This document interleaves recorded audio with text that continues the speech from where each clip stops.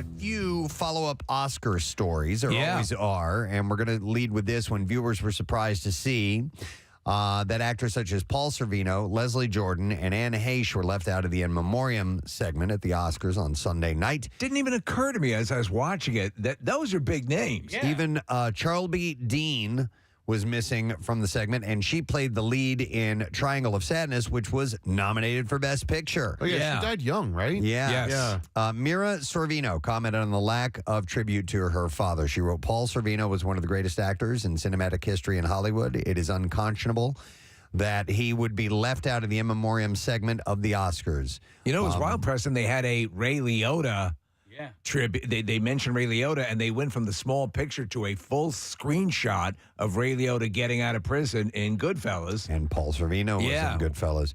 She writes, it's a 3-hour show. They can't give a couple of more minutes to get it right. Paul Sorvino gave decades to this industry and was loved by all. And Paul's wife, Dee Dee, added Paul was not the only deserving soul left out, and a QR code is not acceptable. Yeah, I mentioned that yesterday. The Academy needs to issue an apology, admit the mistake, and do better. Paul Sorvino deserves better. The audience deserves better. It is the Academy so jaded they forget people who are loved, who have given their hearts to this industry, she asks. It's when you had said Anne Heche, I was like, oh, no, she was in it. But then I think I'm thinking of the SAG Awards, because they do an in memoriam, and she was definitely in that. I'm wondering if at this point they just don't get rid of it. I mean, you mean just get rid of it? The in memoriam section. I mean, I personally... You're never going to do right by everybody, right? And it seems like every time they do it, they F it up. Is it better to just get rid of it and say, do a general performance without rolling out a roll call of all the people we lost this year? Just say you know who you are. Yes, you know who you are. Or they could just do a better job. Why do they always could screw just it up? do a better job. They've been at this for years. And how many years have we been reporting about the F Every year. In response to this criticism, the Academy released a statement that reads, the Academy receives hundreds of requests to include loved ones and industry colleagues in the Oscar In Memoriam segment. An executive committee representing every branch considers the list and makes selections for the telecast based on limited available time. All the submissions are included on a frame and will remain on the site throughout the year. So they're not saying, oops, we left them out. They're like, this is what the committee decided on. Yeah. So, Ki-Hye Kwan said that his Goonies co-star Corey Feldman called him up before the Academy Awards kicked off to wish him good luck. And in fact, I was watching... Corey was live streaming while it was going on. It was actually really sweet. I thought the same thing. I loved it. Listen, we beat up on Corey, but... I'm a Corey Feldman fan. There's stuff he's in that I really think he's great in, and I enjoy Corey Feldman. And obviously, I'm not a fan of the music. Yes, that's the thing. Two of his movies are two of my favorite movies of all time. He's really talented, dude. And it was great to see this Goonies fraternity existing all these years. Speaking backstage to reporters, the 51-year-old actor Kwan was asked how he thought his former Goonies co-stars would react to his triumphant Hollywood return. Kwan revealed that he doesn't have to wonder. It turns out that many of his castmates have been supporting him on his journey to Oscar success. He said, right before this night started, Corey Feldman, one of my Goonies brothers, called. He had said in a backstage video, and Feldman shared an emotional video to Instagram showing himself watching from home as Kwan took the stage to deliver his acceptance speech. Meanwhile, Kwan also said that he had been talking to Kerry Green, who played Andy in the film, and told audiences that Jeff Cohen, who played Chunk and got a shout-out in his acceptance speech, was even in the auditorium at the time. Yeah. And Martha Plimpton as well, right? She reached out? I don't know if she was there, but yeah, she reached out. He said, of course, Jeff Cohen, who is my entertainment lawyer, is here tonight with me. He said he was in the audience, and that's why I wanted to thank him because I love all of them so much. He previously revealed during a Hollywood Reporter Actors Roundtable discussion that Cohen had handled his contract for Everything Everywhere All at Once. Oh, that's wild. Following a career change, following his success as a child star. Kwan also mentioned his other Goonies co-stars, Sean Astin, Josh Brolin, and Martha Plimpton, and said that every single one of them is so happy. He said, we are always bonded. We are family forever. Goonies never say die. That's so awesome. How great is that? I can't imagine that if you were a kid, a child actor at that time, being on a set like the Goonies sets. Yeah. Like those, Oh, my that must have God. been the greatest freaking time. Playground. Yeah. It's a giant playground with a giant water slide at the end. Like And this when- octopus that no one saw. Yeah, but when they ended up in that cave with the ship, I was like, Yeah. because I love swimming, I was like, I just want to swim in that. It's so crystal clear water and the giant ship there, and you can go off the water slide. And they got to do it. But I really feel like they could do a sequel now. They're working. I So know. Adam Goldberg from the Goldbergs has been working on, this is the rumor, and I haven't seen anything to say it's not happening, a sequel to the Goonies. Yeah. Can we, with all of this going on, with all these cast members we mentioned, we should reach out to Adam and see if he's got a status report for us. That'd be awesome. I mean, when we say jump, Hollywood says how high. Come on, man. Yeah. We wield this power. How high are you? Speaking of, by the way, the Oscars, Tom Cruise skipped the award show on Sunday according to the Daily Mail, to avoid awkward run-ins with Nicole Kidman. Insider said the Top Gun Maverick star was not at the ceremony due to his ex-wife being there following their bitter divorce over 20 years ago. Of course, Top Gun was nominated for the coveted Best Picture award, 6 awards total. Is he still with Haley Atwell? I think that was the last word because they're in the new Mission Impossible movie together. Not sure. So sources close to Cruise claim his absence was not personal and was nothing more than scheduling difficulties, though they did not reply specifically to the claim that it was connected to Kidman's presence. So a source had told the Daily Mail because they didn't want to run into each other. So take that for what it is. Right. It's the Daily Mail. But Kidman walked the Oscars red carpet with her husband, Keith Urban. Cruise was seen embracing Steven Spielberg at the February 13 luncheon, and Nicole was absent from that event. So they trade on and off of who Maybe. avoids who. Although Cruise was not in attendance at the Oscars, producer Jerry Bruckheimer was set to accept the award if Maverick won the award for Best Picture. So they were going to have someone there who would have made sense to accept that award. By the way, 2.1 million more people tuned into the Oscars on Sunday than last year. 18.7 million people watched this year's show compared with 16.6 last year. It's an increase of 12%. Do you know what I think really figures into that, Preston? As you said, if you have some skin in the game. Like, for example, a lot of people saw, every Avatar, yes, stuff or like that. all those movies. It makes a And difference. Maverick. That's why that's why they add those more popular movies to the list. Makes sense. Keep doing that. So Do more of that. The outlet reports this is still low in the grand scheme of Oscars history, with only 10.4 million tuning into the 2021 event. It is an improvement, though. So outside of the Oscars, I have some other things. How about this? David Blaine. Haven't mentioned that name in a long time. Dislocated his shoulder during his show in Las Vegas.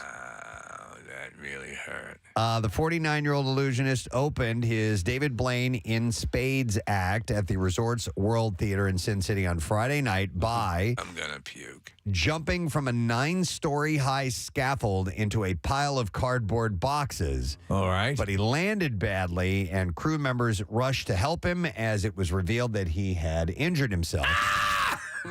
Totally breaks character. So, God damn it! listen to this. They attempted to pop the dislocated shoulder back into place, and when they failed, the star actually asked if there were any doctors in the audience who could give it a go. Right. What? 5 medics rushed in to help. They were seen taking turns trying to push his shoulder back into the correct position. Oh, my God. I'm going to kill you all. Before they joined forces, and a team effort sorted the problem out, and he continued the show after that. Oh, my God. But they got it back in place. It was out of socket. He's in very good shape. He always has been in very good shape. But I don't care what kind of shape you're. Your shoulder's dislocated, and you have like 7 or 8 people pawing on you. Do you think it's part of the act? I think if I was at that show, I would think it was? absolutely Yeah, think yeah. it was a part of the act. It would take me a long time to be convinced otherwise. Abracadabra. Statement from Resorts World to the Las Vegas Review-Journal explained Mr. Blame was treated by doctors from the audience on stage in front of the assembled crowd, where they successfully relocated his right arm as he experienced extreme pain and discomfort. After a short delay, Blame was able to continue with the show in pain, but in good humor. He later posted a video of the doctors working on his shoulder on his Instagram page, along with the caption, "Wow, that hurt." He also added a clip of his jump, which showed him landing in the cardboard boxes, writing, "I was a little off target." So he added, luckily, 5 orthopedic surgeons were in the house. It was a convention. Right. After finishing the show, he was treated to a standing ovation from the audience. But yeah. I'd like to see his Vegas show. Yeah, I Well, would too. I saw him at the Tower, and I was gonna say because of like how like not dynamic he is of a person now. Dude, the show was great, and he was funny. He's got that dry, wit about him, but I really enjoyed the show, and it was a very engaging theatrical. I don't speak Portuguese. Waka, waka, waka. Usually, when you see an illusionist on stage, there's a lot of flair. It needs to be big. That's why the big personalities succeed in that. You can be a talented magician, but not necessarily be a stage personality. Right. So the fact that you said that was actually, were they using a lot of lights and effects and It things wasn't like that? David. I'm nothing like David Copperfield. David Copperfield. It wasn't that theatrical. Huge and old style Vegas. But also, it was at the Tower Theater, which is a smaller theater. It's a smaller-ish stage, but I was just surprised with how engaging the show and was. the coverage was. Yeah. So they had screens going so you could see close up? Don't remember. All right. I don't remember, but I was on the floor towards the back. I think I want to see like these guys who do it. So I'd love to see Penn and Teller. Yeah. Their show. They're I the saw kings one of of those. I feel like I saw them at the Academy of Music. I've seen the specials, but I've never seen them in person.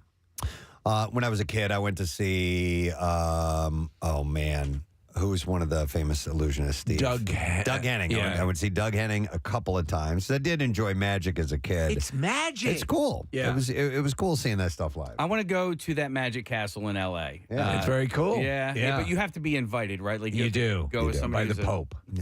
What? All right, on Countdown to Oscars 95, the red carpet live Sunday, Ryan Seacrest's last day on live, and Kelly and Ryan was revealed to be April 14th. Mark Consuelos also shared that he will be stepping in to co-host the show with his wife, Kelly Ripa. And that'll be on April 17th.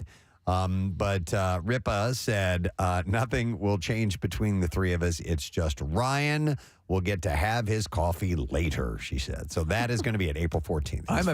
Do you like Mark Consuelos? I love Mark I think he's Consuelos. really good. I just hope that because they're such a great couple. They're so cute. They actually talk about how, Hollywood relationships typically break up, and theirs didn't. They've been together since they were very young. And I just can't imagine living together and working together. I just hope that everything stays the same. Oh, you think that it might? I don't know. It may ruin them? Just saying. Kill you.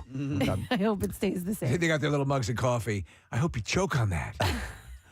In a recent interview with Variety, Dwayne Johnson commented on Henry Cavill's DC exit despite returning as Superman in Black Adam. He said it's almost like when you have a pro football team and your quarterback wins championships and your head coach wins championships, and then a new owner comes in and says, not my coach, not my quarterback, I'm going to go with somebody new. Yeah. So he does not like the fact that he won't be there. Was anybody else thrown off by Dwayne Johnson's appearance at the Oscars the other night? Turned off? No, just like, I don't know. There was something weird about his appearance. Like he looked like he has turned into a giant cartoon. I don't know. I liked his satiny peach. Yeah, tux. I thought it was cool. Yeah. You know, different. I saw what's the movie? Is it the Tooth Fairy movie? Mm-hmm.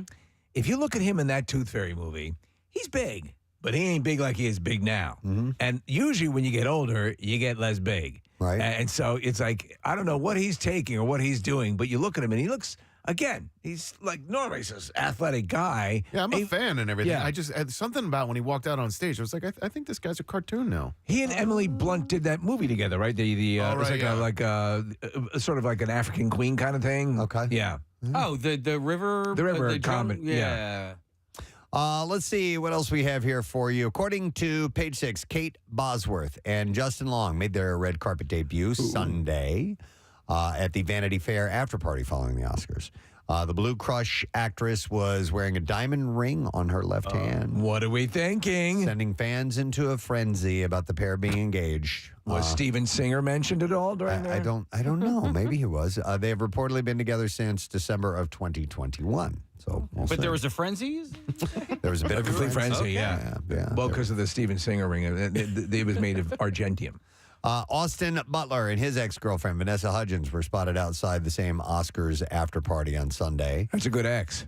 In a video obtained by Entertainment Tonight, Hudgens can be seen looking at her phone as she walks past Butler, who is with Sharon Stone, as he waves to cameras. She's a phone looker, Preston. Both Butler and Hudgens appeared to notice one another, but they did not interact. The pair were together for more than 8 years, but they seem to be kind of avoiding each other, according to this particular. Everybody's avoiding each other. Yeah. Seth Rogen, he was at the Oscars. He was Who was he pointed avoiding? out by Jimmy Kimmel. I don't know, but he has discussed how not having children has affected his life and career. It was on a recent podcast he was interviewing. He said that that has helped me succeed as well, definitely. I explained that he has more time and energy to focus on work. He said there's a whole huge thing I'm not doing, which is raising children. He commented on his relationship with his wife, Lauren Miller. He said, some people want kids, some people don't want kids. Honestly, you just are told, you go through life, you get married, you have kids. That's what happens. And me and my wife, neither of us were like that. Honestly, the older we get, the more happy and reaffirmed we are with our choice to not have kids. Aren't his pot plants his kids? They probably are. He probably names them. He said, we are in the prime of our lives. We are smarter than we've ever been. We understand ourselves more than we ever have. And we have the capacity to achieve a level of work and a level of communication and care for one another and a lifestyle that we can live with one another that we've never been able to live before. So they're happy. So good for them. They're ready to talk about it. I was going to bed last night and I turned Knocked Up on. That was my go-to-bed movie last night. They needed to, like, the casting on that was terrible. And they either needed to recast him with a more attractive actor or her with a less attractive actress. Well, that was all part of it as well, is that it was a lapse in judgment that actually worked out. Yeah. So he's the ugly duckling, but she finds out he's more substantive. That. So, it just kills it for you. Because when she elects to stay at the bar as her sister leaves, she wasn't that intoxicated yet. Right. She needed to be a lot more hammered to get with Seth Rogen. And then what sister is going to leave her little sister at a club with these... anyway. Yeah, I know. It's a comedy, yeah. I never saw it. You never saw it? It's okay. I think it's okay. I love it. I thought it was so funny. Yeah. Okay. But what you have is a who's who of everyone who would be in that stable of Apatow performers. I was kind of burnt out at that point of that troupe. Oh, really? Because that was one of the early ones. Well, But you loved This Is 40, and that's like a non-sequel sequel to this. So Knocked Up came out, and Paul Rudd and Leslie Mann are in that movie as Paul Rudd and Leslie Mann's character in This Is 40. So when they made that sequel, it was those two characters again.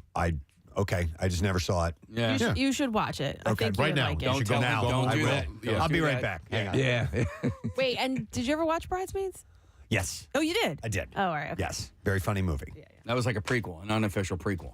Was it? Yeah, what? Yeah, it's a Seabiscuit. To Seabiscuit. No one really saw the connection. They never but- explained the horse. Yeah. The people who get it. But that horses that's with them all the time is Seabiscuit.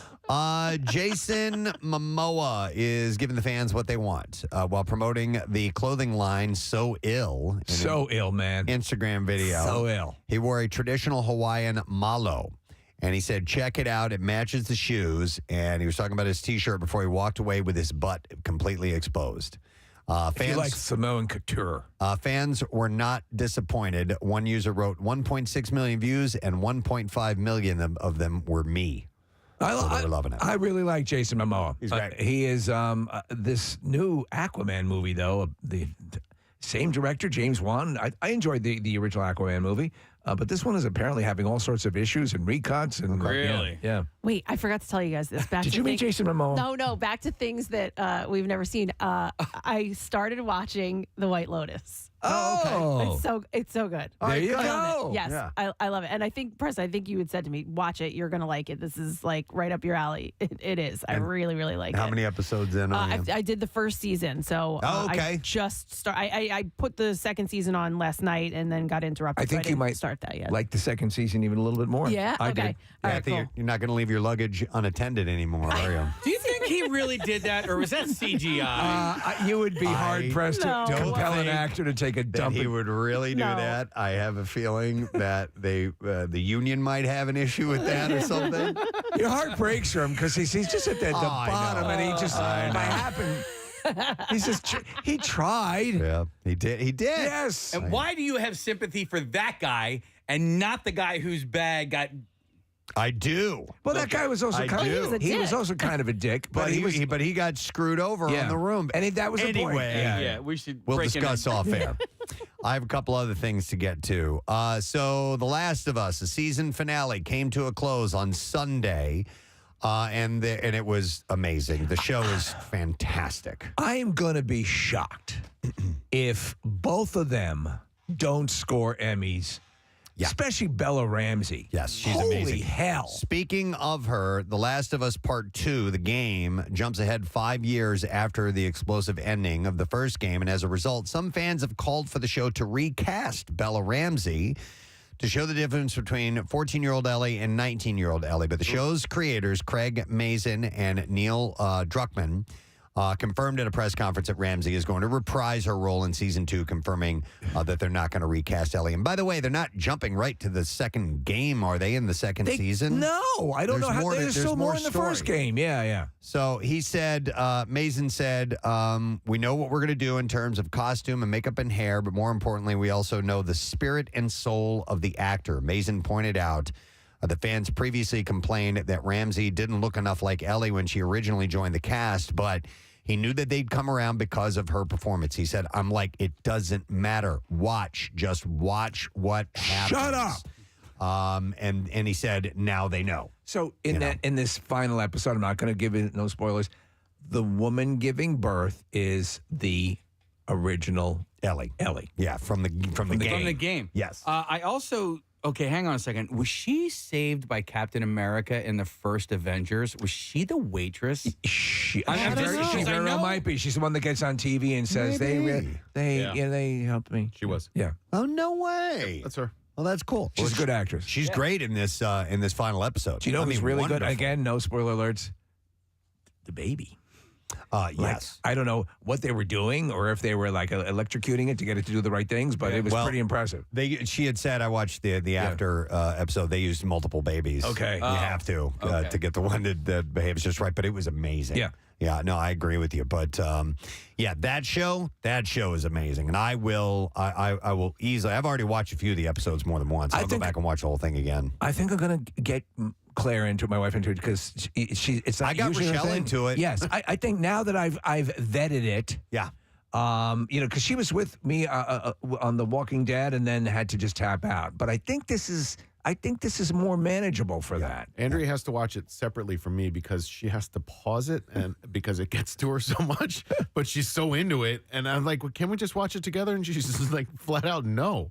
So I have to go downstairs and watch it by myself. And then she comes down like a couple hours later, and then she watches it by herself. And it's like we're watching it at the same time, but we're not watching it at the same time. It kind of throws me off a little bit. At least you guys can talk about it. As somebody who's watched all of The Walking Dead, this is nothing like The Walking Dead. I agree. I mean, so if you are more turned like The off, Last of Us. But if you are turned off by zombie shows, movie genre stuff, this is a lot different. It's got a lot more heart to it. Agreed. Well said, sir.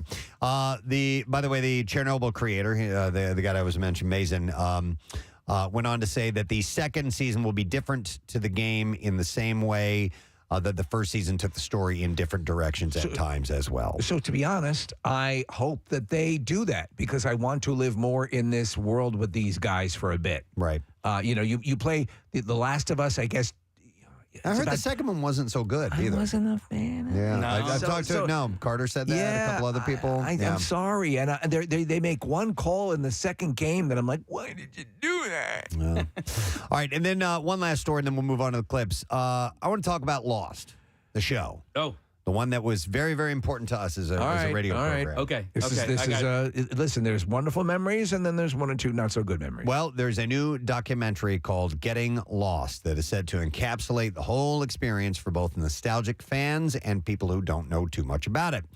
Directed by Taylor Morden, who's the guy who did The Last Blockbuster. Oh, excellent.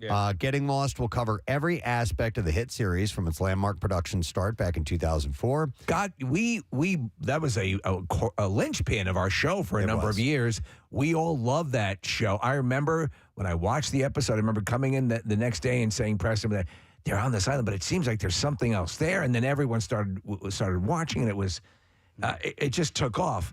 And again, I will never regret that wonderful journey that we went on for those many years. Yeah, I loved it. And by the way, I'm talking to the director right now about getting the show represented in the documentary. Good. I was hoping that somebody would mention it. Marissa turned me on to him, and then I reached out to him via Instagram DMs, and we've been corresponding. So excellent.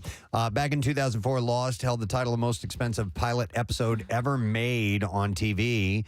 To how fans responded to it with forums, theories, and through examination of episodes, sometimes frame by frame. The documentary also won't shy away from discussing the backlash of the show's final episodes, which still angers hordes of fans to stay. In an official statement, Morden shared his excitement about the documentary and teased that will also be a celebration of the series' accomplishments. He said, Lost was a show that meant so much to so many people, including me.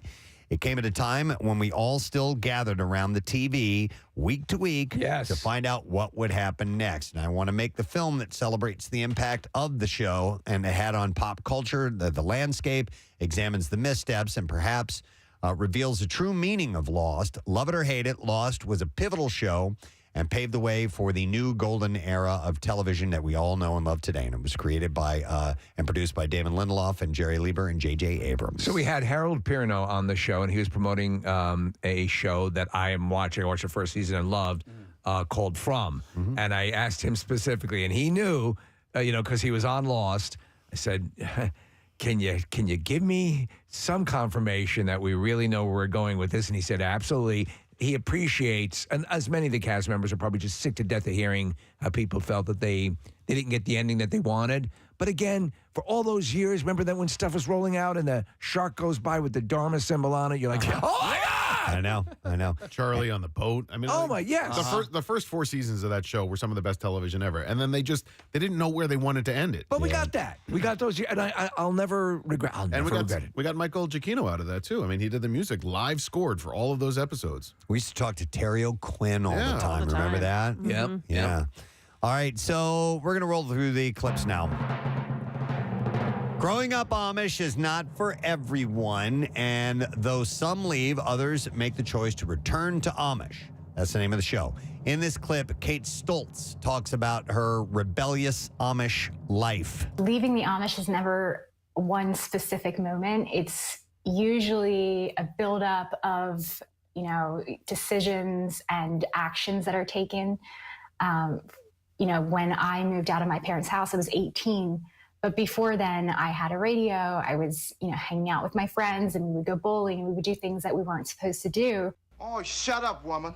Return to Amish returns to TLC tonight at 10 p.m. What was the one? What TLC also had that series where they were on Rumspringa. Remember that one? Mm-hmm, yep. I don't remember what it was called. All right, here's the next clip. Philadelphia fans knew the struggle of trying to get Super Bowl tickets all too well. We weren't alone. Here, Bert Kreischer talks about his ticket buying experience for the big game in Arizona. 4 shows. Guys, a little treat. Super Bowl tickets on me. Good seats. $125,000. Kreischer's special Razzle Dazzle is out on Netflix today, by the way. And we're talking to Bert tomorrow? Thursday. A day after tomorrow. Okay. Excellent. All right. And that's it. That's the last stop on the entertainment train for you. It was a train. Right now. It's a love train. I would like to give away a pair of passes for a movie screening we have tonight. It is John Wick, Chapter 4. We'll take caller number 19 at 215-263-WMMR. By the way, it's at UA King of Prussia at 7 p.m., so don't call if you can't go. I'll have some more of those tickets to give away before the show is up. And John Wick Chapter 4 is only in theaters and IMAX on March 24th. So we're getting you in well in advance of that. So let's get you on board. We're going to take a break. Mark Maron is going to be joining us a little over an hour from now, about 8:15, 8:20 or so. We'll be back in a sec. Hang out.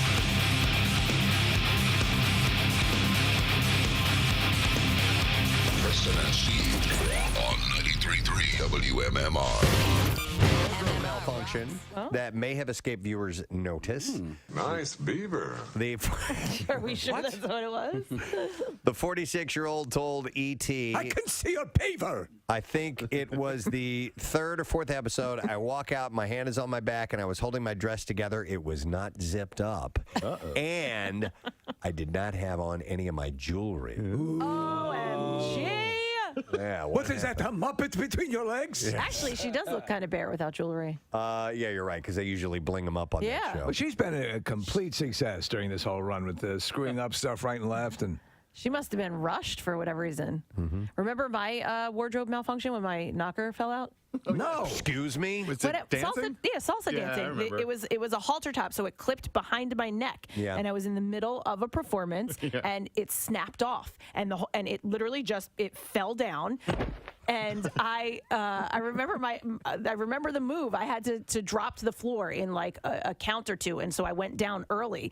And like I remember my partner looking at me like, "What are you doing?" And I had probably 1 or 2 seconds to put the snap back together, and sure enough, it happened, and I put it together, and I was ready to go right after. I don't know how that happened. Were you at Parks or something like that? No, I was at the dance studio La Luna in Ben Salem, and it was on video, and we did have the video, but I made the guy who had the video kind of blur out my nips.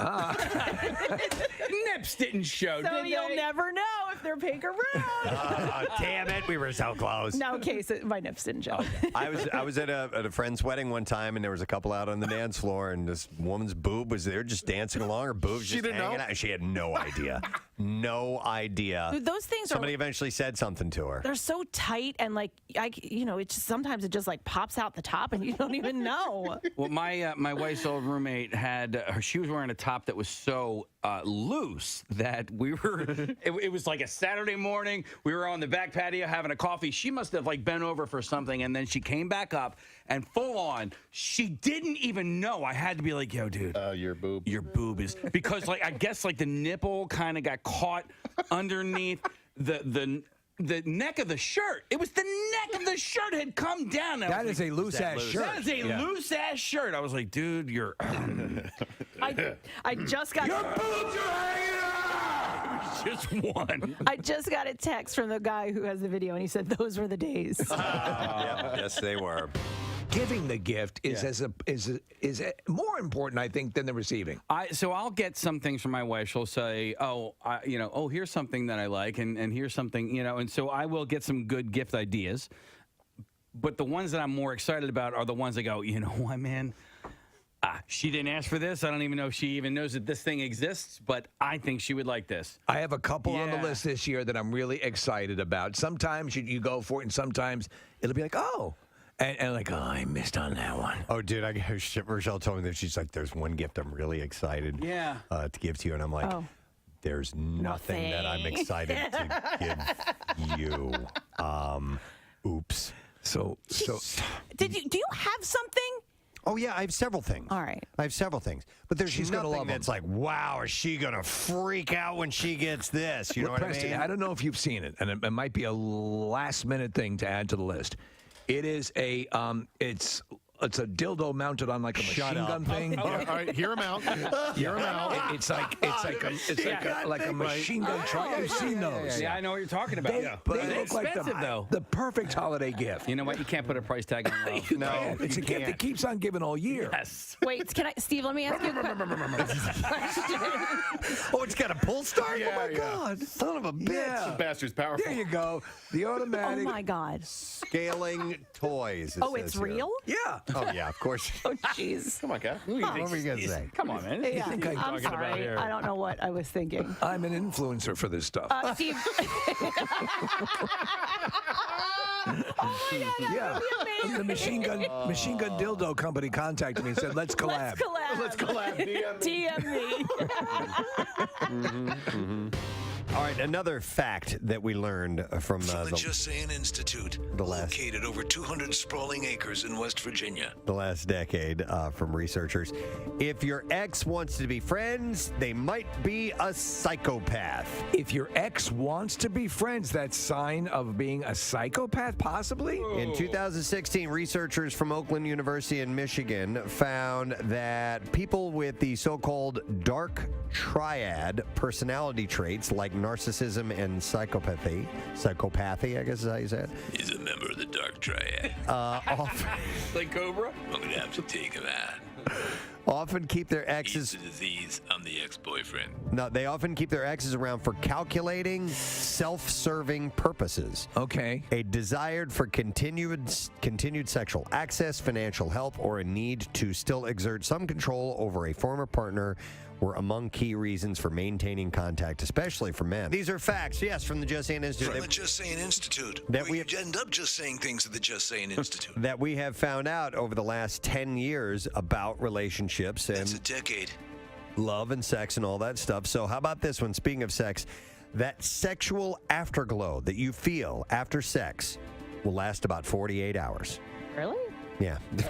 You mean longer for you, Cather? No, it seems to diminish pretty quickly. Are you sure? Because you have to clean up right it off of me. Get it off of me. But the glow, get it off. It's like it's like you've sat in the bedroom with me. Get it off. You have this glow. It's the light refracting off of it. It's shimmering and shiny. Get it off! It's glazy. I look like a Krispy Kreme. So you're generally in a better Get your blanket and pillow. You're sleeping on the couch. You're generally in a better mood after sex thanks to a flood of endorphins and other feel-good hormones released post-climax. Positive effects of getting laid last up to 2 days. And Wow. That the feeling can help couples bond over time. I always let out a big sigh when I close the laptop. Says there might Clear be, history and there might be. Erase the history. What's on Google News? There might be an evolutionary reason for the 48-hour shelf life. 48 hours is roughly the same amount of time that A, conception is maximized, B, it takes sperm concentrations to be restored to peak levels, Do we have to guess which one? and C, no, these things all happen. All the above. And C, sperm remain maximally viable in the female reproductive tract. So all that happens over 48 hours, and it's all You're apparently. the semen. I'm the afterglow. Just let him be here. All right. Let him be here. That's Cobra. That's Cobra. I apologize. He's a professor at the Just Saying Institute. I didn't know. Oh my God! All right, Just Saying Institute. I'm a professor teaching classes daily. let's take a look at the NJM Insurance Group traffic. What's going on, Kath? So we have looks like an accident on 95 northbound. So I had to fake like I was having stomach problems a little while ago. What time is it? 7? Yeah, so a little less than an hour ago, I acted like I had some stomach problems so that this time around it would be more believable. So these guys have no clue what's going on. The right lane is blocked with an accident. We're also slowing from the Boulevard out to Belmont, and then from the Blue Road to 202 eastbound side, slowing from the Blue Road into Belmont, and then Montgomery to South Street 422. So what's going to happen now is I'm going to end up outside, above the 4th floor, outside the windows of the Preston and Steve show. And they have no clue what I'm doing. They think I'm taking a dump. And then in New Jersey, 42 north backs up from the Black Horse Pike to 295, 55 northbound jam Stepford to 42. And that's your traffic on 93.3 WMMR. Preston, may I ask you, take a gander out the window there? Uh-huh. Oh Hey, my man. God. Oh. Oh my God. Jesus Christ. Oh my God. What the That's hell? good. What the hell? No, that's Casey. I thought it was just a dude working out there. He has got a helmet on. Hang on, let me explain. We have construction going on in our building, and it happens to be outside of our window here that these guys are out on scaffolding. And Casey's out there. He's outside of the studio. And I just looked over and I saw a guy's bare ass up by the window. And apparently that's Casey. And he's calling the hotline right now. Hang on a second. I love that the other construction worker out there is really not phased at all. And is continuing to work. What the hell are you doing? Oh, I don't know. I was presented an opportunity to be on the other side of the glass, and I just jumped on it. Sorry. I'm mooning you, and they gave you the finger, and you flipped me off before you realized who I was. Well, you were flipping me off. I know. You're like, I'm just going to give this guy the finger back. Yeah. And you're like, oh, my God, that's Casey. Yeah. So, hi, guys. Do we get a picture of the actual mooning? Because it was amazing, especially with the skyline behind you. No, we missed it. Oh, damn it. We can recreate it. I'm sure Casey doesn't mind dropping his pants again. Case? Yeah, I don't know how to mime. Is that what you were saying? You know what's great on the radio? We had nothing to do with miming. I was wondering if you could drop your pants again because we missed that. We didn't get a picture of it. There we go. All right, so he's miming on the radio. Would Casey mind, I think is what you said, not mind. My mind, it's the same thing. He started doing the fake pane of glass thing. Is that what he thought I said? I guess that's so. adorable. This other worker, I just love it. Casey mooned us again. He looked at him and not eating crack, a smile, nothing. The first time, Kath, when I did it, you were still doing your traffic. He was the only one who saw me, and you just hear him go, "Are you serious?" Yeah. Casey, is it cold out there at all, or is it protected? What's that? Is it cold out there at all, or is it protected by the glass at this point? I'm totally fine. Yeah, no, we're completely enclosed in glass. So the outer glass is it's cut off from the elements outside. Okay. Yeah, so they have this atrium that they're adding to the building here. Ask this construction worker what his name is. Oh, jeez. Oh, man, I don't want to do this. Hey, what's your name, by the way? Robert. That's Robert over here, guys. Hey, Robert. We've been looking at Robert's ass for the better part of the morning, so yeah. Hey, guys, I hate you. I'm trying to do my goddamn job. Seriously. Okay, how did you get out there, by the way? So you got to go down the third floor. Well, first I had to sign a giant waiver, and then I put a hard hat on, and then I went down to the third floor. I walked out. Had to climb up a ladder. Oh, really cool. Yeah, I've been wanting to do this stuff for a while. Hey, let me ask you this: is the fart earlier? Was that you about to go out onto the scaffolding? Okay. Yeah. Oh. So Casey was faking a bathroom emergency, and he came back and said it was fart. And I was like, I thought that was a little odd. No, because if it's Casey, you would have figured he would have crapped his pants. Right. Okay. Yeah, so I thought I was going to be out there earlier, but what I actually had to do was go through all of the legal stuff of signing my life away. But at that point, I thought I was coming outside, but I wasn't. So this kind of stuff, construction. When you see this, you just want. I think it's cool. That's why we talked about Diggerland or whatever it is. Anything with the equipment and cranes and stuff like that. Look at you. You make a good construction worker. You look good in your hard hat and everything. The way you moon. Right? I think you look like the foreman. You know, really? You look like the guy in charge of everybody out there. Are you sure I don't look like a fireman? 93.3 WMMR. So we want to send you to Universal Orlando Resort. And starting on Monday, March 20th, you need to listen every day next week to the Preston and Steve Show at 8 a.m. And it's for our photo hunt challenge. You can get the clue on air and then check out the photo gallery at WMMR.com. You be the correct number caller later in the show and correctly identify the photo and answer from that morning's clue.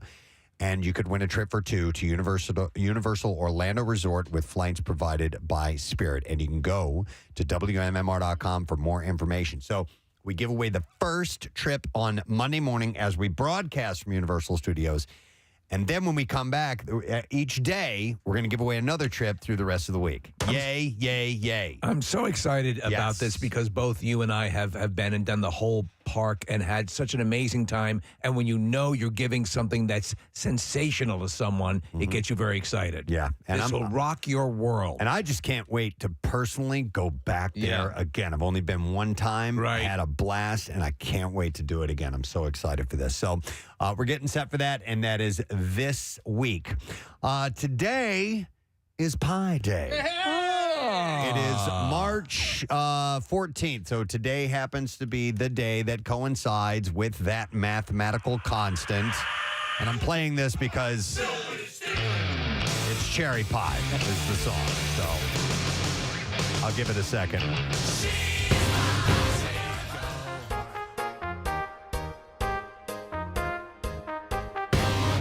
0.14.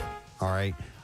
What is that most used for? Sex. Is for sex. Yeah. Really? It's the combinations when you have friends over and you are swingers. Okay, I did not know that. No, I mean it's it's used in engineering, right? Yes, and that's about where I stop. Yeah. Geometry. Yeah. Geometry is probably where it's used most, Preston. Right, but I didn't know if there's a practical aspect. Well, mathematicians need to eat, Oh, so okay. that's where the pie comes You know from. what? I have no. My sister's a math teacher. She teaches honors math. She's been, and she loves math. I mean, listen, in order to be a math major in college, you have to love it. Yes. And so Pi Day, my buddy Jesse, like they're both math teachers.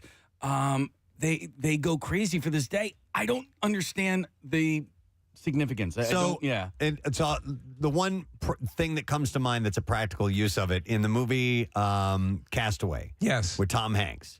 He's trying to figure out how large of an area they're going to have to search. He's kind of doing the math. He's like, all right, we flew for X amount of hours. Right. This amount of time. We were going this fast. It's about this size. And he goes, you multiply that, blah, blah, blah, blah. And he goes times pi. And that gives us a search area of, and he's like, that's twice the size of Texas. So he was able to use that mathematical equation in a practical sense to figure out something. I've always seen it as almost sort of a parlor trick with mathematicians that they calculate pi out to the furthest digit. As far as they can go, right. And that's part of the deal. I can safely say that I don't think I've ever used pie for anything other than eating purposes. Right. So but you always see it employed. Sure. Yeah, it's a constant, and it's an important piece of mathematics. I just don't. Hang on a second. Let's get Lou on the line here. Hey, Lou. Good morning. Oh my God. Lou's a mathematician. Wait a minute. Hang on. Lou, you can explain pi to us? Yes, sir. And why do you have this knowledge? I am a conglomerate of useless knowledge. Of useless knowledge. Wow. Okay. All right, Lou. Okay. Explain. So, pi is the ratio of the diameter of a circle. Okay. So if you get a circle and draw a line straight across, pi is 3.14 that straight line across the circumference of it. Wait. He cut off. I couldn't hear that. Yeah, repeat that if you could. Okay. That pi is the ratio of the circumference of a circle, any circle. Doesn't matter what size it is or anything. If you draw a straight line across a circle, then the circumference of it is 0.14 times that. Okay. So the diameter is the line straight across the middle, halves the circle. And you multiply the length of that times 3.14, and that will give you the circumference, which is all the way around the circle. By the way, I'd like to right now announce I'm working on a script called Good Lou Hunting. Good Lou. Yeah. All right, Steve. But I mean, how can that be the case if 3.14 is not the complete number? It's magic. Oh. Well, it starts after that, it gets so minuscule, so tiny. You know what I mean? That it would be only if you need to, only if your calculations need to be so exact down to a absolute minute, tiniest little bit. If you're building a rumpus room for an electron, maybe you got to deal with this. Maybe so. Yeah. Lou, how's your family doing? You sent us an email the other day about your niece, I believe. Yeah, my niece and nephew that had a baby a couple weeks ago, and he's still fighting. They did find some damage to his thalamus. Oh, man. And they had him on phenobarbital to help with seizures, and I think that made him lethargic. So he's going to Nemours this week up in AI DuPont, and Yep. We're just praying that he keeps making strides. He is, being a baby, they said they keep producing more cells and more cells. Okay. So hopefully he can rebuild that. All right. Nemours is a great best. hospital, Yeah. so yeah. All right, Lou, we'll talk to you soon, buddy. Thanks for calling in. All right, Preston. All the best, guys. bud. See you later. Who's Lou? Who's Lou? Good Lou hunting. Oh, man. So, all right, outside of the mathematics, this is clearly a day to enjoy various pies. And I think also, Preston, if you stop and think about it, it also sets up that dynamic if we're talking sweet and or savory. That's correct. What kind of pie are we talking? You can find various deals today on not only your sweet dessert pies, but also pizza pies. Oh, I okay. love both. I do You know too. what I don't like? What? Chicken pot pie. I know. All right. Preston, hold his arms back. You're mine. I love a good chicken pot pie. A good chicken pot pie is different than what that crap is you get in the freezer section of your Why supermarket. are you even there? Yeah. That's where the hoods hang out. No, but I've made homemade chicken pot pie, and I loved that. But the stuff you get in the freezer section. A restaurant that makes it from scratch? Yeah. It's a little slice of heaven. I never hated those things in the little tin thing Yeah, when I can't was a do kid. The only thing I didn't like about them, took a freaking hour to cook those things. Yeah. And then you'd pull it out, and it takes 45 minutes for it to cool off so you don't scald your mouth. Because you've basically created a nuclear reactor. It's lava in a tin pan. But no, I never hated those. You never liked them, huh? And you know what else I don't like? What? Shepherd's pie. Oh, What? my God. I know. I After feel like a shepherd gives his life, you still don't eat. It's disgusting. They look great. I just don't like the taste. Chicken pot pie. I miss that. I miss that a lot. We make shepherd's pie all the time at my house. I love it. I definitely. And whenever Irish pub comes in, I think they make like a Guinness-based shepherd's pie. It's fantastic. I'll try one of your chicken pie. I mean, one of your shepherd's pies. By the way, I did see a chart. It was the numbers were crunched by Google Trends. Oh, they're good numbers crunchers. The most popular pies state by state. Interesting. And so I wrote a list of these just trying to guess the other night. I'm sure I missed a lot of them. So there's only a handful of pies that are, that are selected from? Well, yeah, that people really find. So essentially in the country, the most popular pies are apple pie, pumpkin pie, and sweet potato pie. And pecan pie, which I don't call it pecan pie. Some people do call it that, but I call it pecan pie. It's I grew up in the South or lived in the South for a while. I do like a good pecan pie. I do too, but it is, man, is it sugary.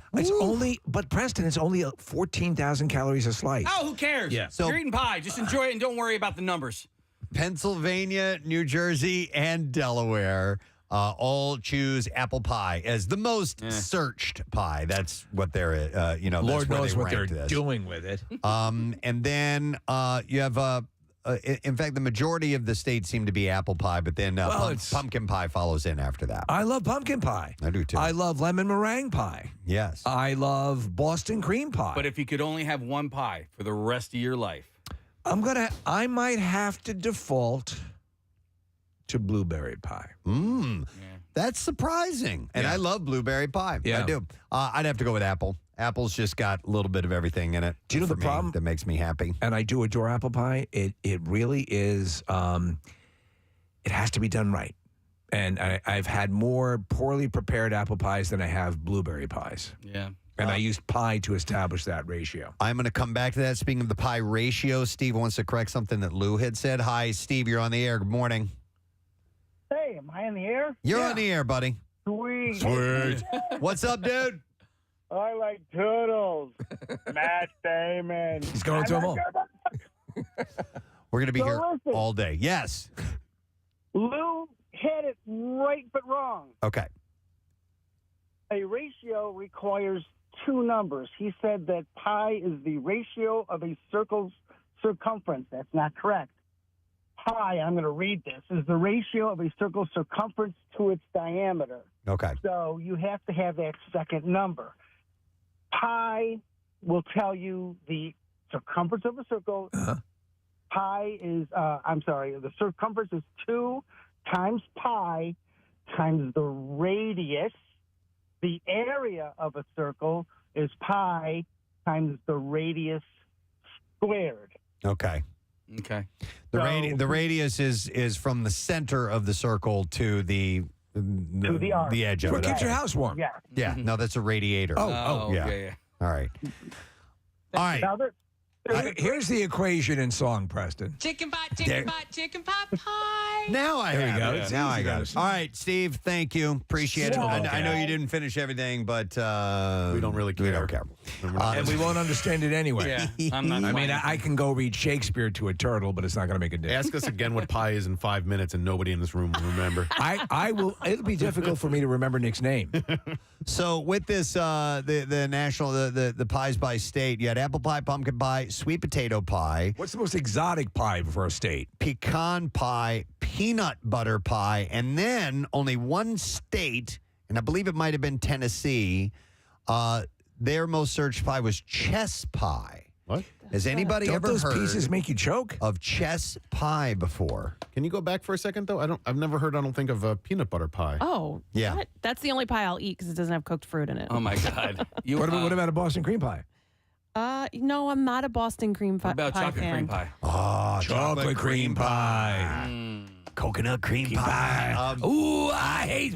Listen, I love chocolate cream pie. My mom used to make a chocolate pie, and it was just, I would, You have the I could recipe? devour the whole damn thing. You ever have, No. you ever have cheesecake have pie? I want to say, isn't that cheesecake? that just Didn't we cheesecake? talked about that one Well, time. it's a different. It's cheesecake basically within a pie, A pie crust. Yeah, Those are great. Oh my god. But yes, a good chocolate cream pie. I love it. It's gonna be my regular Saturday night thing. Steve, what's that restaurant or diner? It's right by.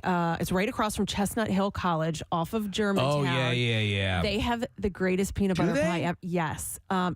I drive by it all the time. Right at the head of that trail. Yeah. All right, Does it just taste like peanut butter cups? Is that like the filling? No, because sometimes it doesn't creamier, have. right? That's like sometimes- Sometimes it doesn't have chocolate in it. Like you can do chocolate and peanut butter, but sometimes Yeah. it's just peanut butter. I didn't know that, Kathy. Hey. Yeah, Steve, you have to try it. All right. So when you do go to those diners, and so many of those diners have a Patrons? No, they have a display case of Right. baked goods. Do they bake those there, or are those baked off site and then just put into that little? I think some of them are baked there. I don't know. Where is this? any diner diners you in go- general, he's saying when Yeah. they have a fully stocked bakery selection, is it the diner? Are they making it on location, or are they bringing it in from another location? I don't know. Yeah, because they all have like those. They look like Sesame Street cupcakes. You know. I'm never really that satisfied with diner baked goods. Like for example, their chocolate chip cookies are invariably like pie crust with chocolate chip shot into them with a shotgun. Right. It's not a classic Wait, chocolate chip cookie. all right, hold on. A couple of things. What the hell is a Sesame Street cupcake? All right, when you see a picture of it, you'll know what I'm talking about. It is a cupcake that has red or blue jimmies on it and then eyeballs, and it looks like Grover or Elmo. That's a character All face. right, Yeah. a character Okay. face. Okay, Yeah. and then also I looked up It's like the Succession cupcakes. chess pie is similar to I say pecan, not Preston, unlike Right, you, but yeah. it's similar to that without the nuts, is what it says. Really? So Well, it's that's like me. it's that almost gelatinous Yes. stuff just as a pie? Because I was reading here, it seemed kind of like a butter pie. Butter pie. Yeah, it's like butter, sugar, egg. Like that's all that's in it. Yeah, Preston- vanilla. The butter wouldn't melt, so he put it in the pie. I know. I was thinking of that too. In fact, butter pie. Butter pie? What's a pie? The butter wouldn't melt, so he put it in the pie. That's from a song for those who may Okay. not know. It's a Paul McCartney song. Uncle Albert Admiral Halsey. Let me go to some calls here real quick, and then I have another list of pies that were on this. I'm going to go to Linda. Hi, Linda. Good morning. Hey, Gadzooks. Gadzooks, Linda. What's up? First time caller ever, but Oh, Acme markets make their own chicken pot pies. Really? Yeah, Chicken pot pie. they have the leftover rotisserie chicken, so they make. Oh, now you're talking my language. Yeah, I recommend you try them, and they're only $6-something a piece, a pie. okay. Well, that's one of the critical elements. In Casey, when you have an inferior chicken pot pie, a lot of times they're using inferior chicken. Yeah. And that's you want real chunks Also, of chicken and like fresh vegetables, not the Yes. frozen ones, and Yeah, they've got veggies in there and peas in Whole there. damn and deal. whatnot. So I Thanks. recommend them, and and sometimes they won't have them simply because they didn't have any leftover chicken. And any rotisseries. That's the world All right. we live in. Thank you, Linda. Appreciate it. Thanks for calling in. Steve, the diner's Bruno's. Bruno's. Okay. All right. Yeah, that's like a big. Obviously, when you have a college sitting right next to you, that's where they all go. We don't talk about Bruno's. No. Let me go to Mike. Hey, Mike. Good morning. Hi, Mike. And Gorski. Somebody told me it was her birthday the other day on the 11th. Every other day is her birthday. But may the Gorski with you. May 4th is when we celebrate. Yes. Right? All right. Anyway, what's up, dude? Yes. Hey, so last year I had the best chicken pot pie in the area. You guys cannot go forward with your lives until you have Curly's Comfort Foods in Levittown, PA. Curly's Comfort Foods in Levittown, PA. Kathy, that's in your area. Yeah, I don't know this. Have you? I've heard of Curly's. I've heard of. I thought Curly's Short was like Curly's. a chain, though. Or no, I'm thinking of the French fry place. Yep. Yeah. Okay. So they also have amazing cheesesteaks. You have to get their cheesesteak. You have to get their chicken pot pie, and they make a beef pot pie. I like the idea. I like beef pot pies too. Do you like it as here's the much? thing. Oh yeah. Yeah. All right. It's the best I've ever had. All right. Mike, you're about to it's say, amazing. here's the thing. Oh yeah, here's the thing. You can get it. You go there, you order it. You can get it pre-made, or they can give it to you like half cooked. You just go home and stick it in the oven. Okay, I like that option. Thank you, man. Appreciate it, bud. Preston, your amazing, beautiful wife just sent me a recipe for Mom's Kentucky Derby pie. Oh, okay. So is that It's made with horse. Oh, I don't want that then. If it was donkey, these horse chunks are great. do people eat donkey? I haven't had that in ages. I don't even remember what's in it. You better win this race. Or you're ending up in a pie. It is a lot of butter, as you can imagine. Cornstarch bourbon's in it. Chopped walnuts. A bunch of chocolate chips. Okay. Okay. Yeah. I wasn't sure if this Man of was War. Seabiscuit.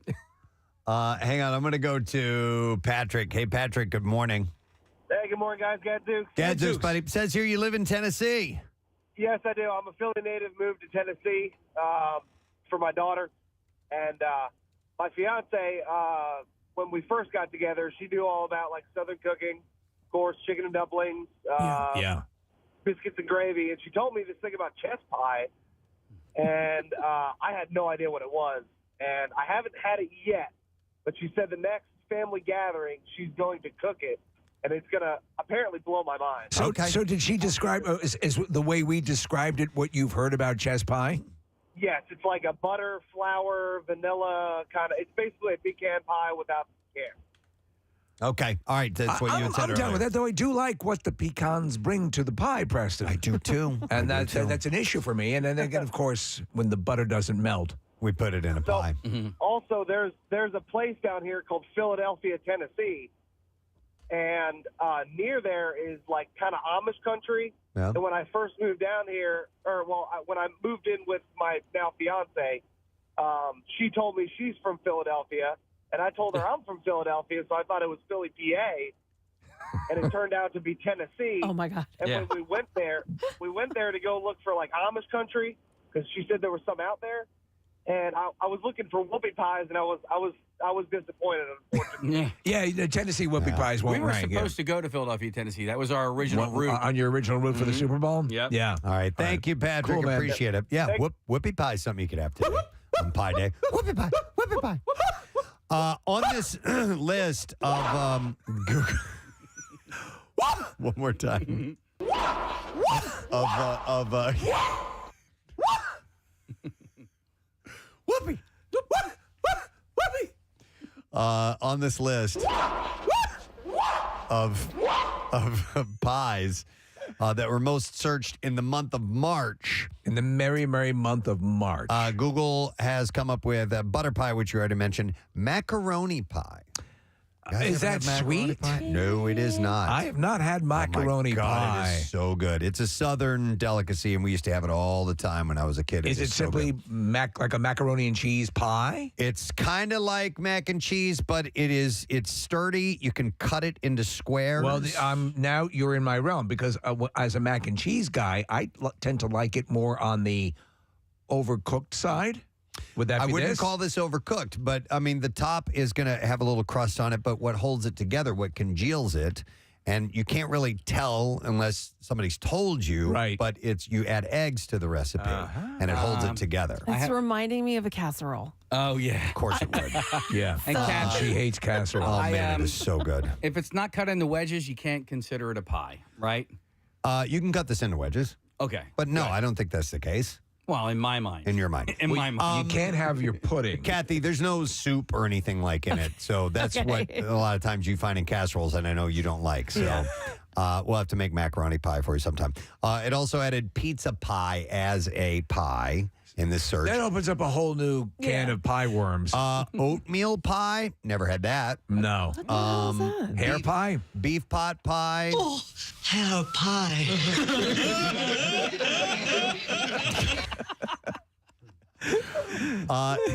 No bake peanut butter pie. No bake, no sad bro. Yeah. That has me written all over it. You don't, you don't have to bake. Nothing you don't hot. even put the turn the oven on. Kathy's perfect meal allows her to lay on the floor and have it poured into her mouth. No, the no bake peanut butter pie is the easiest thing to make. Like I have done this plenty of times, and you can decorate the top and make it look good. No. Wait, is it literally a pie crust and you just put peanut butter in there? No, it's like peanut butter, the powdered sugar. You might put a little vanilla in. I forget. And then like I've done it a number of times, and then I'll do I'll make the whipped cream, put that on, and then you can throw whatever on the top. That sounds good. I took one time, and my mom was like, "Oh, where did you buy this?" I was like, "I didn't buy it. I made it." My daughter's such a liar. Also on this list is Liar whore, and you know it. steak and ale pie. Steak and ale pie? Never had that. Sounds good. That could be shepherd's Sounds pie. like shepherd's pie. It does. Yeah. But you also have butterscotch pie. I'm down for butterscotch every now and then. I don't like. I love butterscotch pudding. Rhubarb pie. like butterscotch You guys ever had rhubarb? Yes. I think so. It's okay. It's all right. Is it a fruit or a vegetable? It's a vegetable, but it's a floor polish. You can make it into a sweet. Is it sweet? It's naturally got a sweet flavor to it, but it's not like sweet like some fruits that are really, really sweet. Well, you know, to me, it sits in that same realm that it tastes like other things. Like when you talk about sweet potato pie and pumpkin pie, a lot of times if they're prepared in a similar way, you will be confused. Agreed. You know? And then you have this last one, though, so I like the sound of this, chocolate mousse pie. So I've had chocolate mousse pie. Yeah. Why don't you forget the mousse? Yeah. For a moment. I can't. It lives within me. Wow. I've had, I'll tell you what's another extraordinary pie, Nutella pie. I don't like Nutella. You don't? No. Not a hazelnut fan? No, not really. Nah. Preston, what you trying to drink out of that mug is pretty. Preston has. I've got this mug I got for Christmas or for my birthday that's got a blue meanie head on the front of it. And He's trying to drink coffee out of it. I have to drink it like this. Looks like you're taking a hit of oxygen. From the back. Yeah. Sorry. So anyhow, let me go to some other calls about pie. Because it's pie day. I have Felicia. Hey, Felicia, good morning. Good morning. All right, you wanted to chime in about pie. I have a answer to, I think it was Casey asking about the diners, if they buy their pies or if they send them out or buy them. I used to work at a diner in Malaga, New Jersey, called Pegasus Restaurant. It's a Greek-owned diner. That diner owner made all of his own desserts, and then he sold them to all of the diners in South Jersey. Oh, wow. Okay. All right, Yeah, so some of them may indeed purchase their baked goods elsewhere, but some pride themselves in cranking them out. Yeah, and some of them lie and say they made them, but I knew they bought them from Pegasus because I helped with the orders. What was your favorite over there at Pegasus? Yeah. What was your favorite pie at Pegasus? Oh, actually, the lemon meringue and the key lime was actually really good there. Am I lemon meringue? I think is an overlooked pie. Are you a lemon meringue fan? I do like it. I can handle it in doses. Yes. It's so super sweet. Oh, the meringue, right? And can get a bit tangy. But yeah, I do like lemon meringue pie, and I love key lime pie. Same thing though, in doses, and just a little bit. I can't overdo it. But if you get a good key lime pie with a really good really good whipped cream on it, Yum, baby. Also, I don't think I knew. Saturday night thing, baby. Oh yeah. I don't think I knew it was pronounced Malaga. Malaga. That's what Malaga. That's what she just said. I don't think I knew that. Oh, I didn't hear. I believe Felicia. Oh, in New Jersey. Yeah. Oh, Malaga? I'm not even familiar. Do you guys consider quiche to be a pie? No. It's in a pie crust. Well, Yep. It is.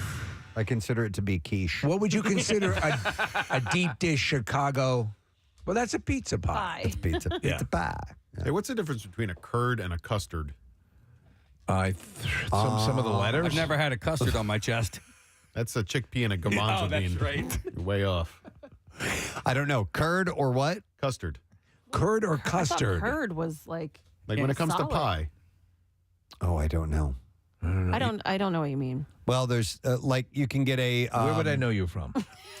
You can get a chocolate custard pie. Maybe I should just go. Do you get chocolate curd pies? Yeah. I don't know.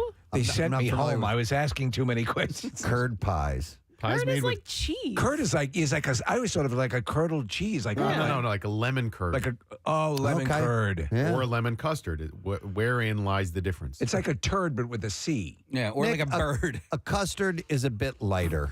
Oh, okay. Yeah. Both can be used as a topping and filling for baking, but a custard is thickened with cornstarch, whereas curd relies on eggs, sugar, and butter for its consistency. Now, what were you thinking? I wasn't. Sorry, I Jimmy. wasn't, Jimmy. Yes. All right. For 15 straight Okay, all right. nights, Once you discuss I've been curd. watching you, putting your big fat fingers into your disgusting mouth, which is filled with God knows what kind of bacteria. And then you take the same big fat filthy fingers and you stuff them back into the bowl that is there for public consumption. What the are you thinking, John? Well, I wasn't thinking, Jimmy. I'm sorry. Just don't do it again. I'm sorry. All right, let's see. We do have to wrap up because we have Mark Maron who's joining us shortly. Yeah, in fact, we have to wrap it up right now. We got to do the bizarre file, then we got Mark. I don't want to make him wait and everything, but it is indeed Pie Day, and there are some specials. If you go to a regular, whether it be pizzas or sweet, dessert pies, please give us. Just check and see if they have a check and see if they. We want some. See if they have a special, because some of them like buy one get one, or they might have a discount, or some will cost you like $3.14 for a pie today, or something like that. We appreciate you picking that up for us. Absolutely, thank you. We appreciate that so much. We're going to take a break. Don't forget, it's also Tattoo Day, so text the word tattoo to 39333, and you might win a free tattoo from our friends at Floating World Tattoo and Piercing a little bit later on. And I apologize to those we didn't get a chance to go to on the phone lines. Thank you guys for hanging on. We'll come back in a moment. Bizarre File stories are on the way. And then after that, Mark Maron's going to be joining us. Stay with us. Preston and Steve on 93.3 WMMR. I thought it was a guy who works here that maybe was a listener and decided to show us his butthole. But no, it was Casey. It's Shirley Bassey's birthday today. Yeah. Love her. Pretty girl, beware of his heart of gold. His heart is cold. He loves only gold. He loves only gold. Only gold. Only gold. He loves gold. He loves gold. It's the only reason I bring the birthday up every year. That, and actually, we had mentioned that she was on the Oscars, and they had her come out and sing that song, and her voice was outstanding. Hasn't lost a bit. She's 83 years old. She's still a gorgeous woman, too, Yeah. at 83. She also sang the other Bond song for the movie Diamonds Are Forever. Okay. Diamonds are forever. I don't know how it goes. Sparkling round my little finger. Unlike men, the diamonds linger. Wow. Men are mere mortals who are not worth going to your grave for. So she's 83 today. We have that as well. Oh, wow. Diamonds are forever. They are all I need to please me. They can stimulate and tease me. They won't leave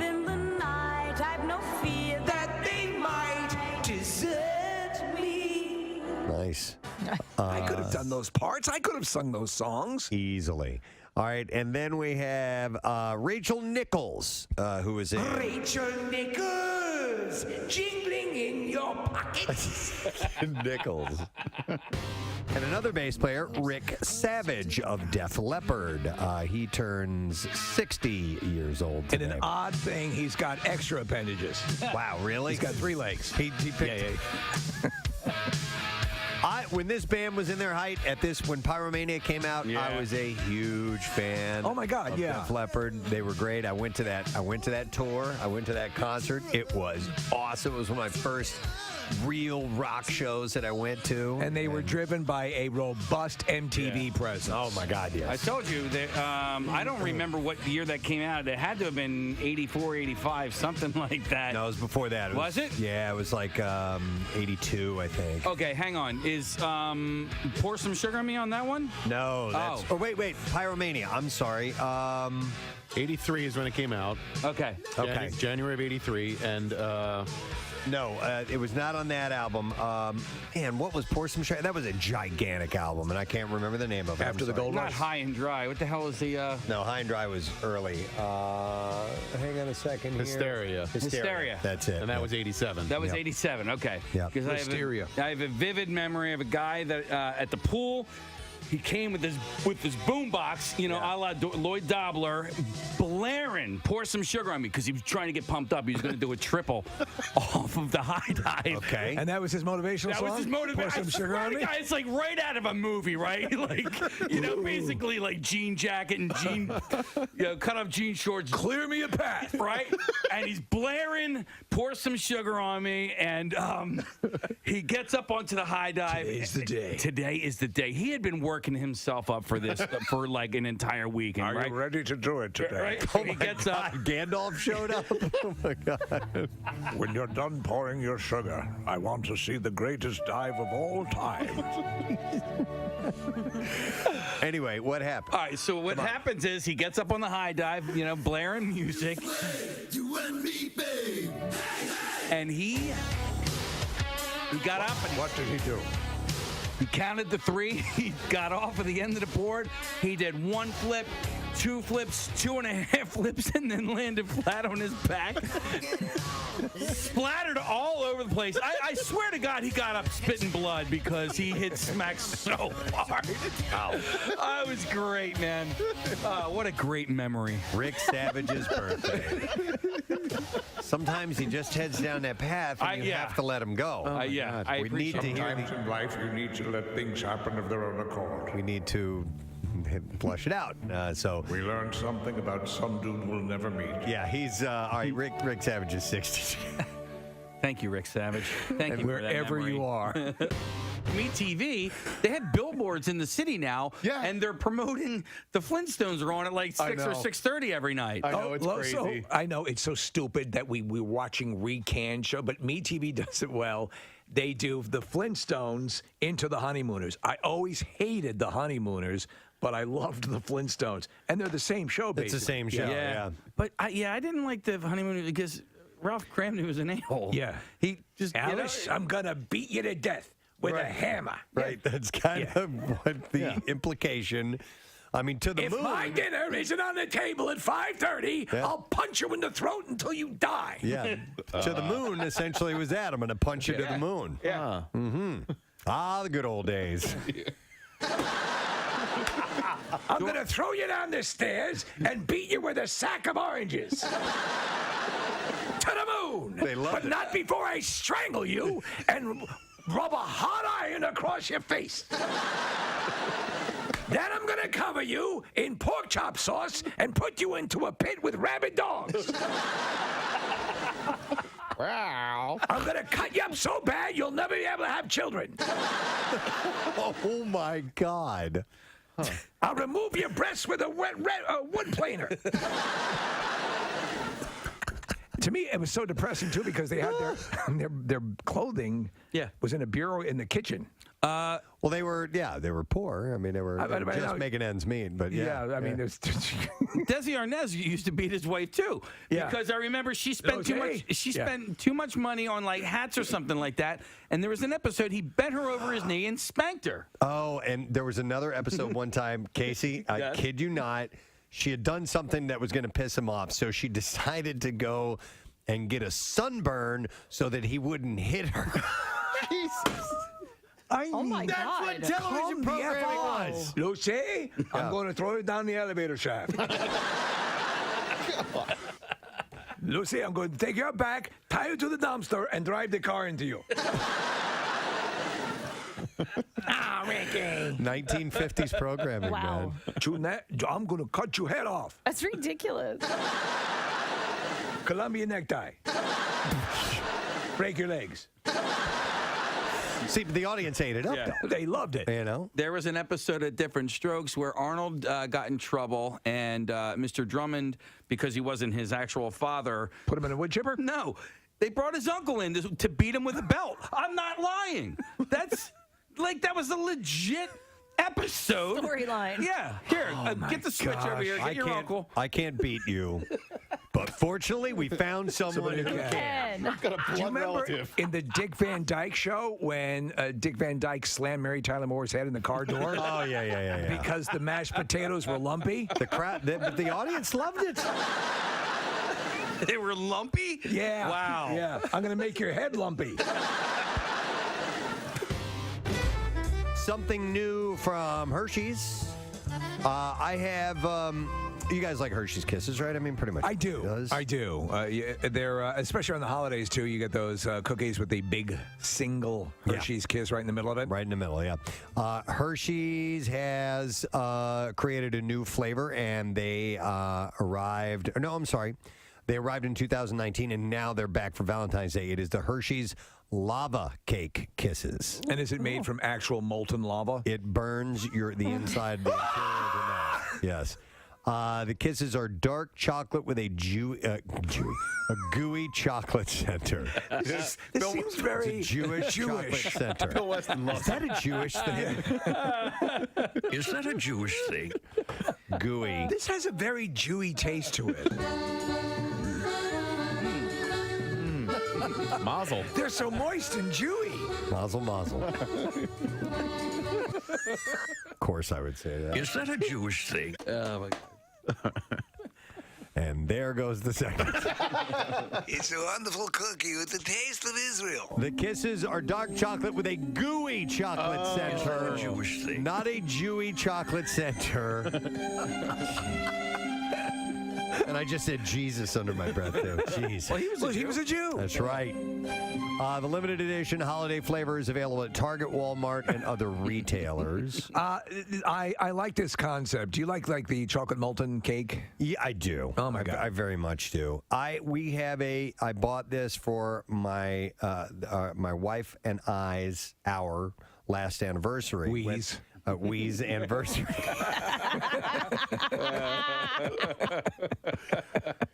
And by the way, if chocolate has a discolored look to it, does not necessarily mean that it's bad. Yeah. Yeah, I did read that a while back. That doesn't mean that. So what does it mean? It's bad. Somebody look it even up. Jewier. I don't. It's. Oh. It's kosher. Okay, all right, that's what it means. Yeah. So Preston, just a quick thing on these candies, the ones that have the molten, is that a soft center? It's a gooey, center. Chocolate I center. like that idea. Yeah, I do too. Here we go. It says, when you see white or grayish film on the surface of your food, it normally means product has gone bad, but it's different with chocolate. When the cocoa butter fats in chocolate separate from the cocoa mass and rise to the surface, it results in something called fat bloom. You gonna eat your fat bloom? Are you gonna eat that fat bloom? Listen, if you're not gonna eat your fat bloom till I have it looks really good. Did I have So if it's white, it's... Could I please have your fat bloom? It looks extra delicious.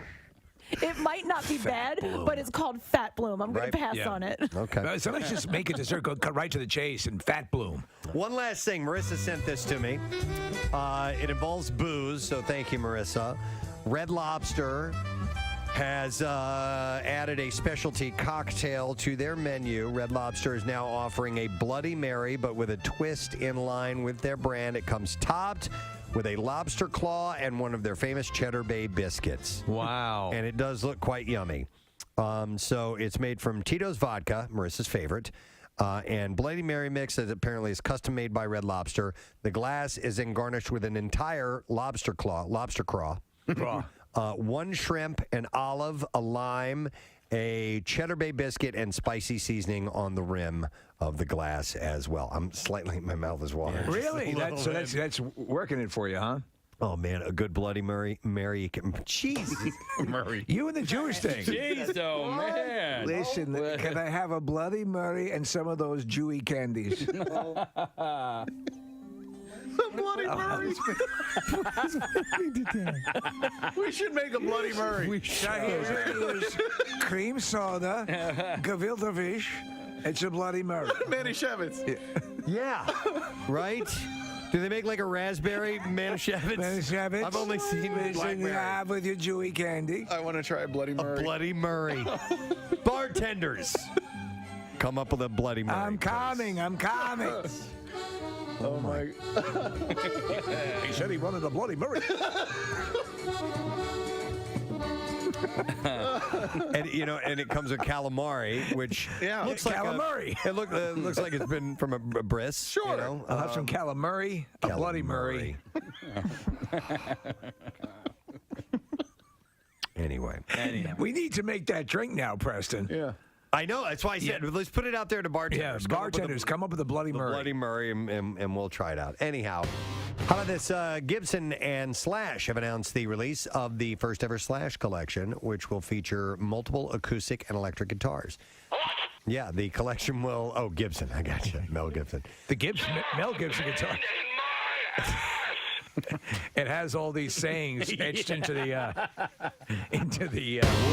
Second 93.3 WMMR. WMMR presents Preston and Steve's Bizarre File. Here we go. We'll start in Ohio. A man was hospitalized after a zebra bit his arm Sunday evening. And I mean bit him bad. I was shocked. The initial report said that it had bitten his arm off, but that wasn't the case. In the incident report, one deputy said he arrived on the scene and was directed to a field where the victim was lying on the ground. While the deputy was attempting to use his vehicle to block the victim, a large male zebra charged at the driver's side door and was acting very hostile. Another responding deputy was told that this male zebra was acting aggressive because it protected 5 or 6 female zebras that were in the field. The deputy, so he's a zebra pimp. The deputy said that he was able to use his air horn and sirens to scare the zebra enough to exit the cruiser. After administering a tourniquet and helping the victim get to an ambulance nearby, the deputy said the zebra returned. And this time, deputies were advised by the family that they could shoot the zebra if he came any closer. Moments later, the deputy said he heard another deputy yell at the zebra several times, and a shot rang out. The deputy turned and saw the zebra on the ground. Baptize me.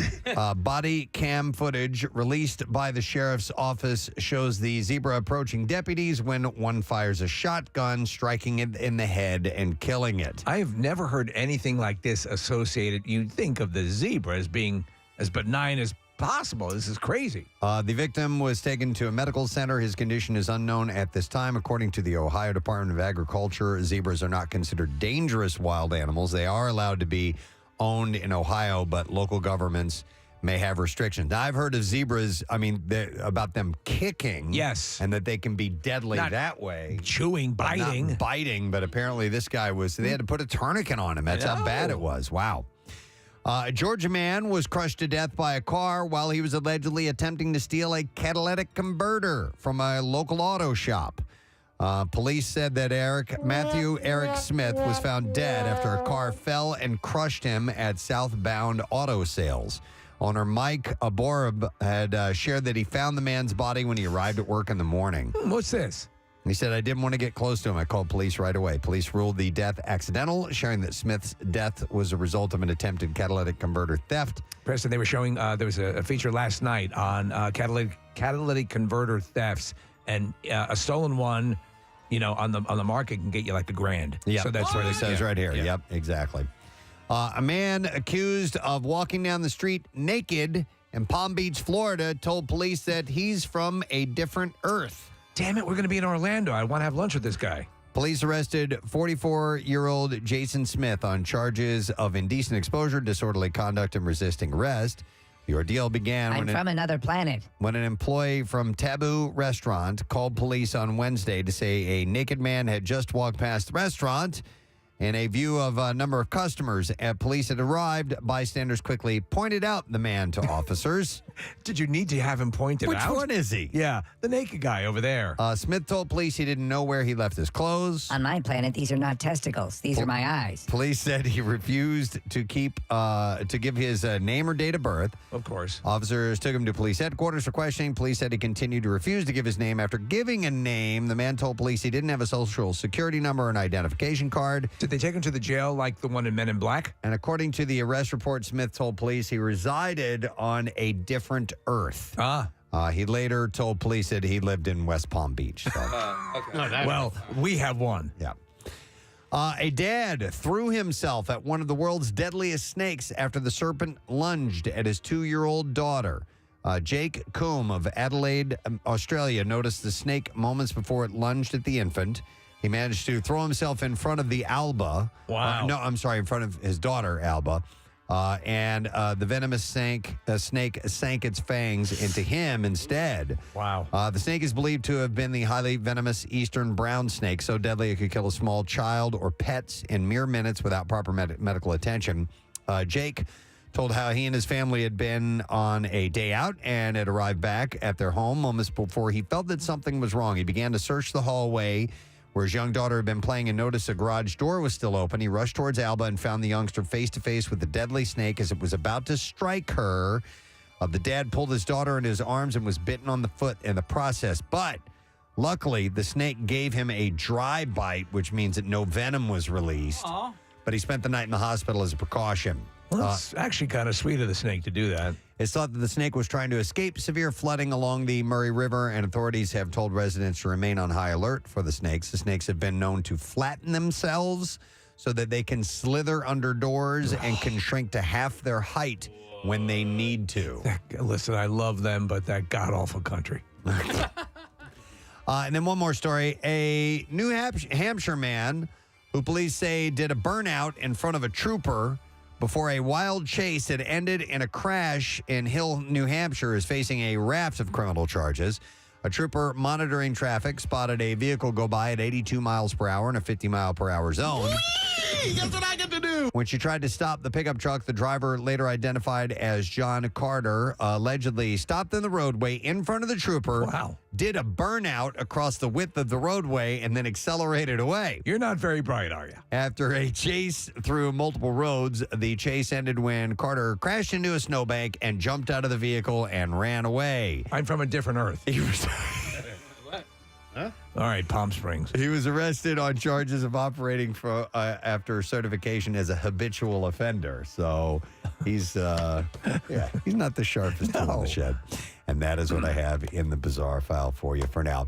All right, our buddy Mark Maron's going to be on the program here in just a moment. Let me give away another pair of passes to join us for the movie screening tonight. John Wick, Chapter 4. It is at the UA King of Prussia at 7 p.m. And if you would like to go to that, just call in number 9 at 215-263-WMMR, and we'll put you on that list. By the way, John Wick, Chapter 4, only in theaters and IMAX on March 24th. We'll come back in a second. Mark Maron joining us. Hang in there. Preston and Steve. 93.3 WMMR. See what you play on every guitar. The Whore Edition features a Stratocaster pickup.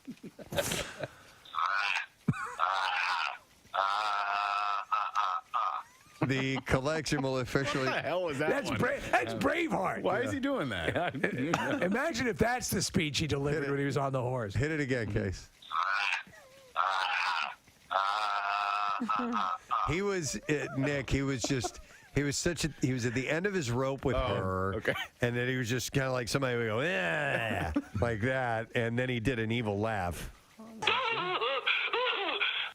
So Slash and Gibson, luthiers. Luthiers? Yeah, what's a luthier? As in Lex Luthier? Luthier. Is that a guitar maker? I'm not familiar. I've never heard that brand. Worked in close collaboration on the collection at Gibson's headquarters in Nashville, Tennessee. The line features 4 Les Paul standard electric guitars and 2 J45 standard acoustic guitars. It's a music store. Oh. Kind of like a George's. Are you a... Sorry. I'm trying to help, Mel. Are you a Martin guitar guy, or what's your... I own a Martin acoustic guitar, absolutely. Do you play it anymore, or you're back to the drums, right? I have neglected it because I've been focusing and practicing really, really hard at playing the drums. I've decided I want to be a really good drummer. But when he passes by the guitar, he says, Oh, you're there. Yeah, I do acknowledge the guitar's existence. That's a Mel Gibson guitar. Yeah. So, Oh, you're there. It actually yells at you if you don't take lessons. What? I want to pursue drumming. But Mel Gibson guitar, I really do. I like drumming more. You just showed me what you are. Oh. It's the guitar. It'll make you a virtuoso in a weekend. Do you think I'm a decent guitar player? Oh, my God. You have one more chance. Wow. You thought Whiplash was bad. Giving me one last right? chance. Yeah. Forget Whiplash. I just want to be a drummer.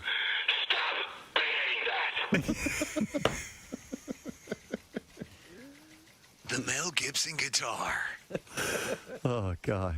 Okay. You have one more chance. Gentle messages of encouragement help you along. I'm telling you. I'm just telling you the truth.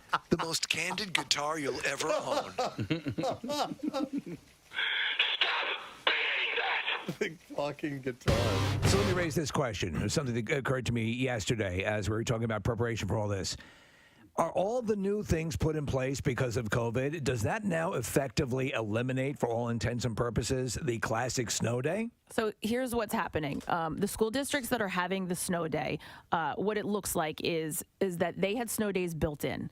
So that's why they're closing. They already have these snow days, so they're going to use them. The districts that didn't build in snow days are the ones that are going to do that virtual learning in the morning and then give the kids the snow day the second half of the day. Because by law, they need to get a certain amount of school days in. And if you go... Yeah. That's what I'm talking about! Man. Kathy Romano with the information you can use. Oh, my God. Now we go to Kathy with her observations on snow days. This bitch is cranking it up to 10. This bitch. Oh my God. Snow! Slayer! Snow and Slayer! Snower! Oh, my God. That's awesome. I have a variety of stories, and I would do the connoisseur. I have like 3 food-related things, But there's not enough to fuel it, but right? that's it. And you don't want to be dishonest with the No, listeners. I don't want to do that, and I don't want to, I don't want to just flip things all of a sudden. But I did see this, and I thought it was interesting. Cheetos has given a name to the cheesy residue left on your fingers when you eat the Cheetos. So they have a name for it now. And it is? Cheetle. Cheetle? Like Don Cheadle. Huh. Yeah. Yeah, the official term is called Cheetle. I'd call it Chisholm. Right, Preston? Yeah. Much better. Yeah, what's that on your face? Chisholm. From eating cheese doodles. I'm sorry, I misheard you.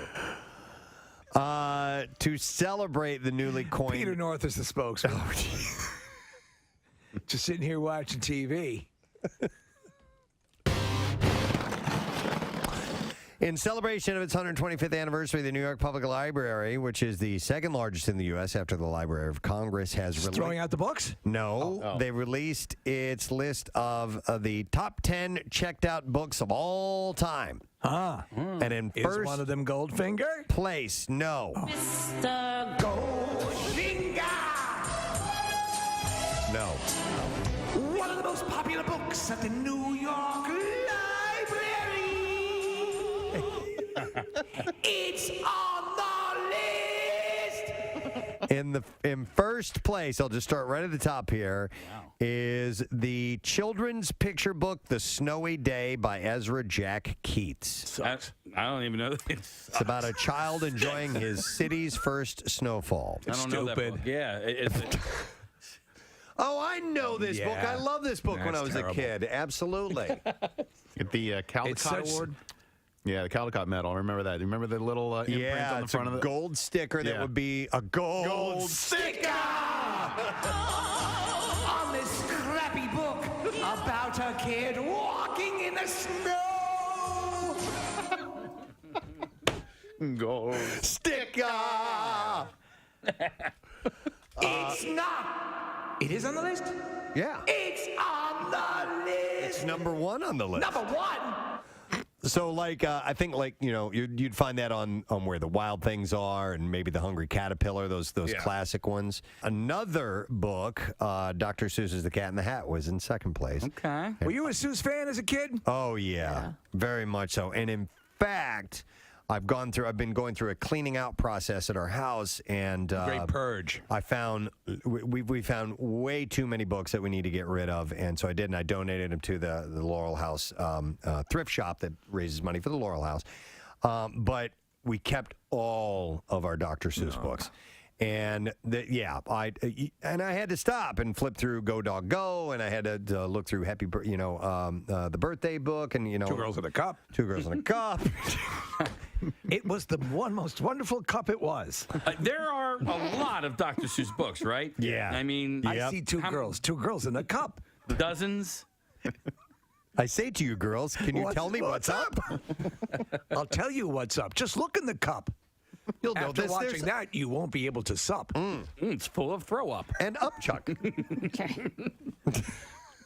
It's full of throw up. Come on, man. Casey had a poster and a wristband from a fish show that was important to him. And It was a fishing tournament, right? Yeah. Or the band? Well, both. Okay. The wristband was from the tournament, and then the poster was from the concert. Regardless, both very important to you. No, but the reality is they were both from a concert. Right. So much so that he wanted to have them framed and immortalized for at least a period of time while he's on this earth, and took it to a place that was going to frame all this for him. So you have the wristband, you have the poster. I'm sure you had a frame picked out and matted and everything the way you wanted it. Yeah. Goes back to the shop to retrieve it, and they've lost the wristband. Yeah. Oh, man. Yeah, exactly. So the right? poster is done, and you wanted the wristband in the same display. It was like a ribbon across the bottom corner of the poster. And you'd set it up that way. Yeah. What was their explanation? There is no explanation. Inside, I'm fuming. I have been to 60-plus fish concerts. I have never purchased a poster, went and had it framed, or So this. And So you want to climb over the counter and kill them? So and the wristband I had really carefully taken off of my wrist, so there were no because it was like a cloth wristband, right? Carefully preserved. Carefully preserved. This was. I was going to give it as a gift to a friend. Oh, no. And then the more I thought about it, I'm like, I think I want this for myself. Okay. Yeah. Okay. Yeah. So now I'm fuming. So I had gone from this place. Right. I didn't blow up, but I had gone to this place and I went to a drive-through, a quarter of a mile down the road. And I got my money back, and I'm pulling out, and I noticed that one of the quarters is a Canadian quarter. I stopped my car. I put it in park. I went into the store. Now, I didn't raise a stink. 25 cents. For 25 cents, I go, you guys gave me a Canadian quarter here. And they're like, oh, okay. Let me ask you something. What country are we in? Do we have provinces like, I don't know, Ottawa? What is this? Yeah. Is this legal tender? I in my life have never returned a foreign coin before. I've never even just kinda- considered that. What did I order? Poutine? What did I come in here on a moose? What am I, a Mountie? Where the hell are we? Does it say Tim Hortons outside Come this on, for establishment? Christ's sake!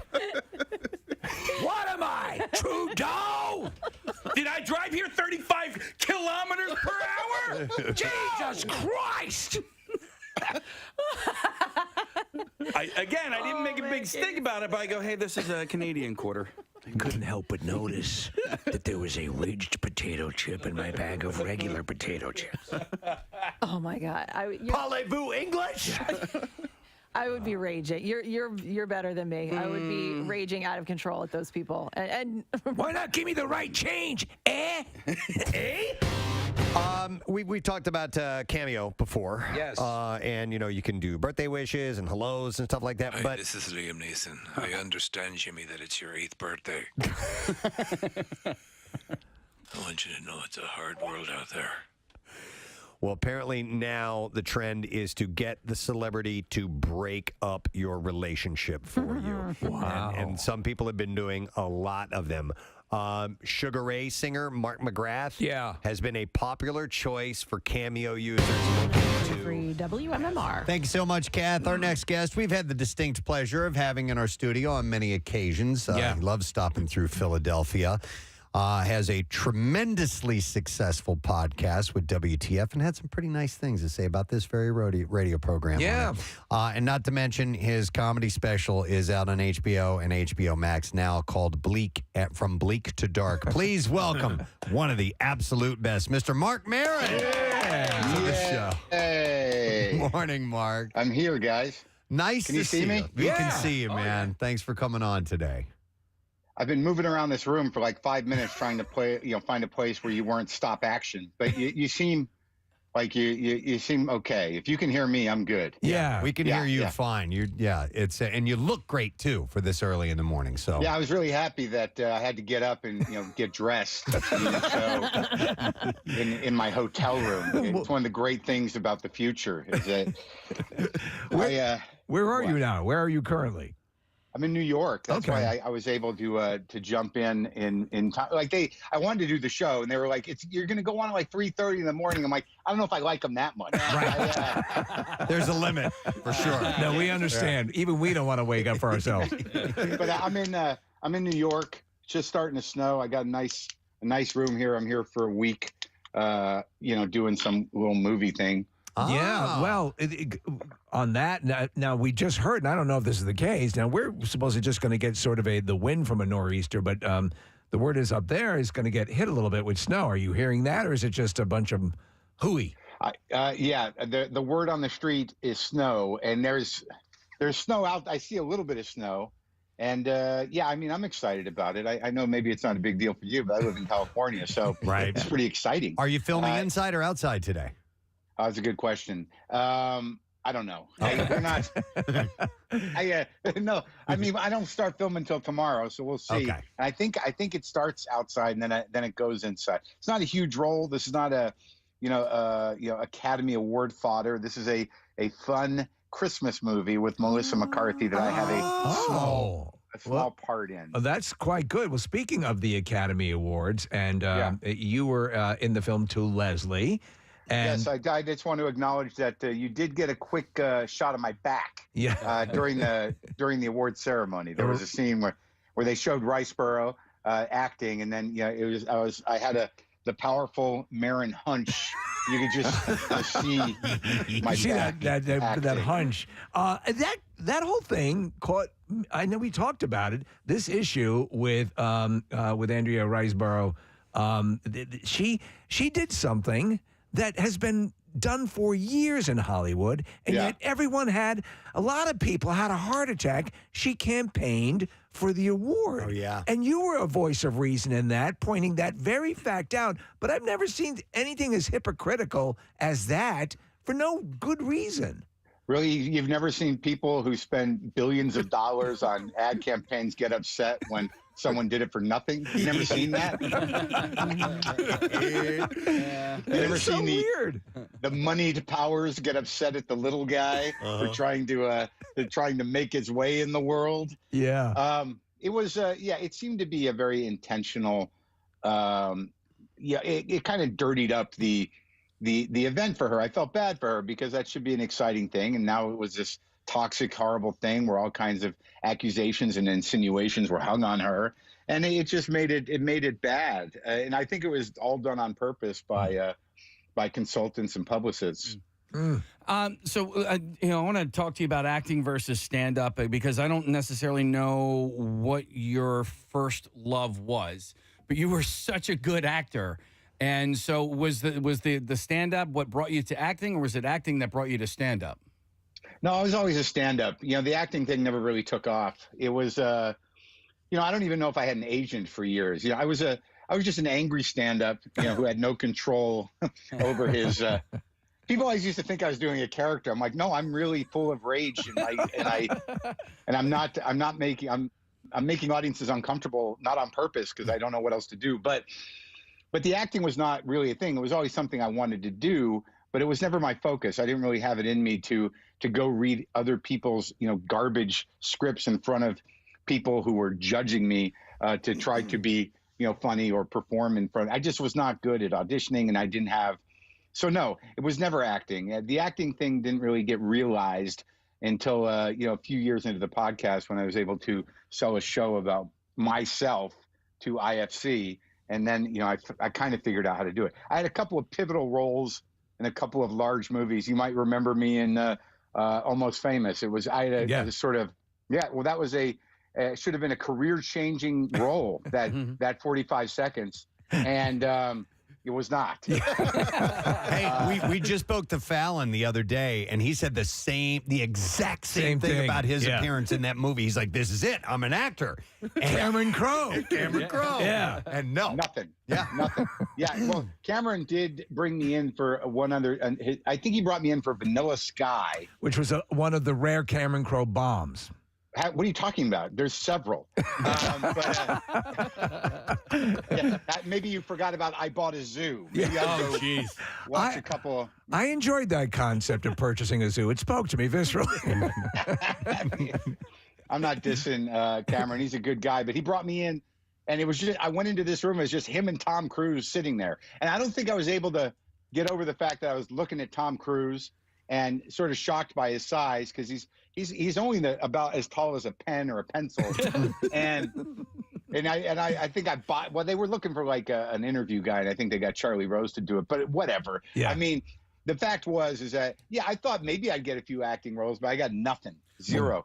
And the other famous role I did was in a rarely seen and very hard to get hold of Mitch Hedberg movie called Los Enchiladas. I had a very big part in Mitch Hedberg's Los Enchiladas that no one, it's like a total cult movie because it's entirely unavailable.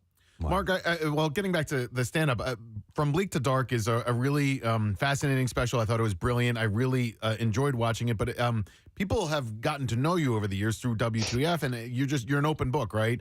And so people knew about the passing of Lynn, your girlfriend, and then you included it in the special, and it's the way that you take death and make it relatable and funny is, for me, was absolutely brilliant to watch.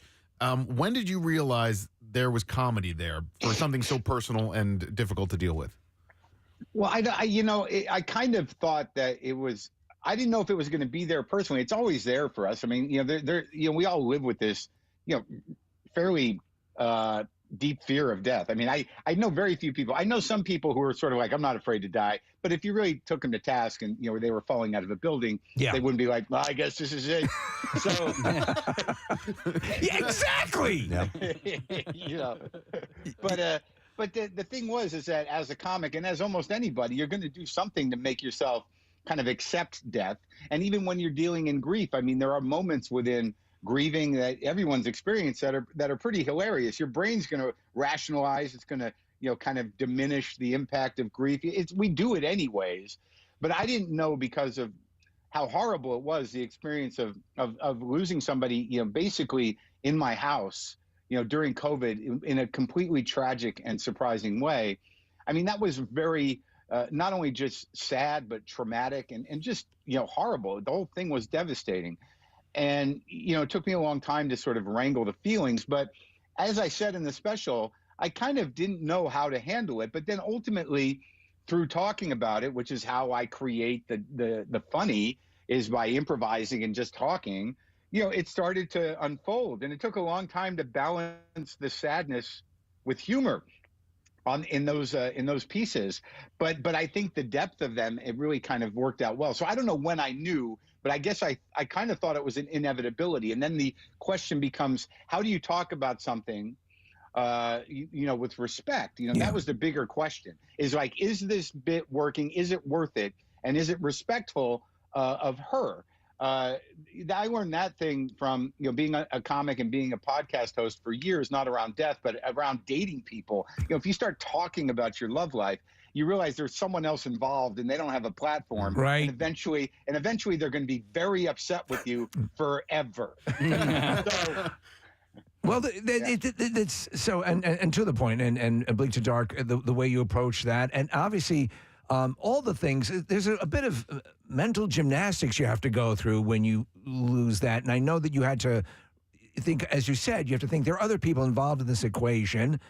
But I have to imagine that you did, you just said, I'm going to react the way I'm going to react and take it for what it's worth. And I think in so doing, you spoke to something that it's universal. We all face death at some point or another. Yes. And a lot of people tend to draw in instead of acknowledging that fact. And I mean, I remember it's kind of weird to say, but my mother passed away when I was 20. And so I had, as close as you can get a relationship. And that sort of taught me something that benefited me for the rest of my life.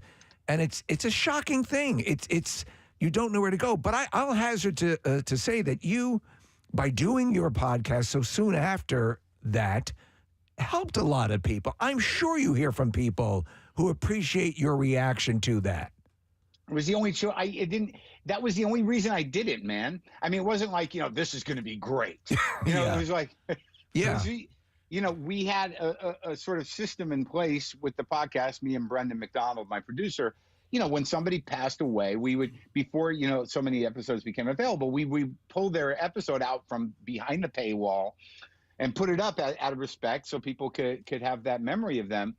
And, it must have been 2 or 3 days after Lynn passed, and I was completely in shock and not, I was leveled. And Brendan was like, look, man, we don't have to ever do the podcast again if you don't want to. This is a terrible thing that's happened, and you're never going to be the same. And I somehow decided to do it because I thought it would help people.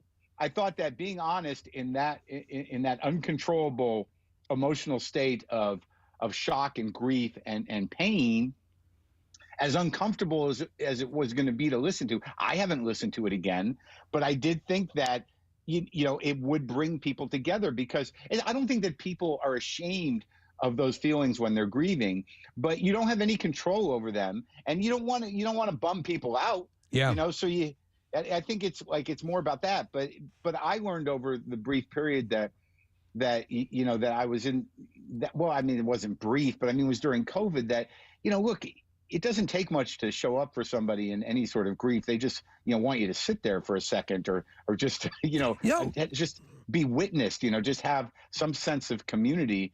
But I just thought that doing that podcast, would ease some pain for some people, or at least make them feel less alone in a way. It's a basic visceral reaction. You don't need someone to fix it. You just want to know that you're not alone. And I think that's how you went about it. I was thinking about your, and the special's great.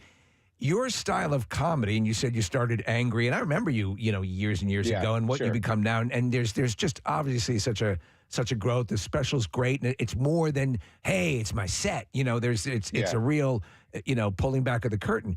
But there are a couple of comedians that I think have sort of a built-in theft mechanism, and I think your material is so that it'd be hard to liberate or co-opt or.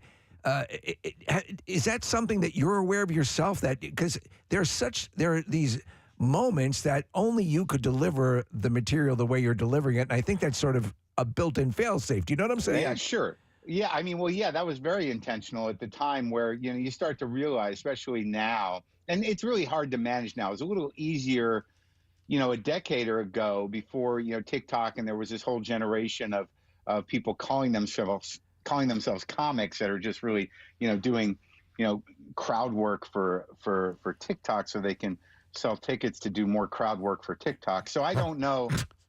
Like, for me, there was a time where I'm like, the only way that I can make this, mine is if I speak directly from my point of view all the time. Right. And that's sort of what I did. It becomes, autobiographical, but also I just kind of have to make sure that I'm always coming from that space. But you kind of know, like, if you're drawing from the news, like let's say, like, I don't understand why Chris Rock would, do a bunch of topical jokes on his new special, which I didn't watch, because, like, you're just going to date it. And in half the people, everyone's going to have jokes like that. Like, I did, in the special, I was doing an hour and a half, 2 hours of material, like up to a week before that thing. I had to get it down to 60. So I got rid of the COVID stuff because everyone's got their angle on COVID. I trimmed down a lot of things that, not for stealing things, but that were redundant or repetitious. And like that one bit about Roe v. Wade, I don't want to tip the bit, but the tag to that, well, what difference does it make about the angel factories? Like, I'm like, all right, so I know that there's not a lot of people that are going to talk about it from the point of view that I talked about it, but I wanted to make sure that nobody had that tag. Like, it was some common, like that would be a common thing. No, I get it. Call them. So there's only like 2 or 3 people I call when I have a tag like that. I'm like, I'm going to reach out to Attell, and I'm going to reach out to Stanhope and just make sure that. So that's your litmus test. That's you have Stanhope and David Towler are your. That's the measuring rod. Like Attell has done that with me too. Like over the years, he'd call me up. He'd be like, "Do you ever do anything about masturbating in the Bible?" I'm like, "No." So, oh my. But those were the guys I thought would have the guts to do that joke. So I just wanted to check it with them. Well, you got it. You have to check it. But the talking about you over the years and what you've gone through, and obviously the loss and being sober for so many years and so on and so forth. I wonder if all of those things come into play, because you've had some things. My brother has been sober for a long time now, and I don't think the tools you develop beating that have come into play so many times with just general things in life. And I wonder how many of those skills or that skill set helped you negotiate your career, because you had, from there on in, you call the podcast the Hail Mary moment in your life. Yeah. So do you think all of that has worked into the stew that sort of helps guide you? Well, it's weird. It was a Hail Mary pass to nobody in particular with no real benefit at the end of it. So there was no way to make money doing it. It was not a living, but it was a thing, right? Well, I think honestly, to really address that question specifically, the core of recovery, and I speak freely about it, and if that upsets a couple of old sober people, I don't mind. I'm all about breaking traditions in AA, but the core of AA is one alcoholic talking to another to save each other's lives, just by getting out of your own head for long enough to talk to somebody else, right? Yeah. That was the basic idea of it. If I want to drink and I go talk to that guy who's drunk about being drunk, then I'm not going to drink, right? So the basic premise of the podcast is one guy talking to another guy to get out of himself. So that was built into that. The ability to talk deeply and candidly and also listen, but also, I'm not afraid to interrupt, obviously, was sort of a premise of recovery. And I've grown to need it. I was thinking about texting my producer yesterday, because I'm here in New York. I'm alone, and I have a few friends, but I don't always reach out to people. And it dawned on me just yesterday that the reason that, I'm good at interviewing is I need to talk to people. so like, it's really part of my social life. I'm out in LA. I live in that house by myself. I don't have a wife. I don't have kids. So like, if somebody's going to come over, I'm like, oh, thank God, I'm going nuts, Like, and that's definitely part of the urgency of whatever developed that style. Like, I had Brooke Shields come over to my house last week, and it was like the greatest thing in the world. You guys have had her, haven't you? And we've had her on the phone years ago, yeah. Well, there's a documentary about her coming out, and it's like, well, I'm a 59-year-old dude. It's like it feels like Brooke Shields completely designed my brain around, around women. Yeah. But so to speak to that, and as time went on with sobriety, I have to assume that that the impact of it and the certainly affected the podcast and definitely affected my stand-up in terms of how I want to do it and what I want to talk about and my ability to be personal and to be somewhat, vulnerable and honest up there. To me, it was always, but I don't know if that's all, AA, because, like if you look at somebody, there's just very few comics in history that have allowed themselves to be that emotional. And as much as everybody claims to be the legacy of Richard Pryor, the real key to that guy was he really put his heart on the line, in much of his comedy. Like he took real chances emotionally. And I just think there's this tone in comedy now where people think taking risks is, offending people, where, taking real risks is, putting yourself on the line for a joke that might not work. And if it doesn't, you might have to take a week off. Every now and then I'll be watching something and I'm completely surprised that there's a Marc Maron appearance. And the example that comes to mind is Reservation Dogs. It was a really great show. It sort of lived under the radar. And I loved it. And then I'm watching, I think there's 2 seasons. And then all of a sudden you're in it. And I'm like, hey, holy crap, that's Marc Maron. How did you end up on that show? And why did you choose to do that show? I told Sterling Harjo, I'm like, I want to be on the show. It's like, there's one of these weird things where, and this still happens to me, but like that show's a great show. I mean, that show is a totally unique show because it's written and produced, and everybody on that show is a Native American. So in all areas of the show. So when you look at that show, it's depiction of reservation life. And its depiction of contemporary Native American life. It's a world none of us know. Yeah. We have no familiarity with it. And they have a unique view of the world. They have a unique, pacing to their humor and a pacing to their life. So everything about that show is mind-blowing if you let it happen, because it's a totally unique point of view that just was never seen before. So it's really kind of groundbreaking. So I interviewed Sterling Harjo, the creator of that, because I'd seen some of his movies and he was around. And I love the guy. And then like I saw Kirk Fox and Burr were on there, and I'm like, dude, what about me? So I pestered him. I'm like, you can't find one thing for me? You got Kirk and Burr in there. I can't be in it, And sadly, a lot of my career is driven by that kind of spite. But it works. It works. It's not broken. No, but he found that part, and it was really not written for me. But I kind of did this thing with it, and it was a blast to be on that set. And I'd never been to Tulsa, and I was in Tulsa. Every time I go to a small city now, it's like I'm like, I can live here. I think. Yeah, I'm not. I went to Pittsburgh, and I'm like, I'm buying a house. So, I don't know what that is, but I have this tremendous fear of drought. But that's easing a bit because we've got a bit of rain out there. But what was I going to say? So Tulsa, I get out there, and it's the weekend the Bob Dylan Center is opening, right? So I'm like, what is the Bob Dylan Center? So there's a Bob Dylan Center out there. They just opened this place where they've got all of Bob Dylan stuff, notebooks and all this stuff. So I ended up interviewing the guy who runs the Bob Dylan Center. And they had this big weekend where Mavis Staples played, Patti Smith played, Elvis Costello played at the Kane Ballroom. Does Dylan have any particular connection to Tulsa? No, and he didn't go to the opening, and I don't think he cares. That's Dylan, right? Yeah.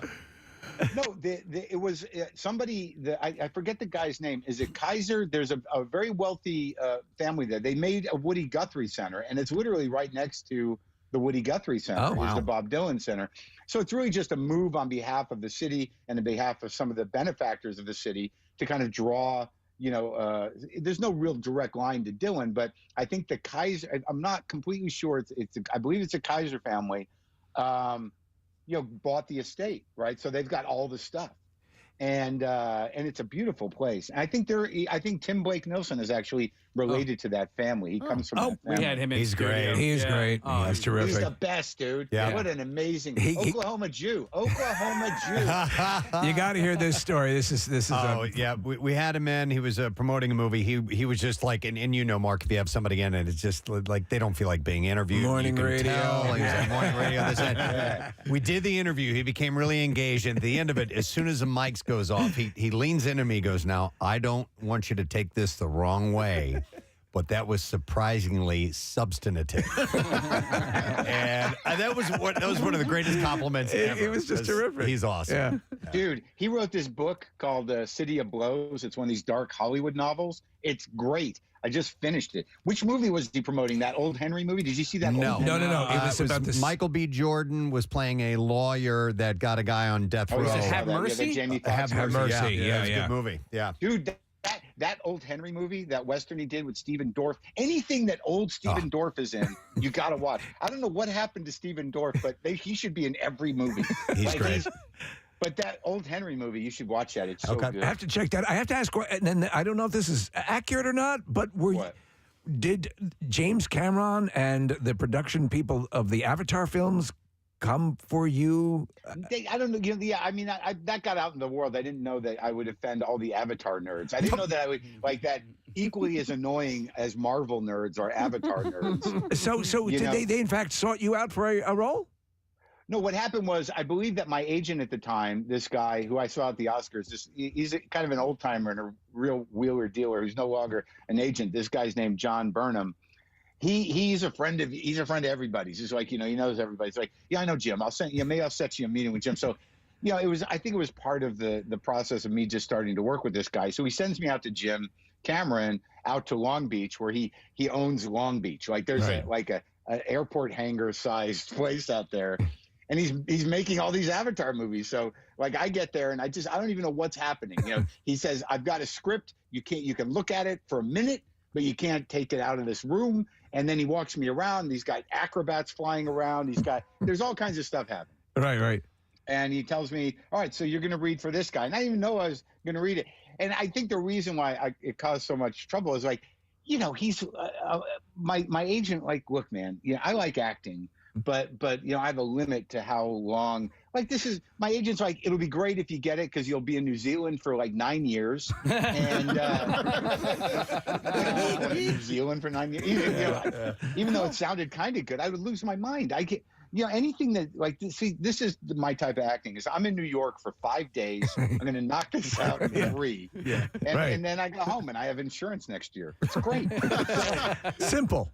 Yeah, but no, I don't think I was ever in serious consideration. But I did go down there and I tried to audition with, you're in a space where there's nothing and you're sort of like you're on a boat and this guy's here and there's people around and I think they were supposed to be flying. I don't know. I found it very confusing and but I was able. He's basically got a museum there of all his movies where you can go look at the Titanic models. Oh, that's cool. I think. Is it did he do Terminator or RoboCop? He did Terminator. Yeah. Yeah. There's Terminator models. There's all kinds of. That was cool to go to the museum that you can only see if you go down there. That'd be worth it. Yeah, so, Mark, I need to shout out our assistant program director, Chuck D'Amico, who's not here today. He's getting a colonoscopy as we speak, but he might be your biggest fan, and he is never. Are you doing that live on Zoom? Yeah, we should. But he is. I don't think he's ever missed an episode of WTF, and he'll come in. And he's like, "Oh, dude, you got to listen to this interview." So I want to ask because you've had some biggies, right? You had the former president and Brooke Shields, and just the top of the top. What interview would you say was the most selfish on your behalf? You're like, I don't know if the listeners are really going to get this, but like, I want to have this person on. Oh, strangely, well, there's definitely a shift in who was it? There've been some old comics. Like I'm trying to remember. Oh, I love the old comics. Yeah, when you and another comic, somebody who's.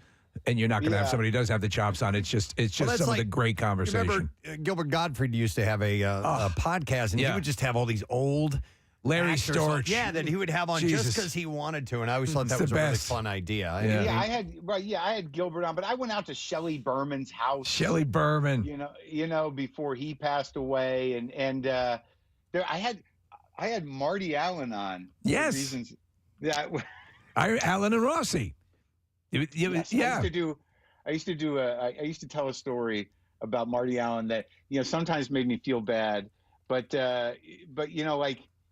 because Marty Allen was sort of this guy, Allen and Rossi were put together as a comedy team because of the success of Martin and Lewis. So they were kind of a Martin and Lewis knockoff, and Marty Allen, he had a tag phrase later in his comedy. Remember, hello there. Hello there. Hello there. Anyway,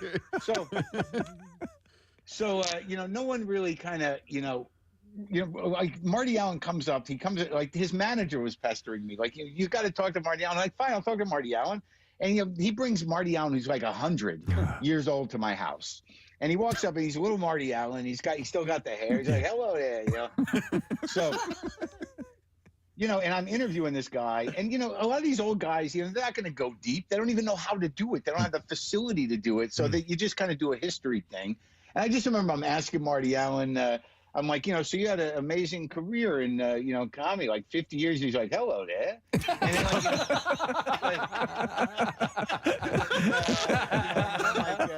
and you're recently, you have a lovely wife, married not too long. He's like, hello there.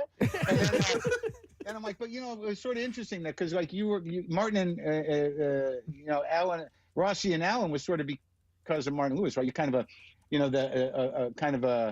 built on their popularity. He's like, hello, yeah. So it was like Groot from Guardians of the Galaxy. He was exaggerating a little bit, but the point is that like I get nervous with the old guys at my house because like there's some part of me that's like I just don't want whatever's going to happen at my house. So anyway, so Marty Allen, like we get back into the house. He's like, I gotta go to the bathroom. I'm like, all right. So that was the old house. So there's one bathroom. So he walks down the hall. I set him up in the bathroom. I'm with his manager, and he's in there, for like too long. I'm like, is he all right in there? Yeah. And the guy's like, yeah, I think he's all right. And it's going on a long time because I'm like, because I don't want him to say goodbye there.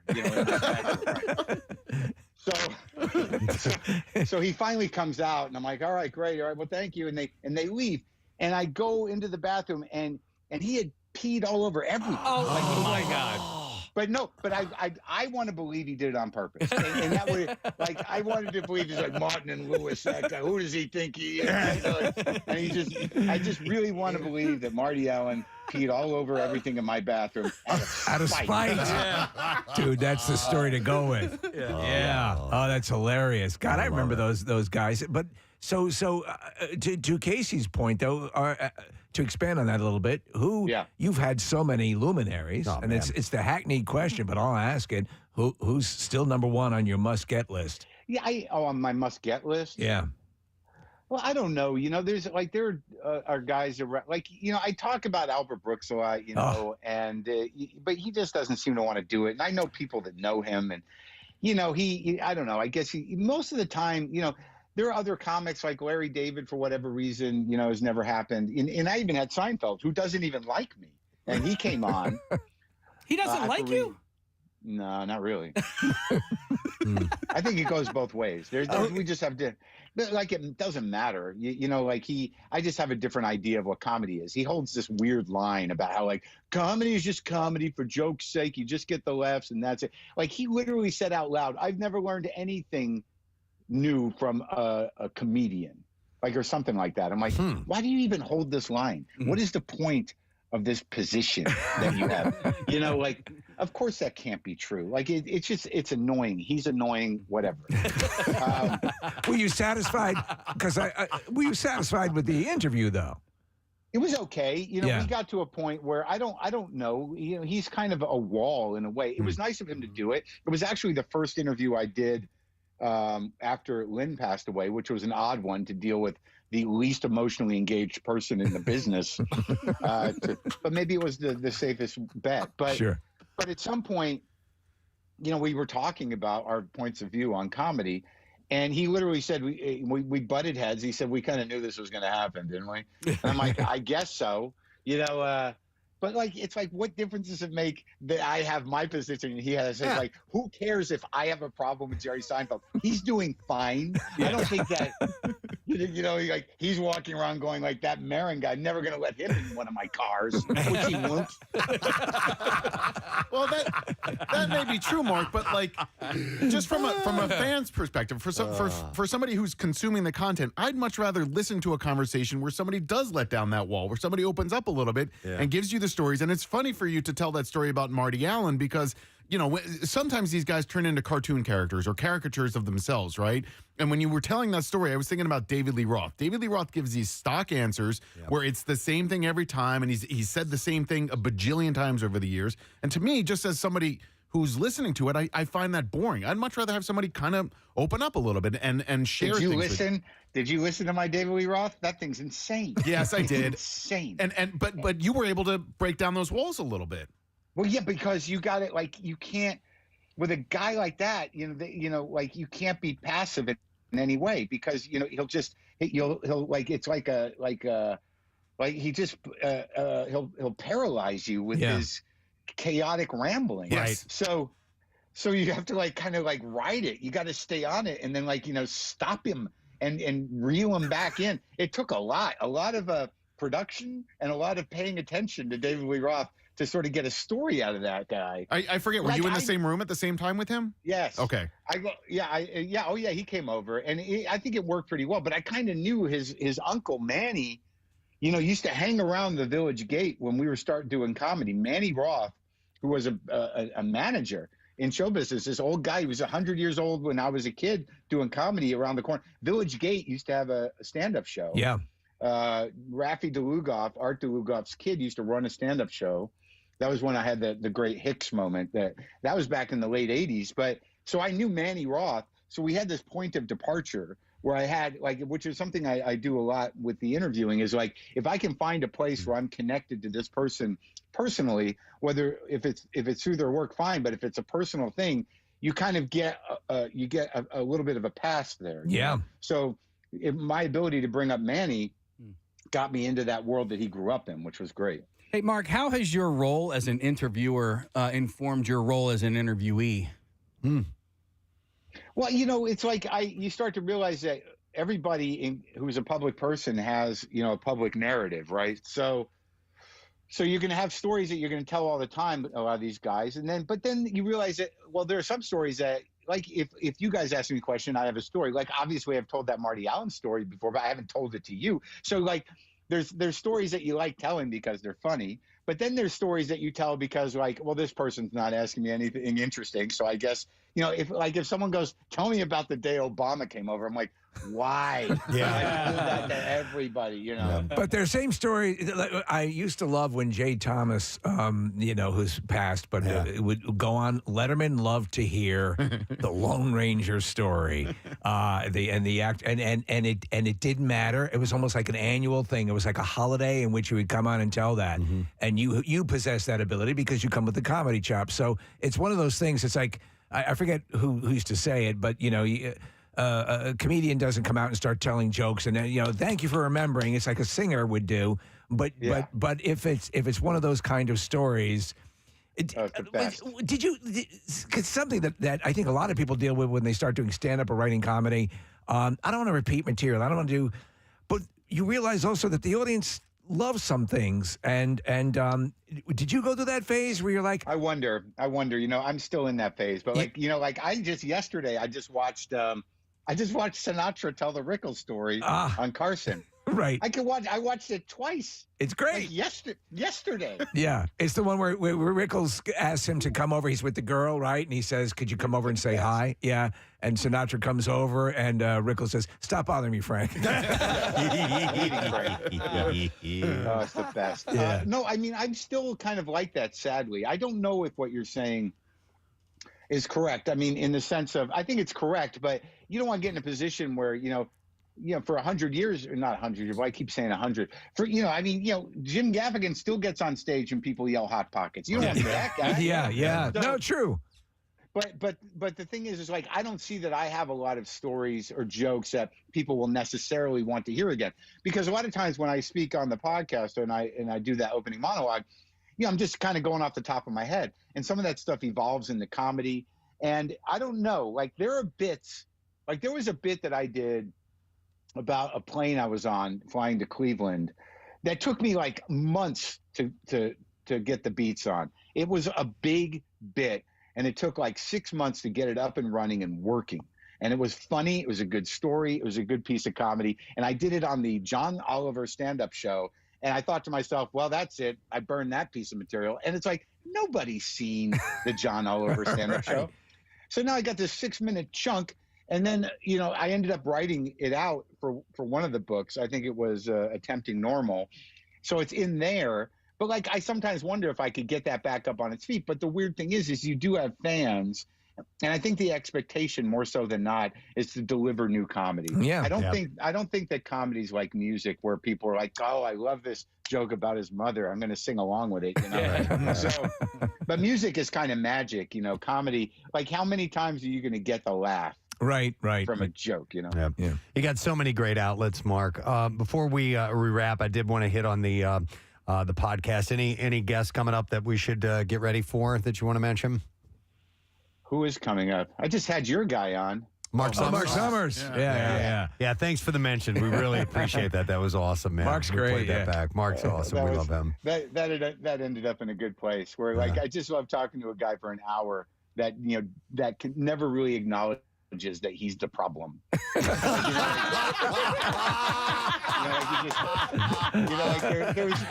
watched that. I watched that, that Burt Reynolds thing, and it's like I know what he was doing. Like he was just not going to let, even,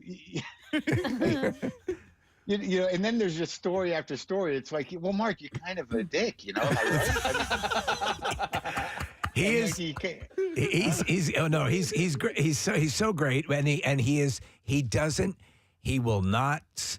There's nothing there that will stop him from saying what's on his mind. He has a story about getting on a flight. Richard Gere is in first class. Richard Gere makes a face because Mark is going to sit next to him, and Mark just went at him immediately. It's like it doesn't matter, and that's what makes him. Who he is. It's great. Yeah. It's great. But it's like, it's not without fault.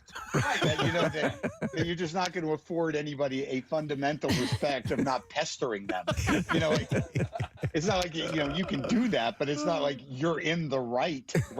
So, but I loved it. I had a great time. Yeah. I mean, I don't know what I got coming up. What have I got coming up? Well, Brooke Shields is going to be on. Yes. I put O'Shea Jackson Jr. Oh, he's great. Was on yesterday. He's great. I talked to on Thursday Jason Woliner. I have him back to talk about that what is it? That something P. Goldman. What's that show? Oh, I don't know. David Jason Woliner show. Some guy look it up over. We're there. looking it up. It's Paul T. Goldman. Paul T. Goldman. It's a weird show. Huh. Wolner's the guy. He directed the last Borat movie. He's a very interesting guy, and that show is like I didn't know what to do with it. I did not know what to do with that show, but he put 10 years of his life into it. So, wow. And again, Brooke Shields. Who else is coming up? I got a few in the can, but like I'm never good at totally remembering. All right. Well, it's not like you're hurting for audience. You're an OG when it comes to that. We realm. Do all right. It seems we're holding our own still, which is kind of amazing. No, well, it's not accidental. You deliver a great product, and that's what people love. And then, of course, we want you to get some dates in Philly at some point down the road and get back here into town and do some stand-up. I'll come in. I always come to Philly. Yeah. Maybe I'll come do like if I can get some new hour up and going, I'll do some club stuff there. Love it. Excellent. Love it. Mark, thanks for the time. We appreciate it, man. We'll catch you soon, okay? Great to see you guys. You Take too. it easy. Mark Maron. Yeah. Wow. Always great. Love talking to him. The WTF with Mark Maron podcast is fantastic. And if you have not seen Mark Maron from Bleak to Dark, that's on HBO and HBO Max right now. So great chat. We're going to take a break. We're going to come back in just a moment or two. Don't forget it's Tuesday. Text word tattoo 39333. Love for you to win that Preston and Steve themed tattoo. We'll be right back. Preston and Steve on 93.3 WMMR. 93.3 WMMR. requested, and it went viral, and a lot of people were talking about it. So I guess he immediately earned that status. Yep. By the way, he's had a lot of work done on his face. Has he? A lot He was of a work. good-looking guy. Very good-looking guy, which is probably why he's had a lot of work. Yeah. See, with me, it's like, who cares? So he had said, I've been doing these for fun. I wouldn't want to hurt anybody's feelings. But even Matthew Perry says that he'll deliver any kind of messages, and he has done breakup videos as well. So, that's kind of sad, though. Like, then what if the person likes that celebrity and now they've just ruined their life? Well, maybe it might be a little bit of a buffer if someone you like is telling you and giving you words of encouragement. But how much depend on what type of breakup? How much? Yeah, how bad of a breakup can it be if you're hiring a celebrity? That you're hiring a celebrity to do it. I mean, I don't think it's something Nicole Brown Simpson would have done. So I think if it's more volatile, no. But I think if it's hey, we know this is over, you could have fun with this. Yeah. Right? I don't think a divorce would be the right thing. Yeah. No. Hey, honey. Kids and everything. And yeah.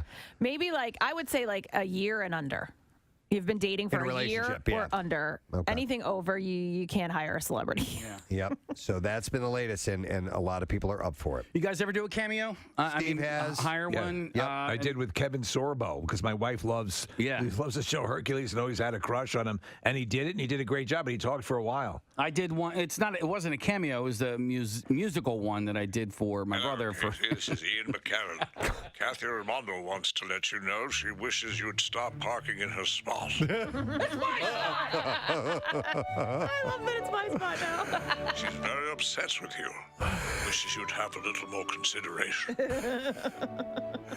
What did you did a musical one? Yeah, so there's a backup singer / trumpet player for Trey's band, Jennifer Harsberg. Yeah, and so she ended up singing a song for my brother, but I wanted to do one for my daughter for her birthday, but you go through and it's like, all right, well, this person's too expensive, and then this person is not as expensive, but do they, are they as important? Like, I don't know how much a Mark McGrath would cost. Yeah, you can probably get 4 Mark McGraths for a Pat Sajak. We should do our own cameos. How much would we be worth? So, $1,000. So you can have longer chats, by the way. So really? So like for example, Mark McGrath is $90 right now. I think it says. So, but if you do extend it, you can ask for.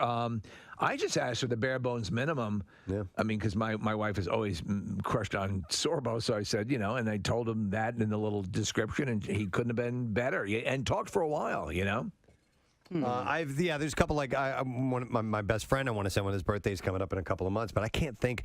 Because the movie lines that we throw at each other are really offbeat, obscure people who didn't even really have a career. No, yeah. And so I'm like, I can't find anyone. I doubt Tom Cruise is doing them. That would make sense. So hi, this is Tom Cruise. You can't handle the truth, but apparently you can handle a lot. Billy says thanks for last night. So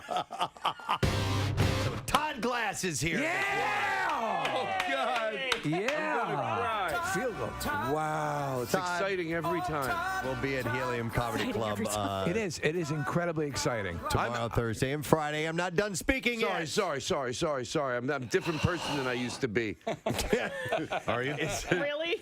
Is it because of this treatment that you've had done? I'm just, I listen more, and I'm not as no. I feel crazy right now. Wow. Yeah. But I'm happy to be That's here. what we You need. told me in the green room that you're now a full Hasidic rabbi. And he knew because of the things on the side. And I didn't want to. I should have let you announce. That's it. my improv skills. All right, well, let's things on the side. Let's bring everybody in on this on what we're talking about. So Todd requested that we have a certain treatment done. Casey, did he contact you about it? Yeah. So I don't know. Maybe this is all the rage in Los Angeles these days, but here. Yeah, and here. Well, And here. We talked about it here on our show where I think we initially heard of it as a on-site hangover treatment. Yes. Where if you put one on the night before you weren't feeling all that great, that there's a service that will come to your office or residence or whatever, and they'll administer an IV and that is filled with saline, Gummy bears. gummy bears, B12, and stuff like that. We remember our calendar shoot when we had that little snafu when they showed up. The bachelor party that had all of the equipment. It was like the leftovers of this treatment that they had done. But so many people are doing it now, and apparently it's effective. Well, I'm out of the loop. I'm out of the loop because I'm not familiar. Yeah, I mean, yeah. I've heard of the hangover thing, but I didn't know that this is all the rage, as you were saying. That's what I hear. There's facilities specifically for this now. Okay. Well, And the you know facility that we have here is called City Hydration. And Christy is here from City Hydration. Hi, Christy. Hi, how are Nice you? to see you. I'm wonderful. But what were you going to say, Todd? No, I was gonna. First, I was gonna say something. I go, I bet that she could probably explain it better than me. So then I was like, well, probably you were right to go her way. But now that I have your attention, yes, I real quick, I have friends that have done it over the years. And even 15 years ago, I would hear about it, but it was just to me someone did on the set or that had money. I always thought, and it was for the wealthy. It was only for the wealthy. Only for the wealthy, the 1%ers. And so it's not a new thing. It's just new that you're able to do it. But my friend said at first you do it like maybe you're under the weather, but then you realize how good you feel. You're like, you know what? I just want to feel real good for my wedding or for something you're doing one day that you just want to feel great. You're going to a concert at night, so like in the day, you're just at your best. Yeah, Todd, I saw a special on it. It was a local. It might have been you, City Hydration Services, and they were talking about it's now become a ritual for a lot of people because I just normally associate it with a hangover thing. Okay, but there are apparently just wellness aspects to it. So, what's in your bag, Todd? What do you? Because you're getting right now. Mine now. I don't want you to laugh at me. To an IV right now. Right now, he has an IV needle into his and arm. by the way, my palms are sweating. Yeah, Kathy hates needles. Looking at that IV in your arm.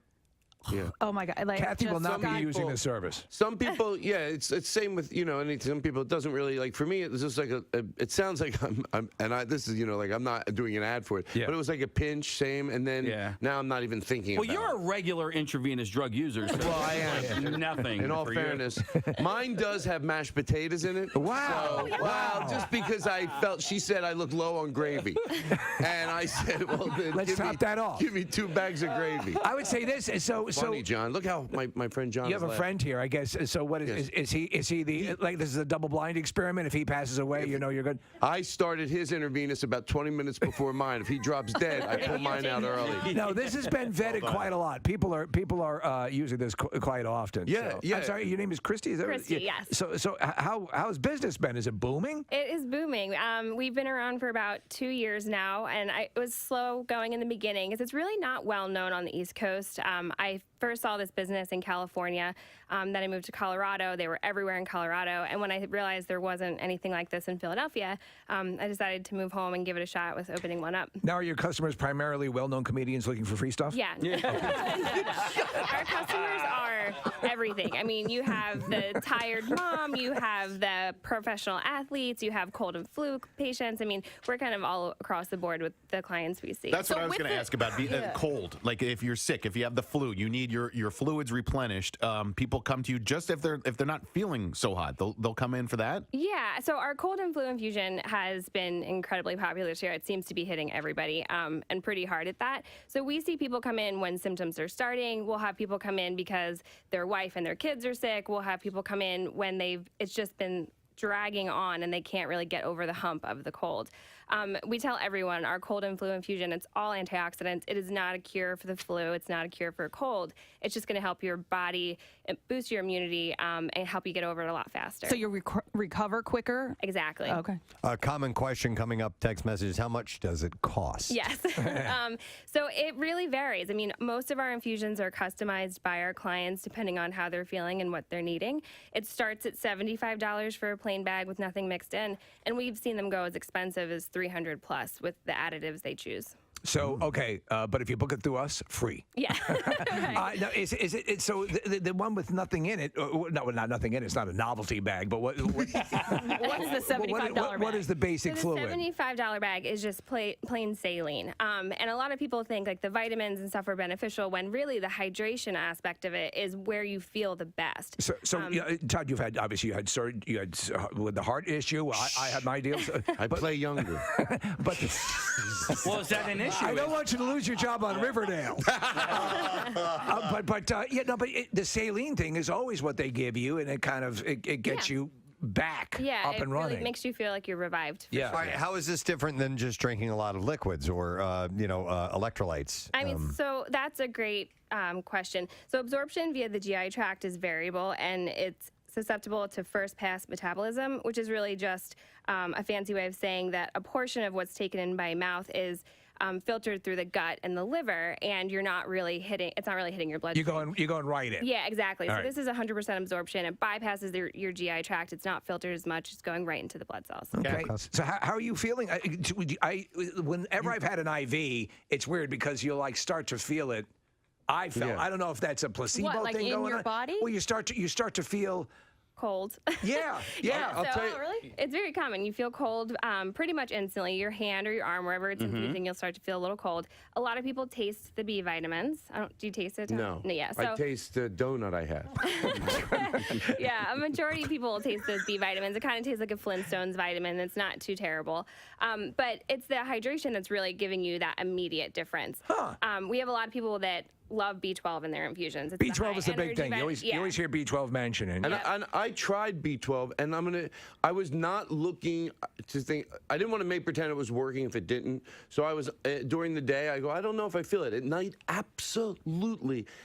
What I always say is clear-headed, and I did it one more time. I don't need to do it every day, but it was another thing I was going to. I was like, God, I like the way that was the first time. I went and did it again, and not lightheaded, clear-headed, And to me, it feels like the B12 right now, but like 3 times. How often do you do it, Todd? I've only done the B12 twice. Just twice? Okay. Yeah, so this to me, the closest I can get to ever feeling it was that. This right now, even now, and it's only been in there for 20 minutes, it feels like 3 times that. It feels very nice. All right, so should you go to your doctor before you do something like this? So we actually Let's keep them out of this. We have physicians on staff. All of our staff are critical care nurses, so ER, ICU, lots of experience. And our physicians are also part of this. Okay. All right, the reason I ask is because I remember I started taking a multivitamin because I thought you should take a multivitamin. And then my doctor was like, don't take a multivitamin. You shouldn't take that. You should check with me before you take any vitamins of any type because Always you good. may not need those or they may be counterproductive. Well, a lot of these facilities, at least the ones that I know of, it is either retired nurses or nurses who are out of their field that are now moving on to open up something like this. Yeah, we kind of chose a little bit of a different business model. We wanted our nurses to still be based in hospitals, skills very fresh. They're great at IVs. They're quick to think. They're just more prepared, I feel like, when they have been in action and they're working in hospitals and then coming into work. You want actual medical personnel doing this. You don't want a guy in a van doing Yeah, it. exactly. Yeah. All right. So so this is something that you're digging. So how amongst other comedians and stuff, do you see this a lot? Other people, entertainers using this a lot? I've just always heard stories like, they got someone didn't feel well. They got a mobile. They called it a mobile nurse. Yeah. Okay. And they come because they're nurses. They're registered nurses. It's a classic, Todd. Because he it's the same reason why you serve your water in a glass jug in your and it's the reason why you wanted a circular driveway. You just sort of project wealth when it comes to this sort of stuff, right? Well, you just want to find out. What are you talking about? He's talking about you. You wanted the hedges trimmed when you were a kid. You're about presentation. Yeah. You're about making sure you're at your best. Well, why not? Yes. Why not? Do you have a company that come out and put some low energy in you? Yeah, I want to have a little lower energy. I want to be sedate and a social outcast. And I want to tell you guys something, and I don't mean to jump right to it, but I know how it works. You got to get funny quick. People, can I tell you something? We're off the top. When I come in here every time, how can I get people to come to my show? Not like in a begging way. Look, you go to Netflix. If you think I'm funny, if you're not familiar with me. Also, by the way, tonight I will be on Jimmy Kimmel. We already recorded it, but we did it from his club in Las Vegas. And it's with the whole band, and it's the most different stand-up set I've ever done, seriously, in my career on late-night television. You've been calling this the event of a lifetime. I have. Yes. There you go. It's what it says. Yeah, that's the name of my tour. of a lifetime, and that's saying a lot. And I have the whole band with me on the show, so I've never done a late-night set with the whole band. Yeah. So they're all there. John over here, he is the keyboard guy in the band, and he's currently he blew right through his bag. Wait. Look at that. Seriously, his bag's bag is almost empty. empty. Yeah. You're right. You know, What is it about a keyboard player that has them suck up their juice quicker? Is he in your Steve Netflix? is, by the way, Steve, you got 3 cackles out of me this morning. And it's like not the most appealing thing about yourself because you think that's who you really are. In the other room, you said something, I went, I'm like, I guess that's how I laugh when I don't have time to do the fake laugh. Like, you know. God, is John in your Netflix special? No, John is not. Okay, John in that Netflix When are you going to special. film your Netflix special? Well, I'm getting close. I'm getting close to film the one that aired already. I love the last one, by the way. Yeah. So what I'm saying is when you come to my live show, I seriously take responsibility for the minute you get in there, I want it to be an experience. When you're buying your ticket, what it's like, the music you're listening to in the bar before you go into the showroom, what you hear when you leave the showroom. So and then the band as people are being sat. So I really care about the show. So if that's any reason, because people spend money they don't have. Sometimes they spend money they don't have. They park, babysitters, everything ends up costing. And as I do comedy longer, I try to remember that. I've made mistakes in the past when you didn't give it your best. So now, put your hand down so that you drain quicker. Hey, by the way, just reached over to calm Todd down for a moment while he's streaming done. So, your Netflix special is really, really great. Very, very meticulous. On 93.3 WMMR. I would just like to make you aware that we do indeed have a really cool thing going on. We want to send you to Universal Orlando Resort starting this coming Monday, March 20th. Listen, weekday mornings at 8 a.m. for the Preston and Steve Photo Hunt Challenge. You will get the clue on air and then check out the photo gallery at WMMR.com. Then you have to be the correct number caller later in the show and correctly identify the photo and answer from that morning's clue. And you can win a trip for 2 to Universal Orlando Resort with flights provided by Spirit. And you can go to WMMR.com for more information. So that starts on Monday. And we're giving away 5 of those. Monday through Friday, we're giving away trips to Universal. So exciting. Yep. So frigging exciting. Yep. So it's happening. Orlando. And we will be there. We will be there. On Monday. A couple of quick shout outs, and then I want to do City Beat, if you guys don't mind, because I got a few good stories to share with you. This is from David Bauer, and he says he'd like to get a birthday shout out for himself. And he says, last October, I made the choice to move to Austin, Texas, after only knowing South Jersey for 33 years. Same thing. Within a week of living here, I found someone I truly have grown to love and look forward to building my new life with. In summary, in February 2022, I had fully given up.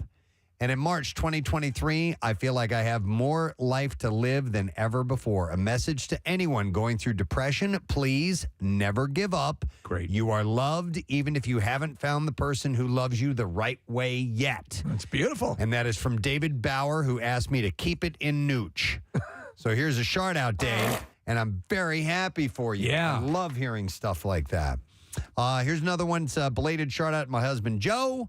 Celebrated our 20-year anniversary in Las Vegas and renewed our vows. Here's to the next 20, and that's from Kelly Fleming. So a shout out there. And then another one. This is a wonderful sentiment. It is from Kenny James. He says, I'd like to request a shout out for my family in Langhorne, Bucksco. My aunt, Vicki James, my cousin, Jackie Ragnoli, are currently caring for my soon-to-be 84-year-old grandmother who's suffering from dementia. On top of working full-time jobs, they both do the best that they can to be there for my grandmother, Jane James, and he goes into great detail about what they have to do. He said, she was more of a mother to me than my actual mother. Wow. And can I please That's something. He's asking for a Tom Jones shout out. Okay. I think it's. I think this is worthy. He said, keep your head up, Aunt Vic. I'm always here if you need me, and that is from Kenny James. So here we go. Oh. Yeah!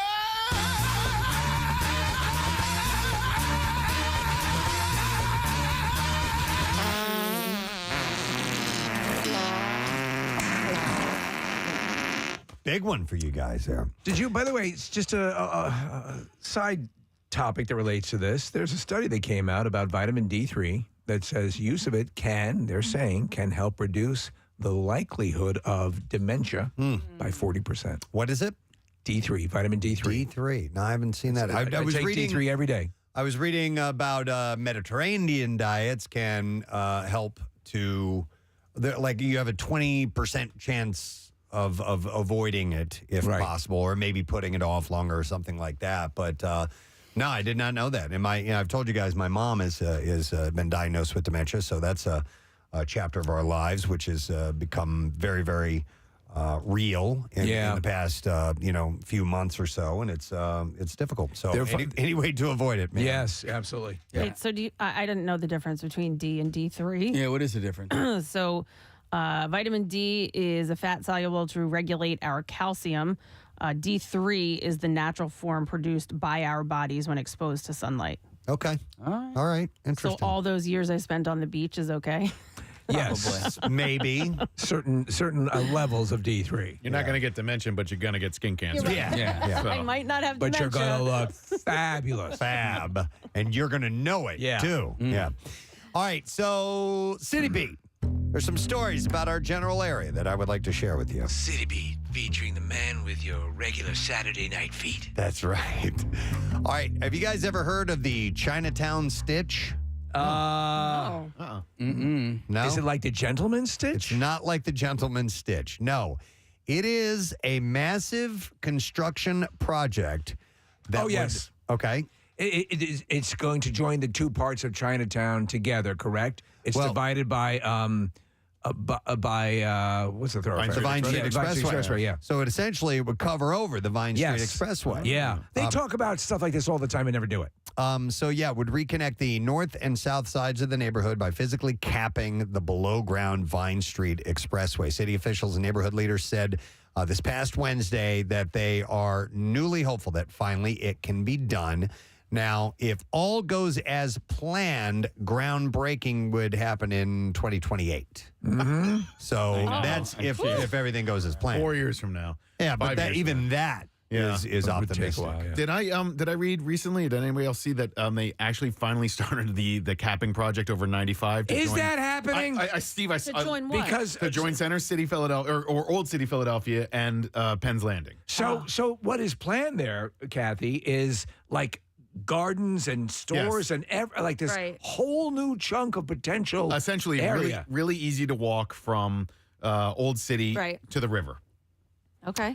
What That would about be it? nice. They're still considering it? No. or- What I read recently was that they had actually started this project. So, wow. the project that you're describing with Chinatown, if it goes according to plan, they won't start until 2028. But if I read recently that they actually are starting the project to join Old City and Penn's Landing and the waterfront. And I heard Preston that that it's next year they're going to put 4 more rivets in that post that's going to hold the tram that goes over the river. Okay, into Camden. So a website's been launched to gather ideas and opinions from area residents, and the first community engagement meeting is set for April 26th, so they're going to get that underway. Kathy, look on the screen here in the studio. That's what they're talking about doing. This is the 95 to Penn's one. Landing. Yeah. Wow. That looks nice. Yeah, it's a great that idea. Could be, it's 12 acres of land that it'll How about open a couple up of to acres? You want the farm? What's that? That's from the Last Action Hero. Oh. So yeah. Sorry. Sometimes I just think out loud. I know. Sometimes. Yeah, not all the time. I like you, Casey. That's why I'll kill you last. All right, do you guys want to hear about this? Or, Yeah. All right, Chinatown. Chinatown. Hey. Look over there. Look over there. Get to the Chinatown. They're saying that a cap on this would reduce noise, create green space, and become a platform for construction of homes and businesses. So it wouldn't be as big as that 95 thing, but it would be similar to that. Yeah. But they would be able to have some more parks and stuff like that, and living space. And anything that could help chuds flourish. So it's going to go over the Vine Street Expressway, but it also has to go over Vine Street, right? Yeah, I think so. Yeah, that's what it's saying. It's being built on top of 95 and Columbus Boulevard. So that whole area is then joined up, which actually makes a lot of sense to me. There's no reason to not have it that way. Well, Kathy, you were talking about the 95 one. Casey was talking about the 676 one. Chinatown. Yeah. The sexual tension between these two. We should just get it over with. No, I need to take this off my screen because I keep reading about this one. Kathy, it'll take 5 seconds. Just get it over with. Yeah, you can wear a smock. It'll be done before you realize it. I'd rather eat cooked fruit. Oh, wow. Wow. That's saying a Yeah, that lot. is You don't harsh. realize she really hates cooked fruit. So anyway, the Chinatown, Yes. Yeah. So this thing could cost a single city block would cost $25 to $30 million. There's no full estimate for the entire thing, but the planning alone cost $4 million. Oh my God. Includes a $1.8 million grant from a federal program called Reconnecting Communities. Matching funds totaling $2.2 million were offered by the city, the Pennsylvania Department of Transportation, the John S. and a bunch of people you never heard of. Well, the one thing you can be confident with is that all monies raised will go exactly where they're saying that the money is going to. This kind of project's been talked about apparently for decades, but never moved beyond the idea and study stage. So they said the availability of federal transportation money gives them fresh hope that they could actually be able to do this. Well, it'd be pretty wild. Yeah. So 4 years from now, if everything goes according to Hoyle. I already hate driving on the Vine Street Expressway with an open roof like that. I don't know if I'd like driving on it completely covered in darkness or not. You know what why I mean? does the lighting suck in those things? I mean, the area on 76, like right by 30th Street Station, and you're going from insanely dark. Austere, like if it's a bright sunny day. Yeah. So your eyes have no time to adjust. It's crappy light under there anyway. And if you have it's a nightmare. if you have sunglasses on, for a brief minute, you think you're going to die. Yeah, you're blind. Yeah. I mean, I they know what do you're have talking about. LED lights. Like, they're abundant these days. You know? They are. Yeah. Use them. Use them. They're so abundant. All right, so that's the stitch. And that's the I stitch. liked when they had the Vine Street Expressway set up as a pool. That was very cool. That was fun. Seriously. Yeah. All right, oldies.com. Steve sent me this story. The building in West Conshohocken, it has officially been sold. It went up for sale a little while back. We told you guys about that, and I think it was part of the City Beat. But it's been sold to Velocity Venture Partners. And they're building a gentleman's stitch. They are based in Bala Cynwyd, right here in our neighborhood. Oh. And they said they intended to market the site for lease as a premium industrial space with high visibility. So they're going to own it, and then they're going to lease it out to whatever company whoever they wants to use it. develop it. Mhm. More than 115,000 vehicles pass by the building daily, the firm said in a statement. How many acres is that tract of land? Did it say in the article? It's only a couple of acres. Couple of acres. It's back in How like about the couple of acres? back in like an industrial park. There's a lot of buildings back there. Yeah. So I don't know how many they own or how if it was just that one small building or what. I have a question about that because I noticed something the other day. No, I'm not the noticer. No, Gentlemen, God we damn need to it. plan on it. The noticer's coming out to panel. I'm paneling. Totally noticed. I'm paneling myself. If I'm headed southbound on 476 and you go right by that oldies building, Yes. and Kathy, this is right as you go, right after you go across the Schuylkill River, Okay. or right as you're going across it. On that far side there is one of the steepest hills I've ever seen. Yeah. Goes down to the river. I've always thought I'd like to sled down that and die. But there's a road that goes along there at the bottom, and I've no earthly idea how to get back there. That's Mount Steepy Hill. Oh, okay. On the Conshohocken side? No. Yes, on the All right, so Conshohocken there's side. a bike path there. I mean, so you have that the might be what that is. You have the Schuylkill River Trail that goes alongside that. And then you think that's part of the Schuylkill River Trail? It might be. Then you also, the Schuylkill River Trail then splinters off. And so you have the trail that goes right by the river, and then the other trail that kind of goes up underneath and ends up by where that IKEA is. But the road that Preston's talking about is Balagomingo. Balagomingo. Oh, yeah. So that road goes an Italian superstar. Preston, No, it's that little valley, and it's at the base of that hill, and that's so you have to sort of get off in Conshohocken, wind your way around, and then you're at the base of that hill. I don't know exactly what you're talking about, but Preston, that road for years was closed because of like mudslides. And Because it's so steep, it would make sense. Okay, and I see where Front Street is. I'm looking at a map now, and you make a left on Balagomingo. Okay. Yeah. Well, I'm going to take a drive back. But there how do you get to sometime. Broadway then? Practice. Here's That's the that oldies.com place, Preston. So here's that, and then here's Balagomingo. Yeah, that's it. And then, so in this story, is that building, the oldies.com, is that completely empty at this point? I got to guess so. They sold it because they acquired it from the oldies.com family. It was a family-owned business, and they would sell DVDs and vinyl records and collectibles and all that stuff. So I got to believe they cleared everything out of there. Is that ski resort still, not resort, is that ski hill still there? We had an invite. It has like a tow. They have a lift. Yeah. Lift. But I think it closed. But it was like the Wissahickon. There was a club, ski club, Yeah. right? Yeah, it was a ski club. I'm not really sure. Mount Wissahickon. Right. I haven't driven back that way in a while, Nick. Maybe I'll take a ride and see if it's still there. I will ride that trail. When the weather gets nicer, but you know where our old Are you building saying was? that as a declaration, or you've done it in the past? No, I've done it in the past, ride. and I will ride it in the future. I will. Where our old building was on River Road, that is so overgrown. Yes, and you need it to be so that they can put the bodies there. Well, yeah. Yeah, but remember they would find bodies in that growth along the river in that area when we were going to the old Y100. That's a weird stretch, that Mequon stretch in between Mequon and it is. Yeah. It's an interesting part of Philadelphia because I think parts of it are really pretty. You're along the river there, opposite of 76, but it never seemed to get developed properly. So the roads are overgrown? No, like where the river trail is, like where the trail, where that building is. Yeah, it's all because there was our parking lot where we always, and then there was the other parking lot that was on the other side of that trail. The Deuce. Yeah. No, not that one. Remember where I hit the ball on against that on the other side of the trail there? Okay. There was another parking lot, but it was just all overgrown. We should take a field trip someday. We should. Conshohocken and Ballet's not there anymore, is it? It's been gone for a long time. Yeah, what was it, the Seventh Veil? Heaven? Seventh Heaven, yeah. Mm-hmm. I remember the Deuce. There was where we'd go to have lunch. Have lunch, yeah. Mama make fresh. That's she would always say. She Mama make basically fresh. used like a curling iron to cook everything. Okay. Hey, what's that strip club in Norristown or Bridgeport? Wait. Oh, in Norristown I and don't Bridgeport? know. No, I don't know that. I know of Cloud I was Nine thinking in of Harleysville. Cloud Nine's in Harleysville. Oh, the bunghole. No, not the bunghole. You guys going to the bunghole for lunch? Not tonight.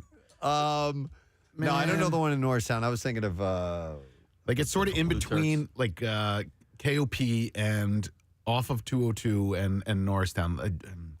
I don't even know. Just enough. Just enough. Just enough lounge. Just enough. I believe it's a BYO. And it's ENUFF. Yes. Just enough. Just enough. That's where the patrons go, okay, that's enough. yeah. All right. Enough. That's enough. I don't want to see that. It's like there was a slug on the stage. All right, oldies.com. Hang on a second here, because Melissa wants to chime in about something. Hi, Melissa, good morning. Good morning. Hey, what's up? Hey, so I actually grew up in West Conshohocken. I learned how to drive up there. It's called Union Hill, and there are a lot of big buildings. I want to say previously there was a building on top of that hill that was starting to slide down the backside of it. We've had previous, like mudslides, and that's why Ballygomingo was closed for a while. Okay. So I don't know how much that building relies on that hill, but it's definitely maybe that's why it's for sale. Yeah, interesting. I also want to invite you guys to come sledding on Bullock Avenue anytime the snow actually fits. Thank you. Yeah, it was actually flurrying just a few minutes ago, but It's still flurrying here. yeah, not going to get anything. I'm going to go out and make a pavement angel. Thank you for the invite, Melissa. We appreciate it. Yeah, no worries. All right, take care. All right. Let's see. There's another CDB thing, and I'll have time for this and maybe one more. We'll see about that. But Philadelphia is preparing for an influx of tourists this spring. Did I already mention this? There's going to be a visitor center and a retail shop at the base of Benjamin Franklin Parkway. You did not. Okay. It's called the Parkway Outpost. The structure of which was installed, I guess, last Tuesday between the steps of the Art Museum and the Rocky statue. We were talking about the Rocky statue because there's a history of it in the works. It will serve as a welcome area for roughly 2 million tourists that visit the landmarks each year. How big is this room? I don't know. Probably not all at once. It will have a soft opening on March 24th before opening permanently later this spring. So it's spearheaded by the Philadelphia Visitor Center Corporation, which is an organization that operates in the city's other 3 visitor centers and promotes tourism to the landmarks. The organization runs the Independence Visitor Center in Old City and the Love Park Visitor Center. And once open, the new outpost is going to provide visitor information services, sell tickets to major attractions around the city, and serve as a hub for the Philly Flash downtown loop transit service. They have stuff like this in Times Square. Yeah. Like little booths like that. Yeah, it's not almost very like big. pop-ups. Yeah, because there's not a ton of space in between the Art Museum steps and the Rocky statue. Yeah, so. but this will be a place if you want to grab tickets. Right there at already a tourist hub at the art museum. This has got to be an artist rendering, or else those people are dressed like sperm. I don't know. They're wearing all white. Yeah. I'm not really sure. Definitely. But I mean, that whole area is just, man, it can be really confusing to a driver. Oh, yeah. Oh, my in God. front of the art museum? In front of that whole area. I don't care. Aikens Oval. I don't care how long you've lived here. It can be confusing. Franklin Square, the Parkway, the inner and outer lanes of the Parkway is, and I've driven it I don't know how many times, and I still am like, all right, I'm just going to get in this lane because I don't remember which one is which one's turn only. And then it leads to another circle where the Franklin Institute is, and I mean, it can be really, really, really confusing. Yep, no, I agree. If you drive around it fast enough, Margot Kidder's alive again. So, Steve, another thing that they did right in front of the art museum was they put some sort of like rumble strips up there. Really? But people were confusing it as a crosswalk. Oh, that's a problem. That's not good. That is a dangerous road to cross. So the visitor center will connect tourists to museums and cultural institutions along the Parkway and Kelly Drive, including Boathouse Row. So if you do have some friends coming to town and you need to show them around, this is a place you might want to stop by and grab some stuff. It's a 600 square foot structure. Right. Costs $500,000, by the way, and it's made from recycled cargo containers. Yeah. Designed by FKB Studios, which is a Philly-based design firm. There's going to be about 10 vendors that will sell their Philly-focused products at the outpost, with more to be added throughout the year. So there you go. I know this is way past the time when it's usually here, but that cheese... Yeah. The raclette? Well, it's not as That's authentic. only in the winter, right? Yeah, it was a Christmas Village, and it used to be like super authentic. It was these guys came in from Wisconsin. But you said it's knockoff now. It's not the dude. It's just it's all right. They're not from Wisconsin. They're from Philadelphia. I think they should come back during the summer. Yeah, the cheese might be from Wisconsin, but the people that are melting it and putting it on bread are Philadelphia. Bunch of commies. Yeah. Okay. Let's see. Here's one more thing, and then we'll wrap up the city beat. The Claridge Hotel in Atlantic City is making space on what used to be its casino floor for a cannabis dispensary and lounge. In the casino? That could open as soon as this summer. It's going to replace the casino floor. Wow. Yeah.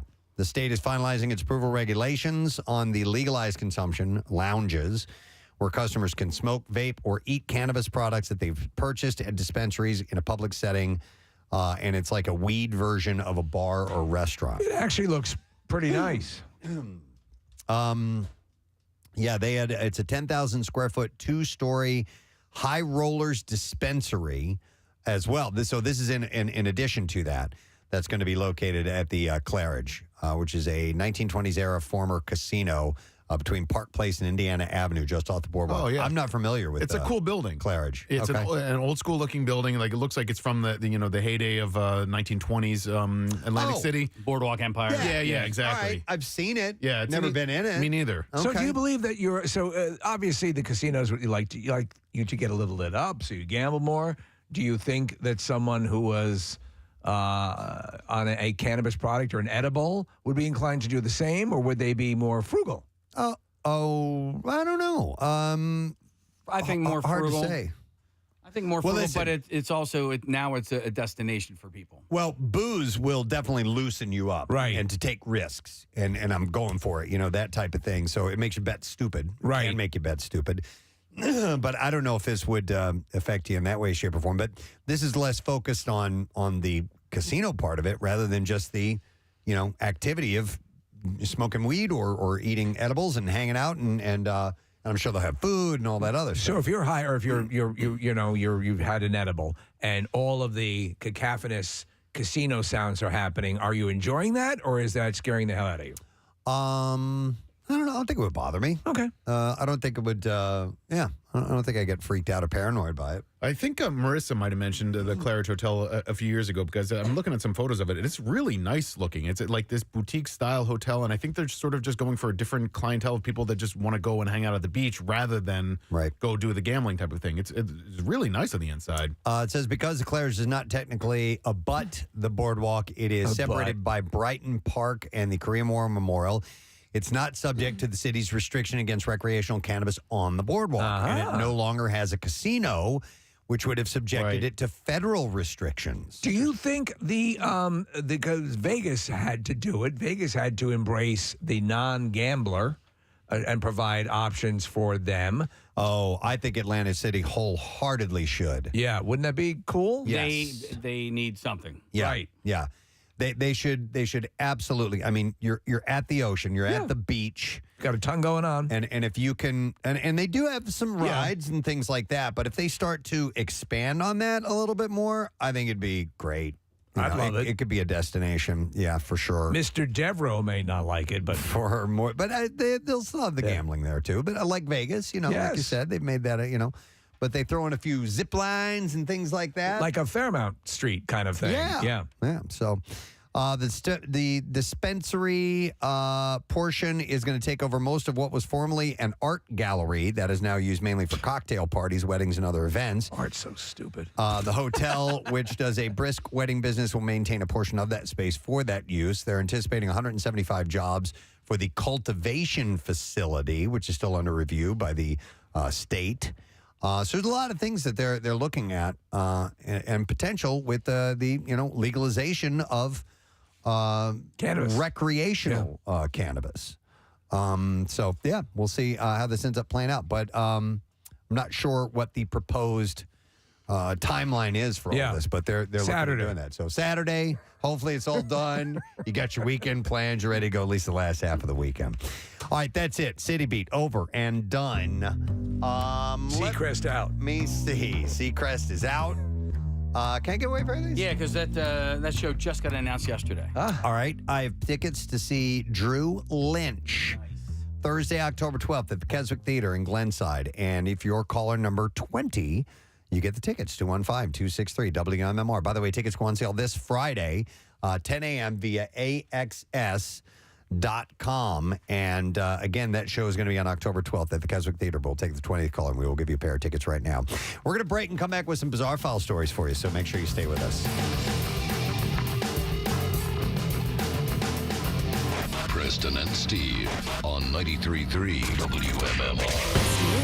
Every single beat is rehearsed and practiced, and with the band, you take it to a whole new level. Now, I had also heard when you talk about the experience for the fan, for the people that are spending money to go to your show, that I heard that you, even with the green room, you will go in and you'll spend money and you'll decorate the green room just to sort of make sure that it's it gets sometimes that stuff, and I don't know if it's my own insecurities. It gets exaggerated, but basically what I've done is you're in a green room. It's really bright. Yeah.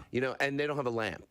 Most clubs, if they figured out after years, if you're it's people are going to be hanging in here, that is not conducive to hanging out. You want mood lighting. So at Target, you buy a lamp and you leave it. Right. You leave it for the club. You're like, there you go. And now hopefully every comedian uses it. I hear stuff like it's that. about presentation. I agree with that 1,000%. Yeah. So you're very proud of this.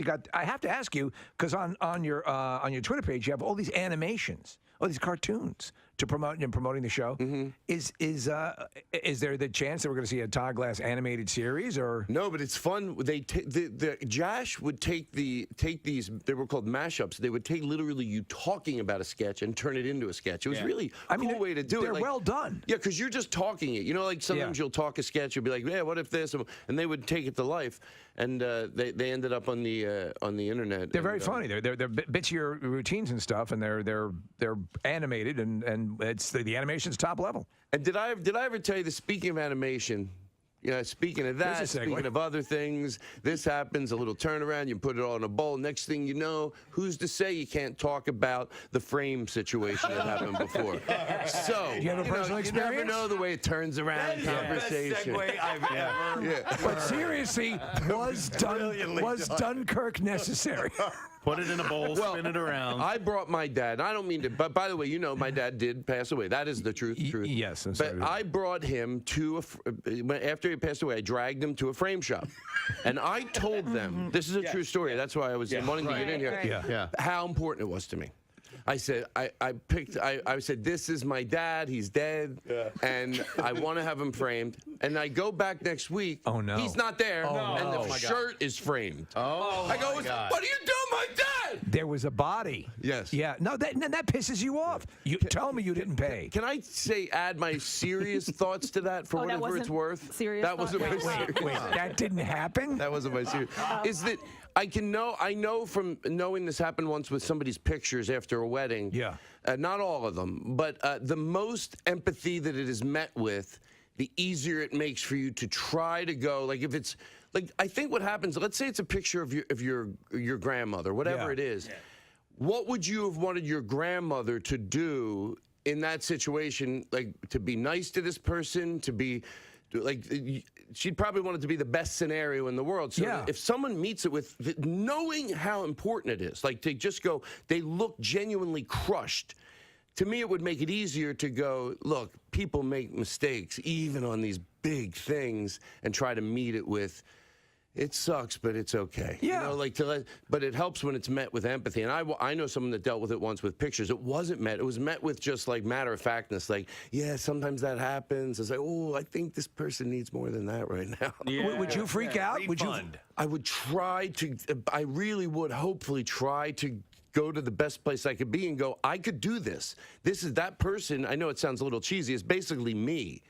Like, could you say, could have that happened to you? Yeah, I could have done a stupid thing. I mean, they lost a body on you. I mean, that's your father. Yeah. I mean, that's deceased dad. I mean, does the shirt at least still smell like him, or a little bit? Why have we as a society not ever entertained the notion of taxidermy when it comes to loved ones? You know, I heard it's illegal. I asked somebody once, like 10 years ago, and it's illegal. I've only seen it in foreign countries where they've done stuff like that. No. Yeah, you don't look healthy. Not taxidermy. They bury it. It depends on what place you bring it to, Tom.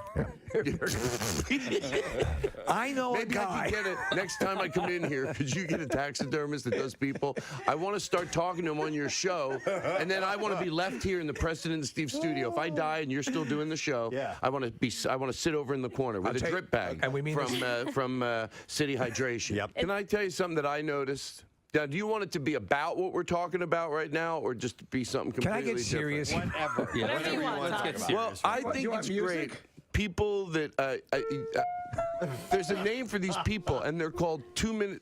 They want to tell you how close to where they live is to something, and it really is a thing. These people that go like, "Oh, where I live in 2 minutes. I'm in Gulf Mills in 2 minutes. 2 minutes.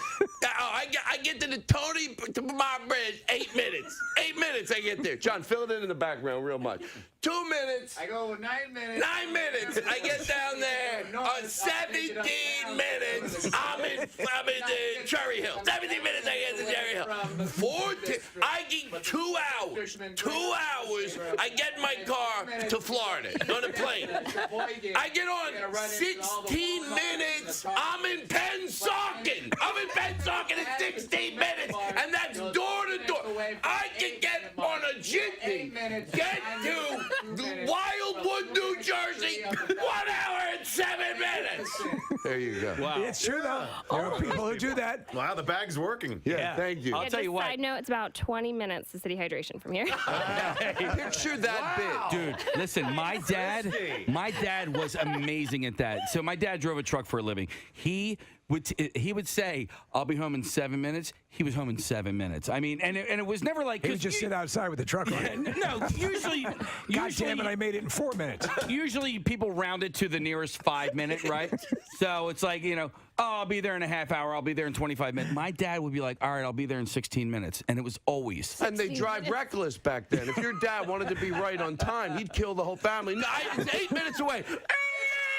Turning hard corners. But I do want to say this. Please. Okay. I got nothing. No. Hey, how's the podcast going? My podcast got canceled. Thank you. I asked you not to bring it up for when I got it before when I saw you in the hallway. The podcast is going great. I'm a fan. Is going great. Thank you very much. I'll tell you, you're all right. I'll tell you. I'm getting my B12 bag. See the bit you just 2 minutes, 4 minutes, just John filling in. Imagine that, but with 5 band members doing that. It's overwhelming. You have a 5-piece band? I have 3. I'll have 3 instruments and sometimes 2 fillers, like just bongos and a tambourine, because for the bits. Like he has 3 guys, but some of the guys have 2 instruments, Preston. Thank you, bro. Who lives the closest to you? How many minutes away? What are you talking about? Well, I don't know. He's doing a recall.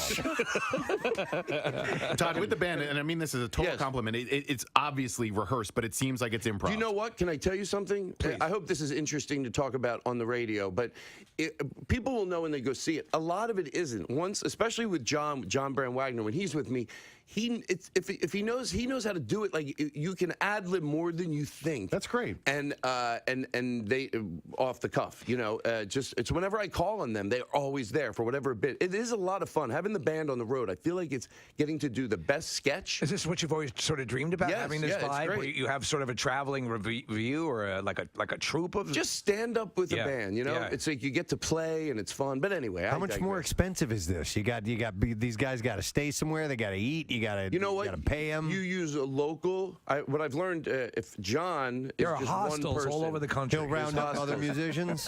Use a local drummer. You can always teach 2, 3 local people, and so you're just bringing one person with you. Should ask me, dude. I would have accompanied. Do you know that Preston is Preston? We kid you not. Preston is a sensational drummer. Well, but would you have wanted to do 6 shows? Not at all. Hell no. Right. No. I would have done one of them though. Well, you know what? You still can. I got a gig on Friday night already, but yeah, maybe we can fit that in. We'll talk. Well, listen, here's what I'd like to do. You'll do the Saturday. Oh, Freddie, I locked you. Saturday, you'll do both shows. I won't have it any other way.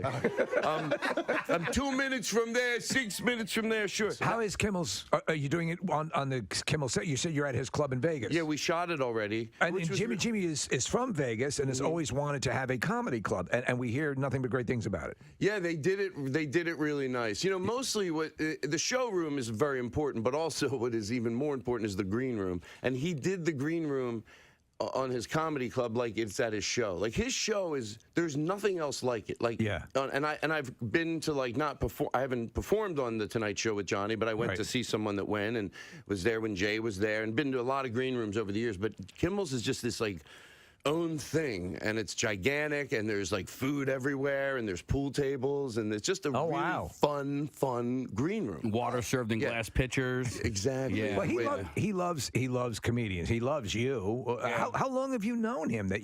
You know what? I know him, but don't know him. It's really weird. Like you know someone, but you don't know them. You don't see him that often, but you feel. Did you find out he was a fan or what? No, I knew. I when Sarah dated him, she would tell him, "You got to have Todd on the show, but let him do bits. Yeah, like let him do different things." And that's sort of how I got to do it. Just to do different bits. And you've been friends with Sarah for a long time, Silverman. Yeah. Sarah used to sleep on our sofa. I used to live with a guy named Dave Rath. He's a manager, and then Sarah would come in from New York, and she would sleep on our sofa. And I always thought she was so cool. I don't know why. But she's been great, and we know that she's part of the reason you're here on this planet today. Right? You're right. Yeah. Well, really, she's probably the reason I almost died, because she was the one telling people I was okay.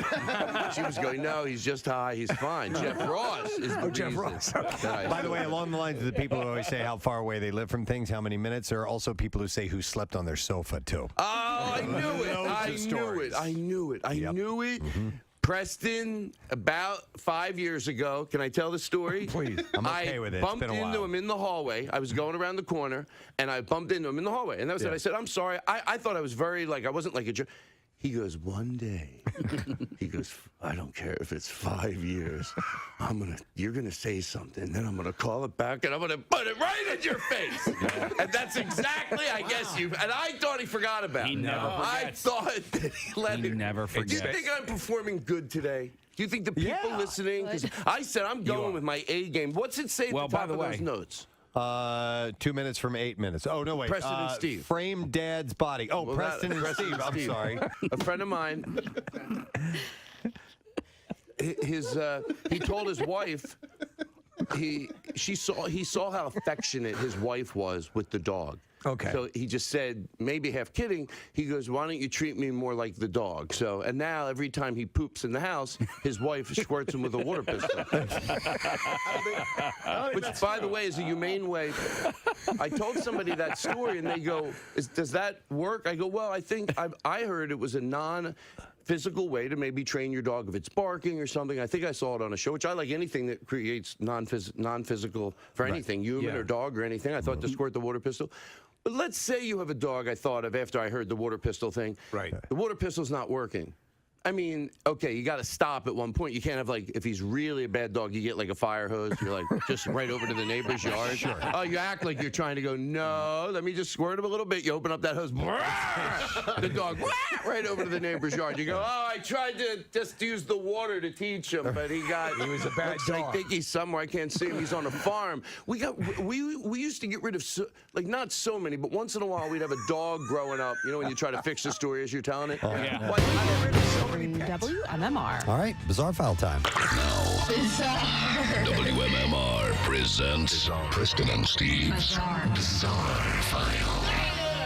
And it is sponsored by Horizon Services. Stop putting up with cold showers, clogged drains, or leaky faucets. Let Horizon Services clear your drains. Stop your leaks. Replace your water heater and resolve all of your plumbing worries today. Book at horizonezbook.com. In Texas, investigators believe a man may have been living with a corpse for months. Oh, man. Before taking his own life, as deputies entered his home Saturday evening. Alton Bell, the neighbor next door, said that he was the one who made the initial phone call for the sheriff's office welfare check.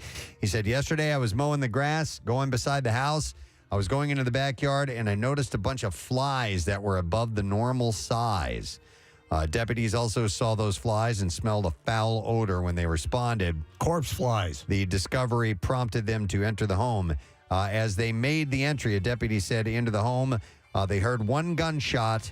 They cleared the home and found a male body in a bedroom from a self-inflicted gunshot wound. So it was the other corpse that they were coming in, and the good person off themselves while they were coming in. I guess he didn't want to explain what was happening. The man was said to be in his 60s. They also found another man in his 60s in a separate room who they said had been dead for several months, and his body was severely decomposing. So there were two decomposing bodies. Well, one was fresh, and the other one was decomposing. Oh, so it's not totally crazy. Linda Meadows, who lives across the street, said her daughter heard the gunshot, prompting the family to come outside and see what happened. She said, if you've ever smelled a rat in your wall before, it's awful. As soon as they opened that door, you could smell it as the wind blew across the street. We knew something was really wrong. Neighbors said the two men were fairly private, mostly kept to themselves. Right now, the relationship between those two men is unclear. That's pretty messed up. Jeez. All right, I saw video footage of this. This is insane. Shocking violence and mayhem descended on a Welsh cemetery as groups of men fought running battles among gravestones.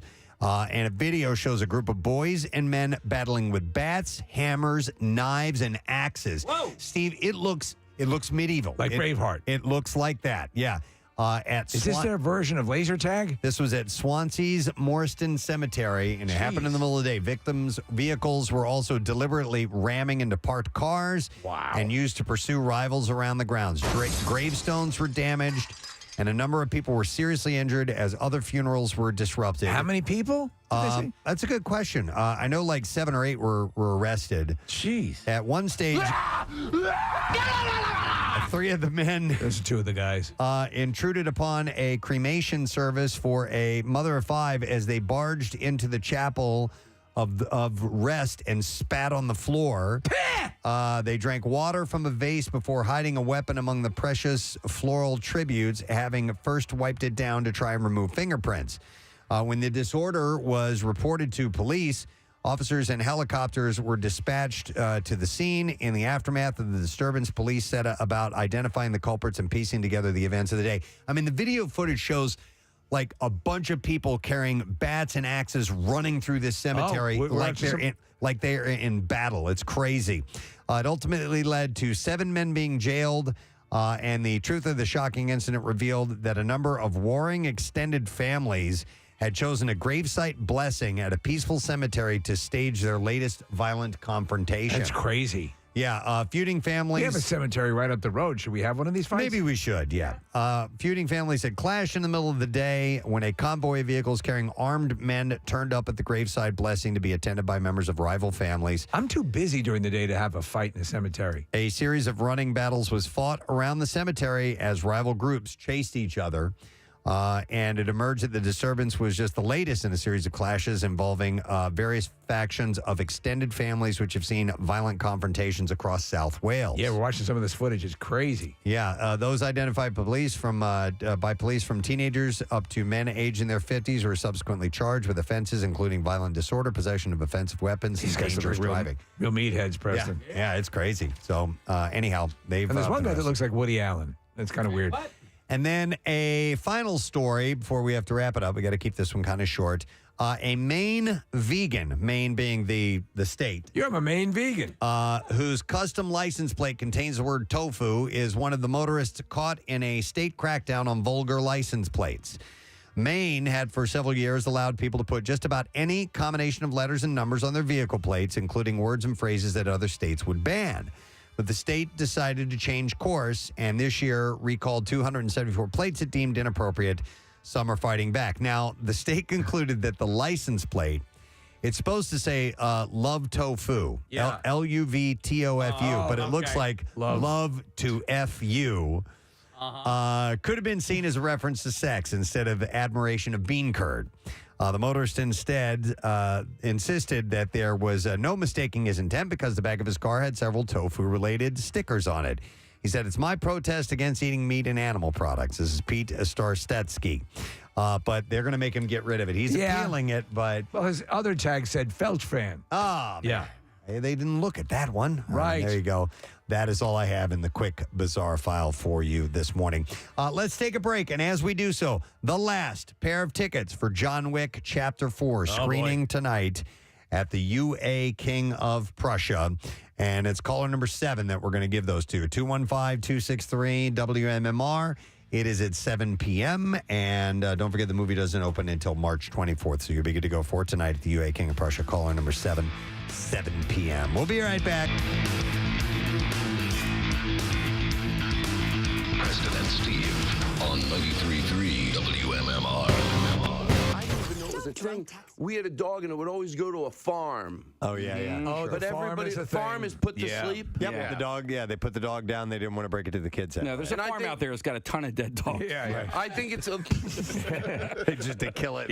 I think a lot of times it's not always a parent that was doing anything wrong. The dog, they could have realized the dog was aggressive and not or able a dog, to be. or for a kid, or the dog it just gets sick and it's in pain or whatever, it has to be put down. It's easier to lie to your child. Right. Yeah. He's because when I first saw these two dogs in the park, I remember.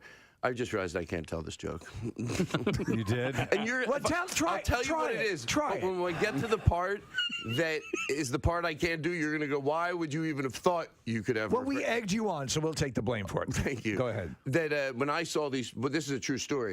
It's a true story. Why would I make it up? True story. When I was younger, I saw two dogs in the park, and they were going at it, bumping each other. Yeah. Right. And I asked my dad what they were doing, and he said, because he didn't know how to deal with stuff, and he just said, he goes, I remember he said they're playing a game. Yeah. So I was like, I just asked him, I go, I took a beat, like a little kid will, and I go, what's the game? And he said, it's effing. It's called. And he said it. Yeah. Did you watch the Golden Globes by any chance? No, I did not. Oh, because Ricky Gervais, he did a little bit of a monologue, and he had gotten to a joke where, we'll get you a water. And he had gotten to a joke where... Just top off his bag. That's so weird that you need water, but you've got the saline going through your body there. Did you hear what they said from No, City I wasn't paying Hydration? attention. So cleanly and brilliantly, she explained the difference between water that would make you thirsty and the hydration that would make you feel... like I do right now. I feel like, can I tell you right now? I could bend steel. And I'm not thinking just, I'm not just thinking maybe I, thank you very much. All right, thank you, Marissa. Have you ever been on stage and you thought better of a joke that you were about to tell and had to hang a 180 away from it? Yes, yeah. Okay. You know what, sometimes, you know what it will be? I'll be doing an old joke that I didn't realize, just don't. I have a different relationship with what I say that comes out of my mouth. So I'll be like, I'll think of an old joke, but then halfway through I go, oh, that's not nice. Right. And I just want to I'll just go, you know what? I don't need that joke anymore. I had a series called if you see a sign that says "Don't do it," it means somebody did it. Yes, it's true. Because they don't just put if it says I don't have to repeat the bit, but I will do one example from the old pile of part of this joke. For instance, if you see a sign that says "No diving in the jacuzzi," somebody dove into a jacuzzi. Which think about that. That's crazy. Yeah. A moron. A moron. And I don't like to call people morons because if I'm so smart, why shouldn't I be so smart to just talk about people kinder? But I don't know the word for it. And by the way, I hope this guy probably had a dad. You have children. You have people that love you. Yeah. Who are you to go, I'm going to go dive into that jacuzzi? Yeah. So maybe you're better off. Did you work at Dairy Queen? And I did work at a Dairy Queen, not to brag. But so when you talk about signs that, if there's a sign, I'm going to make full circle. Everyone's going to be proud of me. It's okay to get a little lost, but you got to deliver. No. So here's the point. Yeah. Right. So the ice cream place, it says 3 sample limit. It doesn't say 4. It says 3 sample limit. And I thought about something. That tells a story. That tells 3 sample limit. You know what that story tells me? Look, lunatics come in different forms. Yeah. So when I use the word lunatic, people might go, lunatic? Yeah, that means a lunatic. Anybody that would go get 3 samples is a lunatic. Look, you certainly have problem with boundaries. If you're going to go, can I taste one? Can I get another? Can I get a third? Is there any stopping you? So that's what I think. That 4 is enough. 3 sample limit. I think 3's too much. I agree. Matter of fact, if I'm with people, 1 I'm okay with. You have to realize that not everyone's like you. People have a right to go get a sample of ice cream, Todd, even if it's something you're insecure about it. I say no sample. None. Do you ever sample deli meat? I've seen people do that. Can I have a slice of that? Oh, yeah. I've done that. I've tried cheese. Right. So you can do that occasionally, same thing. Yeah. You don't do 4 or 5 different types of. I trust the relationship where I'm getting it, but in the right situation, definitely. In that situation, I could lie and go, no, I don't do it there either because I seem like a hypocrite. There's something different about the ice cream. But they have the little spoons. That's Yeah, what it's but for. You're one of those, aren't you? What about? You're trying to gain the system, and so my kids are big. They love to do the free samples. I'll give them 1, and that is it. And it's only because they haven't been on the planet that long, so they haven't tried.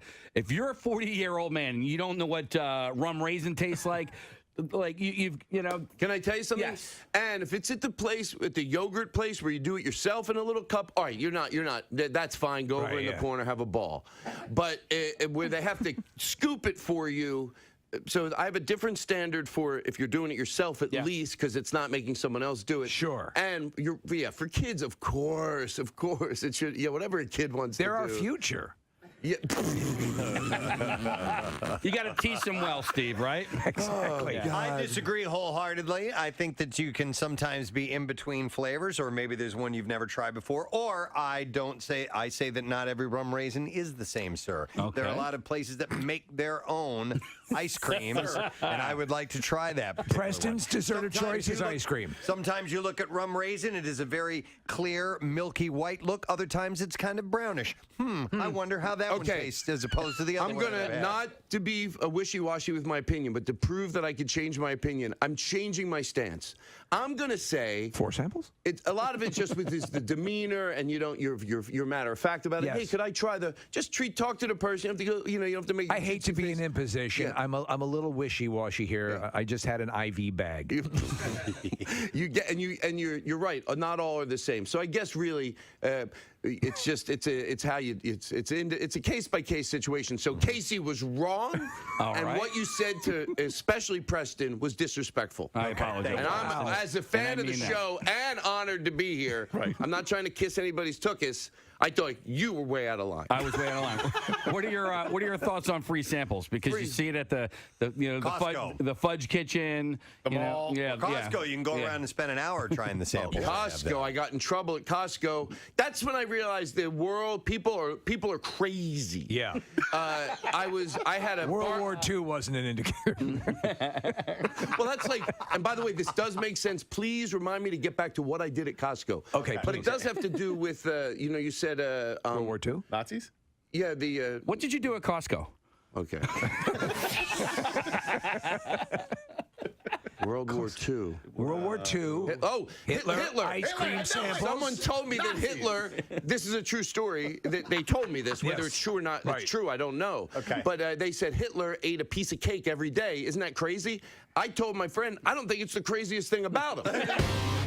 Brought to you by Patient First Cold and flu season is here. I've got a clode. You do have a clode. Patient First is here to help. Hey, Harry. I can't speak. You were traveling all day. I was. What's Harry, though? I was just going to say they handle everything. They Harry or clothes. And I put handle and every and made it Harry. At these times, you need someone who cares about your clothes and harries it correctly.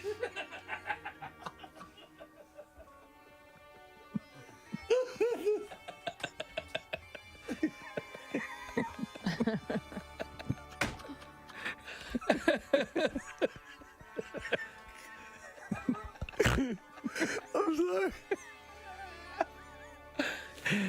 And I snorted too. So we were chatting last night, and Kath shared a story with us about a friend who had a doctor's appointment, I think it was, Kathy? Yeah, it's like a televisit, a telemedicine visit. Yeah, we were just talking about, Zoom conferencing and all that stuff and maybe speaking to relatives and so on. And framing a shot. Yeah, framing a so shot. So that you're seen. My mom she's always laying down when I talk to her, and she holds, I guess, we have a thing called a gram pad, which is like an iPad, and she holds it down low. And so I always get this shot going up. It looks like a looming, intimidating camera angle, but she only frames in part of her chin, and that's all that I see. So we're all coping with different. Yeah, you love them, and obviously the grandpad has been a godsend, but you would like to see the full face of the woman who gave birth to you. But listen to this. Yeah. MMR rocks, Rivers, singing about records on the Preston and Steve Show. 60 minutes after 10 o'clock this fine Tuesday morning. Headed to Clearwater, Florida on Friday. Unbelievable. Then Orlando on Monday. We'll actually be headed to Orlando before then. We're going to head out probably on Saturday. And then Sunday we spend the day at Universal Studios. And then we broadcast live from Universal Studios. And yesterday got a first look at the actual studios themselves, and they're beautiful. They're wonderful. It's going to be a great spot to do our show that particular morning. That street that it is on, that whole setup is just gorgeous. Yep. So make sure you're along the ride with us. We're going to do some other things for now, though. It is, we're going to ask a lesson question. That's what we're going to do, and we're going to give away a pair of tickets to see Cats on Friday at the Kimmel Cultural Campus. And the question that I need to ask to you is, what movie is Steve writing about our mathematical genius friend who's Lou? 215-263-WMMR. All right, what movie is Steve writing about our mathematical genius friend who's Lou? And if you know the answer to that, call now, 215-263-WMMR, and we can set you up with the tickets if you get through. Here we go. The trash business is a gold mine. 93.3 WMMR with Preston and Steve's Hollywood Trash. Brought to you by J-Dog Junk Removal and J-Dog Carpet Cleaning. Got junk? Want it gone? Got floors? Want them clean? Well, call J-Dog Junk Removal and J-Dog Carpet Cleaning. Veteran-owned and operated. Started right here in southeastern PA. Call 844-GET-JDOG or visit jdog.com. What's up, Steve? Well, President Biden is doing away with Donald Trump's design for the new Air Force One and will reportedly stick with a more traditional approach. The only addition the 80-year-old Biden will make is the inclusion of an 8-track player. Hey! New Hampshire state legislator Jeffrey Greason is facing criminal charges after allegedly assaulting a snowplow driver who claims he did a poor job in front of his home. Apparently, Greason became enraged when the driver suggested he call Mr. Plow, clarifying that Mr. Plow is indeed his name, then repeating that his name once again is Mr. Plow. And finally, the Instagram model known as Mary Magdalene, you know this woman, Preston, who had freakishly altered her body with huge lips, breasts, and butt implants, has had a breast reduction. Magdalene had her breast implants reduced from 5,000 cc's to 700 cc's, saying she had to do it if she hopes to get that job as an aerospace engineer. Oh, God. That's hard to say. All right, thank you, Steve. We will see if we can get an answer on the phones. We want to find out what movie is Steve writing about our mathematical genius friend Who's Lou? 215-263. WMMR is the number. I'm going to go to Brett. Here we go. Hi, Brett. Good morning. Hey, good morning, Gadzooks. Gadzooks to you. All right. What is the name of the movie that Steve is writing? It's going to be Good Lou Hunting. There you go. Check out the big brain on Brett. Hang on, Brett. We're going to set you up, bub. We're going to give you a pair of tickets to see Cats on Friday at the Kimmel Cultural Campus. Cats is at the Kimmel Cultural Campus Tuesday through Sunday. So today through Sunday, and tickets and information available at kimmelculturalcampus.org. Now, Preston and Steve's Music News on 93.3 WMMR. Brought to you this morning by 5-Hour Energy. Replace your afternoon coffee with a 5-Hour Energy. It's perfect when you're feeling coffeeed out, and your stomach will thank you. Discover 5-Hour Energy. Learn more at 5hourenergy.com. This came down yesterday. I didn't get a chance to mention it, but Bruce Springsteen, the E Street Band, postponed more shows due to ongoing illness. Philly is still good. We don't have to worry about that. After previously pulling the plug on their March 9th concert in Columbus, Ohio, the band has postponed tonight's show in Albany, and this follows a missed show in Connecticut over the weekend. Stephen Van Zandt, who's very active on social media, tried to calm fans by posting, "No need to be anxious or afraid, just a temporary situation. We will be back in full force very soon." I don't feel so good. And he assured fans that the shows are only postponed because, quote, "we don't cancel," he said. Well, there you go. I'd seen the word canceled, and I said, that can't be right. The next scheduled date is Thursday here in Philadelphia. So the show is on. Squirts or not. Bruce If I can get it to firm up a little bit, I'll be able to play for you people. I just don't want it running down my legs, flying in your face. That would be bad. I run into the bathroom. So this... I drop my trousers really quick to the floor as I take a dump. It's beautiful. That is beautiful. Listen, he speaks the plain He's truth the working man's poet. in his lyrics. And guess what? We all poop. We do. Avenged Sevenfold has launched Countdown on their YouTube channel, teasing What that number are they starting at? something is coming today. Oh. At 11 a.m. The tweet also contains a link, which leads to a YouTube countdown titled Avenged Sevenfold Presents. The visual in the countdown features a virtual room with candles, chairs, a desk, ladder, and writing and signs all over the walls. 11! 10! 9 times. Not bad, Case. Thank you. I don't have an 8. I need a good 8. Oh, man. Do we have any 8s? No Casey Kasem 8s? No, I mean I have like the Hamilton 8, and but I want like a movie 8. Yeah, like a movie line. All right. Everyone keep their ears out for There's a eight. Fellini movie called 8.5. Okay. We just need a line 8. where somebody says 8. All right. And it could be as in past tense of eat as well. Yeah. Because it would sound. How about the the Magnificent same. 7 plus 1? Okay. Okay. That's All 8. right. Well, we do need a 7 probably. We do need a 7. I need a 4. Oh, from Any other numbers? Back to school. That's the. I want the back to school 4. 4. Oh, all right. What's the 11 that we play? Oh, that's the guy. Guy was pissed off. He was pissed off about Cody Parkey missing a field goal. He missed his 11th field goal of the season. That season. 11! Yeah. Because there's a line in Almost Famous where the kid yells, he finds out that he's 11 years old, and he yells, 11! But we already got it. We have a ton of 11s. Yeah. We have an 11 glut.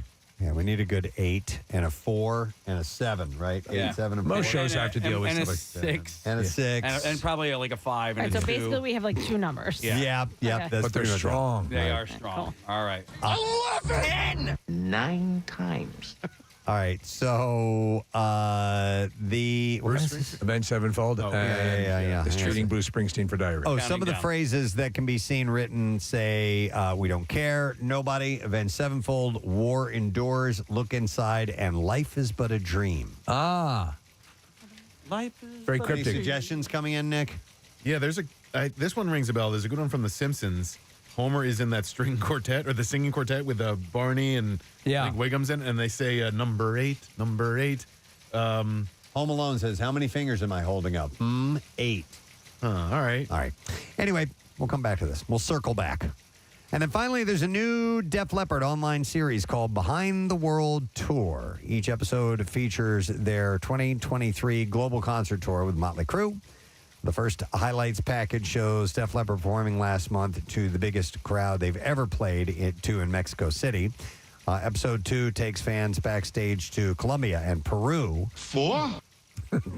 While getting a warm welcome from local fans. And you'll also see them as they get the first look at their new airplane, Def Crew. And basically, you have fun on the road with the tour mates, Motley Crue. First 2 episodes of Behind the World are streaming now if you do want to see them. So they bought their own touring plane, or they rented one? Yeah, remember I had a story. Well, I don't know if they bought it, but I had a story the other day. They had to figure out what they were going to name it. Was Crew going to come first or Def going to come first? Oh, that's right, yeah. And they flipped a coin to decide. That's pretty awesome, yeah. All right, and that is the last item in music news. We're going to take a break. We're going to come back, wrap up the program, give away the tattoo, get the letter of the day, tell you what's coming up tomorrow, so make sure you stick around.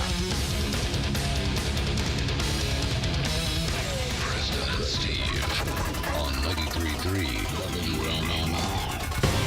WMMR. And so she just assumed they would be like chatting and talking about, I guess, whatever it is the checkup was for. What kind of doctor is this? So the doctor was with her gynecologist. Oh, okay. And so she was trying to explain something to her. And finally, at one point, the gynecologist said, you know what, you're going to have to show me.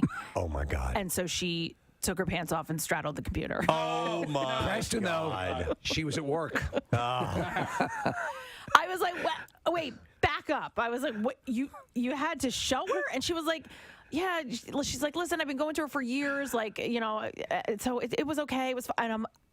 So I even texted my neighbor who's a gynecologist, and I said, do you do this with your patients? And she's like, well, no, we don't. But she's like, I guess some people do. Well, okay, so so with televisits have become a thing, and the discussion is if this is going to be something. Dr. Mike seems to think it's going to be a ongoing. Yeah, I hope so. Yeah. I to be really honest, do. If you can just go, I have this rash on my arm instead of driving across. Here's your copay now. Call in my prescription. Call it in. You got this. Yeah.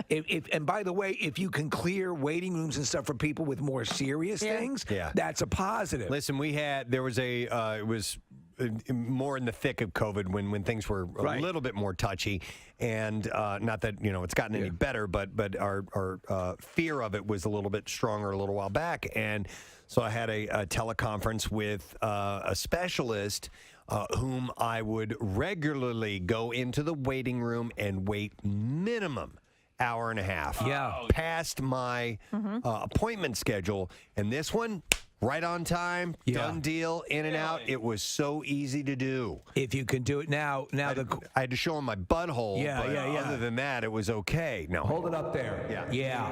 But I would say this then, right? If you're going to call your gyno, and this is the one who is. Maybe call on your phone for ease of use.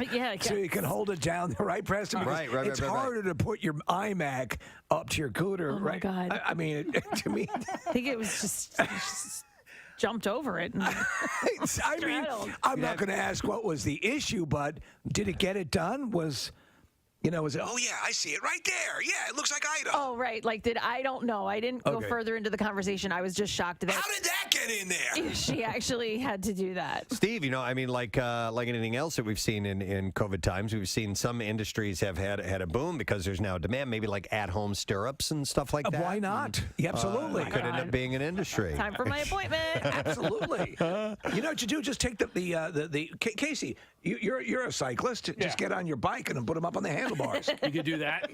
Hang on a second. I want to go to Carl. Carl, you're on the air. Good morning. Hey, what up, oranges? Oh, wait, no, you're triangles. Wait a minute. What was that from? What is that from? It was me. When Casey was talking about that dumb Cracker Barrel game. Oh, that's the game. What's up, Carl? We always mess up our shapes and colors. It's all good. Yes, yeah. So I had what I thought was a weird bulge in my belly button area, and I thought, this is kind of weird. I should tell a nurse, like my sister's a nurse, so she said, you have to send us a picture and we can look at it. So I'm like, how am I going to take a belly button selfie? I work in a machine shop. Yep. So I'm standing there with my new phone, like with the camera facing me, with holding my shirt up with my chin, trying to take a picture in the middle of this welding machine shop. And my boss comes over, he goes, am I disturbing anything? I said, no. I said, I'm just trying to take a picture of my belly button, which was an even dumber response because I should have just said, hey, I think I have a hernia. Mm-hmm. So, I got the right angle. I didn't have to straddle the phone, thank God, but they did wind up sending me to the hospital, and I did have an umbilical hernia. Wow. So it worked. It ended up being the thing that needed to be done. Okay. You should just told your boss it was for your OnlyFans page. Yeah, I know, right? Yeah, belly buttons only. I had to have emergency surgery. It was like wow, my belly button, so it saved my life. No, so there you go. So and that saved you the time. They could diagnose it right over there and get you in for something more serious. But still, I guarantee you, there are people who, inopportune moments, the door opens up and you have the iPhone up your ass. Right. What is this, Doc? Here's a text that says, I almost broke my penis having sex. We've heard of that before. And had to do a Zoom call and show the doctor. It was awkward at first, but she's seen many penises, he says. But it was his dentist. No, but that's rather common. And if something like that could be taken care of, you know what? Would you feel? Let me ask you. You're in the privacy of your own home. Would you feel even more comfortable in the confines of your own home? You're not in a doctor's office. I think that the fact that they might be, what might be in the back of someone's mind is this being recorded? Totally. Yeah. And can somebody else get their hands on this type of thing? Of course it's being recorded. So, listen, I've gotten used to dropping trow and letting whatever doctors need to do whatever they need to do. And I never look forward to it, obviously, but it doesn't bother me now, but it may have at another age. I think for me, it represents a whole new possibility. As you said, Preston, if you go and you show and you're sitting in the office for an hour and a half and you have a time and you've got things to do during your day and so what could be done in 10 minutes takes 2.5, 3 hours. To me, that's a win. I'm wondering to what extent it'll be because when you go in for almost anything, a couple of things they almost always do are weigh you, check your temperature, just to get a basic vibe on your overall well-being. So I wonder if they're able to, when we return to normal, if they would be able to overlook those couple of things. You know what I mean? Well, there are things now, by the way, and this is part of where the industry is going, and I saw an article on this where you would actually have, whether it be through your Apple Watch or your phone, or you'd take your temperature. It would send the data to the doctor in real time, or however, even like a remotely controlled cuff or something. Be cool. That'd be able to do it. So, yeah. In order to skip the hassle of going to the doctor, I'd be happy with that in a heartbeat, Listen, man. What if you had something that had to be removed and the doctor talked Rochelle through it? Oh, my God. Would you? Right. Would you be up for that? I would have complete confidence. I mean, she's so good with the YouTube stuff. Here is a text that says, I have eczema on my hands, which is fairly new. I couldn't control it and did a Zoom meeting with my doctor, and he said, I don't think it's staph, which triggered me. So I went, no, I think they might have said, I think it's staph, which triggered me. So I went to a dermatologist and did indeed have MRSA. Wow. Whoa. So they had seen that. Wow. Okay. I mean, that sometimes that's all it takes. But the notion of someone straddling their computer. I mean, seriously, I couldn't get over it. I was like, really? Well, are there USB cameras that you can, right? Maybe we'll have one at the ready. If you're calling your gynecologist. Well, wait, no. A little ring light that attaches to your thigh. See, no, that's what I was going to say. She goes, well, I do have the ring light set up anyway for when I do, conference calls and stuff like that. She's like, so it was there anyway. So she had a light. She literally shined a light. Yeah. I guess you want to know what's wrong with you? Then I mean, all right. Can you the microphone? Could you please make sure that's inside there? No, I'm losing signal. If there was if I had to do this, I would have to try and create like a perspective that made everything like look bigger, or maybe. Are you getting it all in the frame? Because I got a whopper here, Doc. It would have to do something where, like an anamorphic lens. Yeah, or like, all right. So you know how, like, if you're trying to take a picture of evidence, and you don't know. Like you lay a dollar bill next to it, so it gives it perspective. So here's what you do, Case. When you're going to your urologist and your junk is being displayed, get the people who take the pictures of the houses for Zillow. Yes. They always make them look much bigger. Yeah. No, Case is going to go out and he's going to buy a dollar bill that's a third the size of a regular dollar bill. See? Just make sure, like, your hands aren't in the picture, too, because then you look like you have these huge, giant hands. Do you ever see, like, the guys who hold, like, the TV remote up against their junk, like, and like, come on. But they should market all sorts of ultra tiny, and you use like a little doll hand to hold it. Right. Miniature tennis racket or something like that. My God, I'm so big. Little Women star Florence Hughes is shutting down criticism over the age gap between her and her boyfriend, Zach Braff. She's 24, he's 44. That's 20 years. And here's how it went down. She posted a shot of herself, and he commented, "Princess of her." Incubus bringing us into home on 93.3 WMMR. Nice to know you, and it certainly is. And it is nice that you have been along today. We've had a good time today on the radio program, and I hope you were here earlier. If not, catch some of the stuff that took place later on, our podcast or our stream on YouTube, which will sit there and exist for you to go back and watch anytime you want to. We had a great conversation with Mark Maron today. Yeah. Good 45, 50-minute chat, and he was awesome. And we love having him on anytime. And he is, some mutual love for this program, he has said before, which is excellent. And not even in town promoting anything other than the fact his special is on HBO called Mark Maron From Bleak to Dark. And, of course, you can check out his WTF podcast. But that was a great little sesh. It was cool. That we had with him, so that was cool. Yep. I would like to, give away our Tat Tuesday prize. Okay, yeah. Why not do that? We can do that now because it is Tuesday. And we did have lots of people text in, but we can only choose one. There can only be one. True. And that one is Sean Proctor of Phoenixville. Sean got himself a $350 gift certificate for Floating World Tattoo and Piercing. And you can check them out at 1729 South Street in Philadelphia. For artwork samples, visit floatingworldtattoos.com or check them out on Instagram at Floating World Tattoos. We'll do it again next week for you. Hi, Pierre. Why, good day. Nice to see you. And you too, kids. It's beginning to look a lot like Christmas. I mean, all these nor'easters in California, they're getting hammered, nor'easters here, and it keeps missing us. So I kind of like that we have a little half-quarter centimeter winter day. Yeah. We'll get these flurries, but we're not going to get any stuff on the ground. It's weird how it sort of has, like, we're sitting like an oasis, like a perpetual eye of the storm. Because in New York they're talking 4 to 8 inches. Right. It cuts off right north of us. Right. Yeah. It's crazy. But I still have my Christmas tree up, so it's perfect. There you go. And I'm going to set my clocks. Well, actually, most of them are still set for daylight savings because I never set them forward anyway. Don't you have a lot that already? So you're all set. Just don't ever change them, and they'll be right. Pretty good shape, actually. Yeah. What do you guys want for Christmas? Oh, wow, man. We'll have cake. Yeah. I'm sure there are people listening right now that do actually have their Christmas tree still sitting up as we speak. I bet there are. Yep. Always there happens. are. Mm-hmm.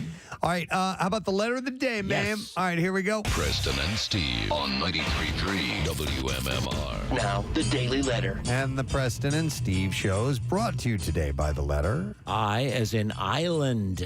I love it. We have a Paizik round barbecue and fire pit kit from Landis Block to give away. Landis Block, by the way, start imagining your own backyard paradise by looking at the photo gallery online at landisbc.com.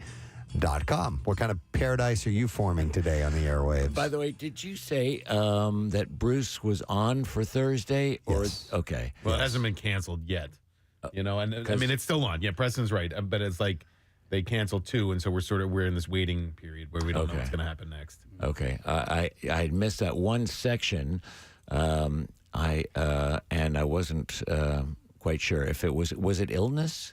Yeah, there's illness within the band somewhere. We don't know what it is. Okay. But it's not like it's mega serious. It's just they're postponing.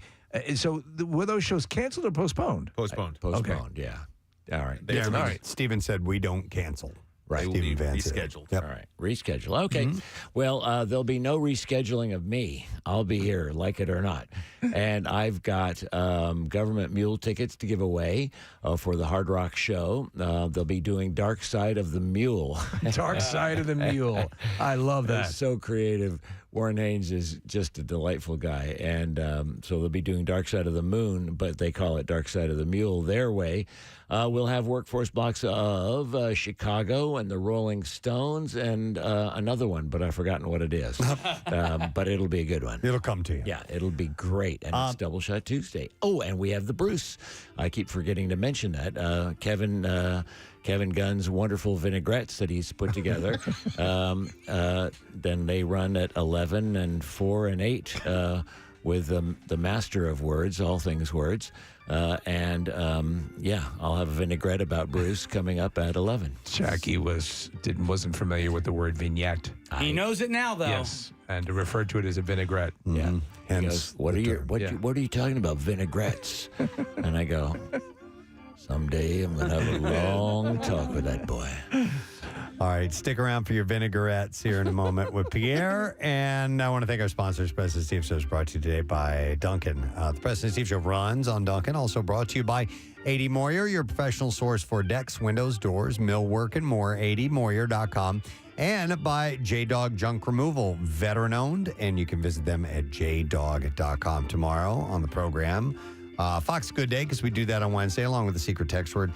And we very well might have our buddy Jeff Ross on the program tomorrow, too. So we'll see what else is cooking. That's it. We're done. Rage on. Have a great day. See you tomorrow.